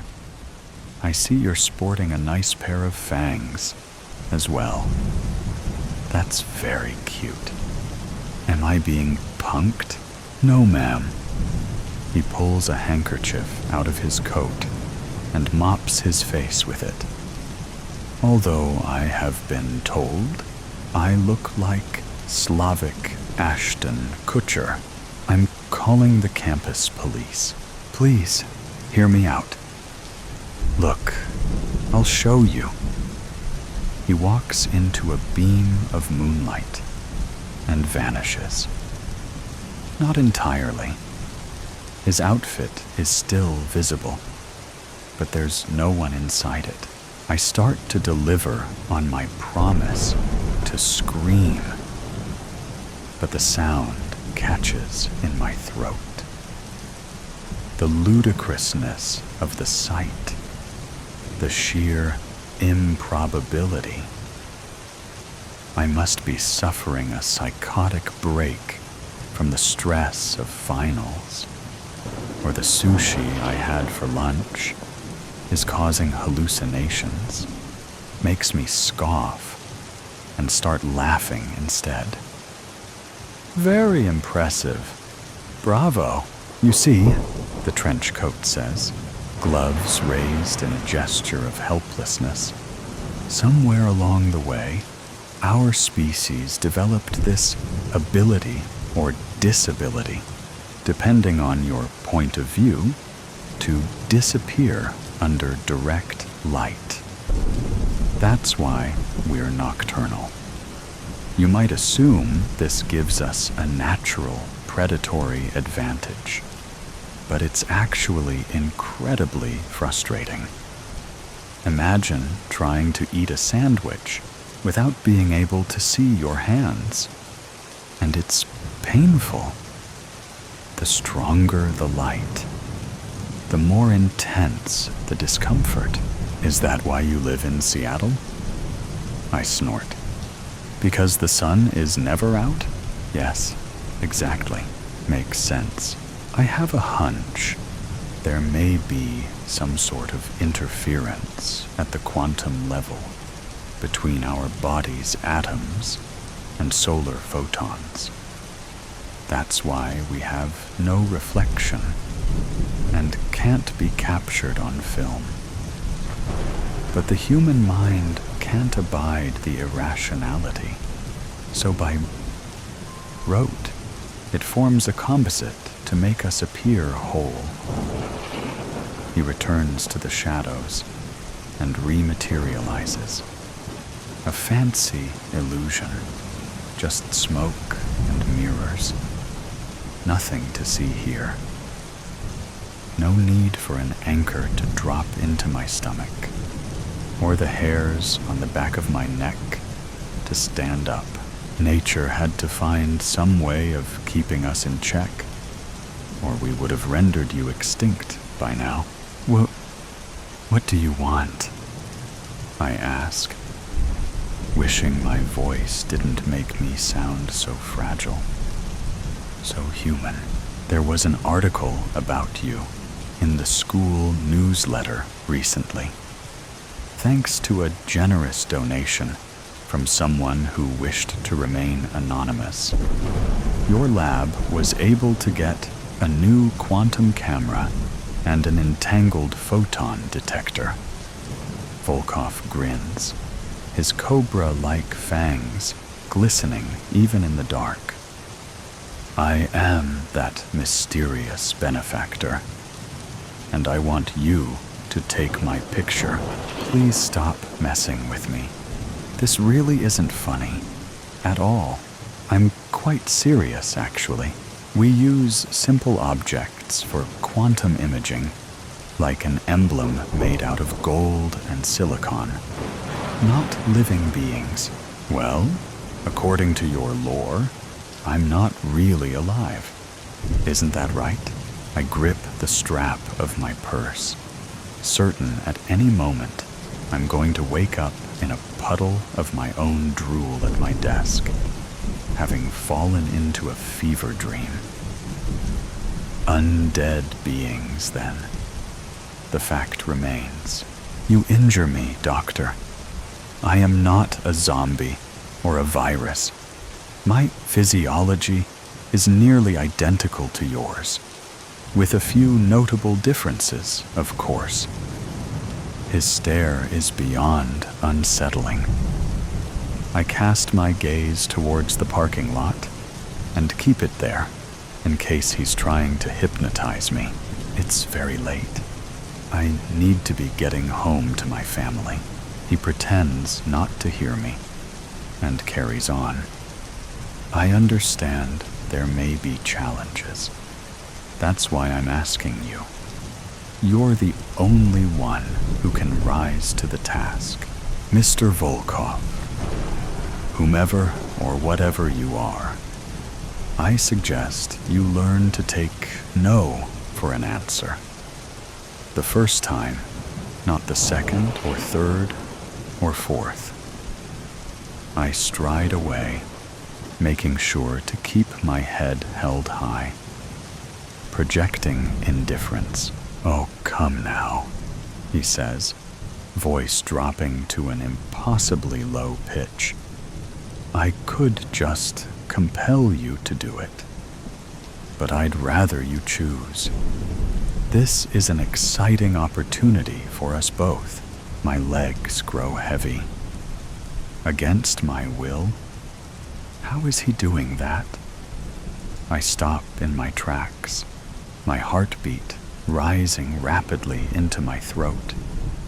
A mysterious gravity pulls me back in his direction, like my subconscious has staged a coup. I swallow against the growing certainty that this is actually happening. Only a monster would fail to see the false dichotomy of his proposal. All right then. Fine. In the lab, I keep the overhead lights off. The light from the monitors will have to suffice. As soon as we're inside, Volkov makes a beeline for the oversized Faraday cage one of my students built as part of her thesis.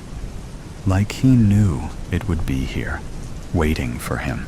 What material is this lined with? He asks through the open door. Aluminum foil. Ah, why? Worried it was silver? The muscles of his jaw twitch. No, that's another myth. Along with aversion to the crucifix, garlic, and wooden stakes. Nothing but superstitious nonsense, which, if I'm honest, I find rather insulting. I see. It's going to take a while to get everything prepared. I can wait, I hear him say.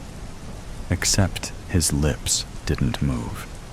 Much like your ascetic monks, we are capable of remaining motionless for protracted periods of time. Even when speaking into my mind, he sounds like a robot. Stop that. I don't like it. It's invasive. Forgive me, he says for the millionth time. But at least it's out loud. I set to work calibrating the laser with the beam splitter. Then ensure the quantum camera is in position to catch all the action. Once the photons pass through the vacuum chamber and into the Faraday cage, they will entangle with Volkov's atoms, or won't, if there is indeed some sort of interference. Then the beam will be rejoined on the other side by a sensor.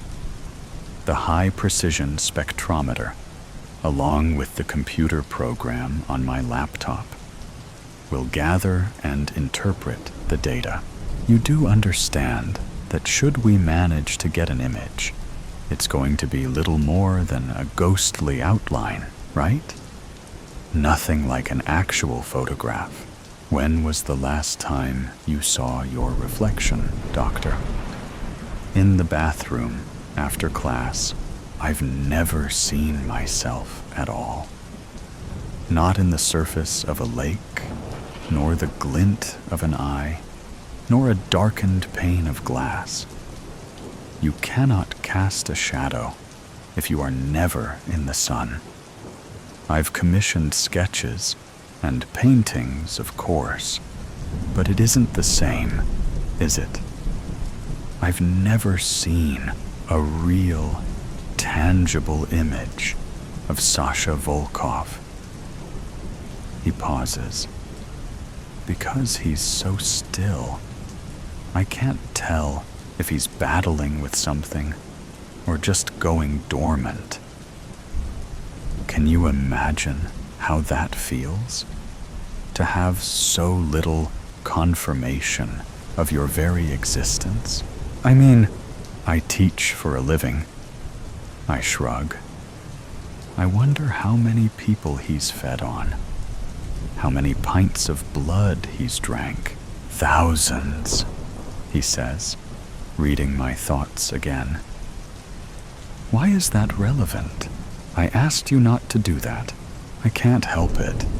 It's like asking me to ignore a blaring car alarm. If you want my help, then you can try. He doesn't move. Yet I feel his irritation growing, as though he's funneling his feelings directly into me. How many animals have you consumed in your lifetime? How many cows, chickens, fish? I'm vegan. Have been since 2006. Figured you would know that. The point is, you don't think of your food in those terms. Would you castigate a lion for feasting on a lamb? It is the way of things. We have been with you since the beginning, in the shade of your monuments, co-evolving. Nature designed us for a singular purpose, to cull the human herd. But as you can see, we're doing a piss-poor job of it. There's more of you than ever. In a surprising, potentially deceptive twist, I feel his emotions sink into self-pity, like he believes, ultimately, it is he who is the victim. Aren't your kind just humans who've been bitten and turned? Like Lestat and Lewis, his irritation blooms into full-blown disgust. Ridiculous. Can you turn a chimpanzee into a Homo sapiens? We reproduce the same way you mammals do. via fornication and pregnancy. We are warm-blooded, after all. It's just not our blood. It doesn't originate from our bone marrow. His anger cools a few degrees, and he adds, I have never been human, but I have lived. I have seen wonders and horrors you cannot begin to fathom. We have our own society, tucked away in the nooks and crannies of yours. Our own ambitions, too. Glad for the change of subject, I announce. We are ready to run our first trial. Please stop talking now and remain stationary. Volkov shuts the door and settles in. I click on the laser. The beam is split and sent into the cage. The hum of the machinery comforts me, brings to mind the many students who've used it to embark on their first voyage into the realm of the subatomic. The inevitable look of rapture when they finally see the particles they've spent so long reading about.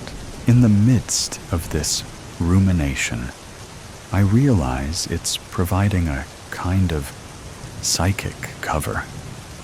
My subject is occupied, the grip of his influence weakened. I slip a ballpoint pen into the pocket of my blazer and pray he doesn't notice. We run 6 trials in total. The whole process takes a little over 2 hours. Once it's finished, I take a screenshot of the results and send it to the printer in my office. Volkov exits the cage and joins me, and once it's printed, I hand him the copy. He accepts it like it's his birth certificate. Like I said, pretty grainy, but it worked, he murmurs. His fingers trace over the grayscale form, caressing it.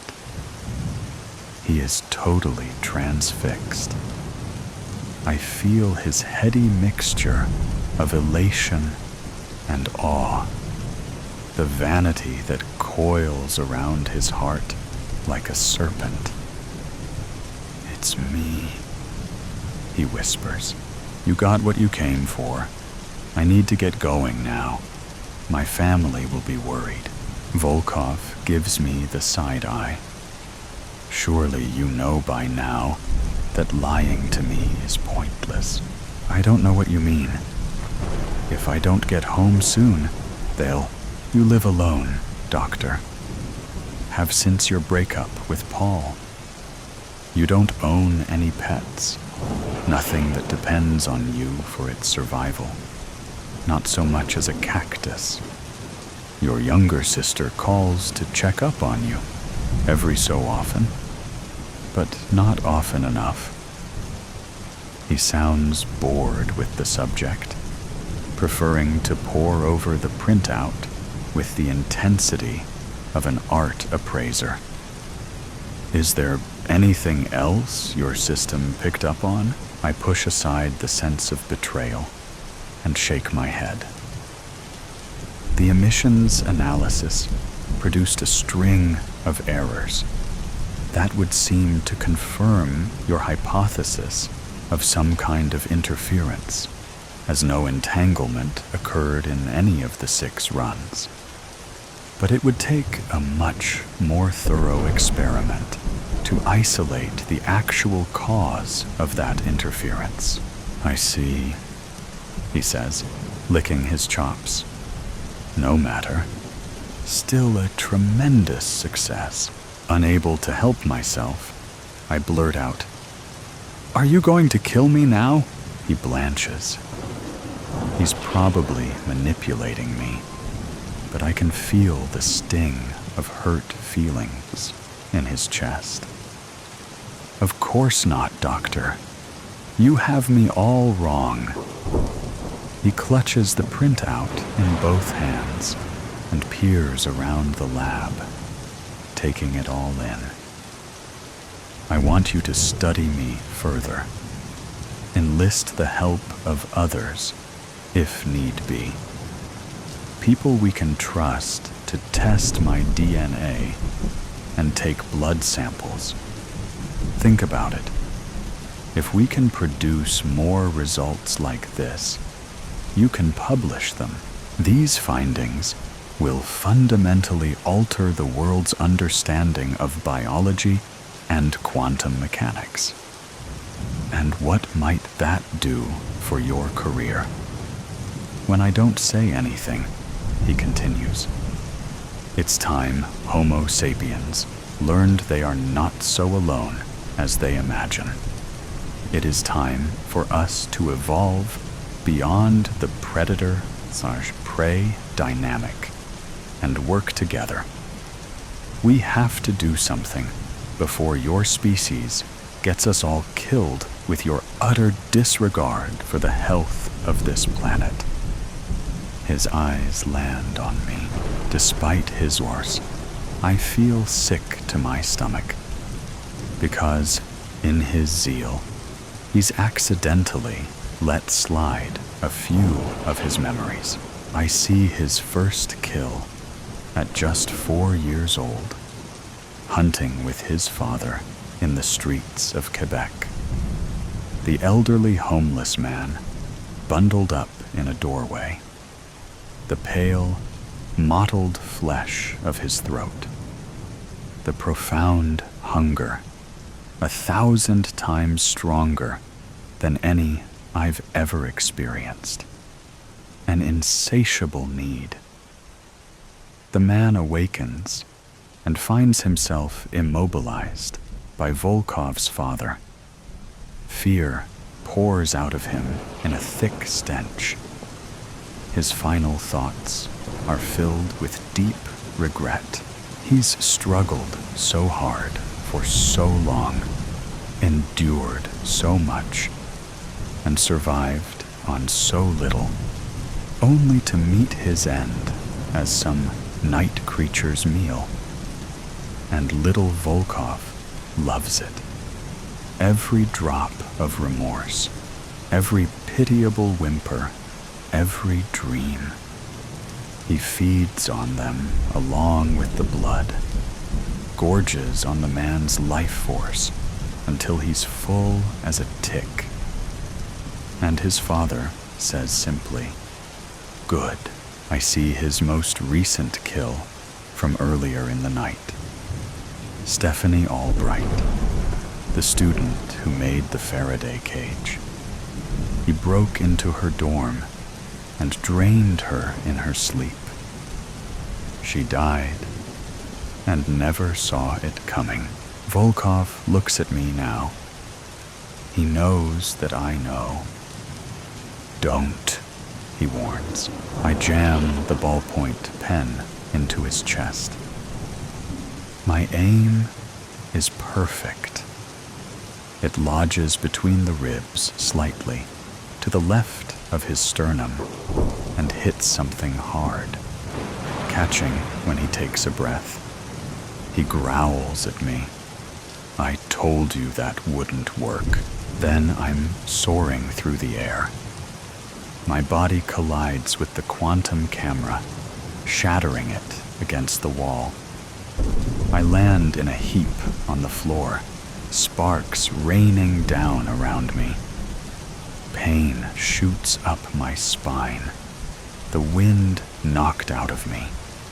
Volkov is on top of me in seconds, his weight like a 1,000-ton hydraulic press. There is no further possibility of fighting back. "Do it then," I hiss at him. I will not be like the man in the streets. I will not go to my death without dignity. If he's going to eat me, let him taste nothing but pure hatred. "Do it, you fucking parasite," He flinches again. I feel his emotions fan out in a kaleidoscope of rage, disappointment, and woe, beneath which is a childlike longing for my approval. He can't hide it now that I've seen it. His need for recognition that washes over me in waves. It's nearly as overwhelming as his hunger, an insecurity born of being raised with no mother.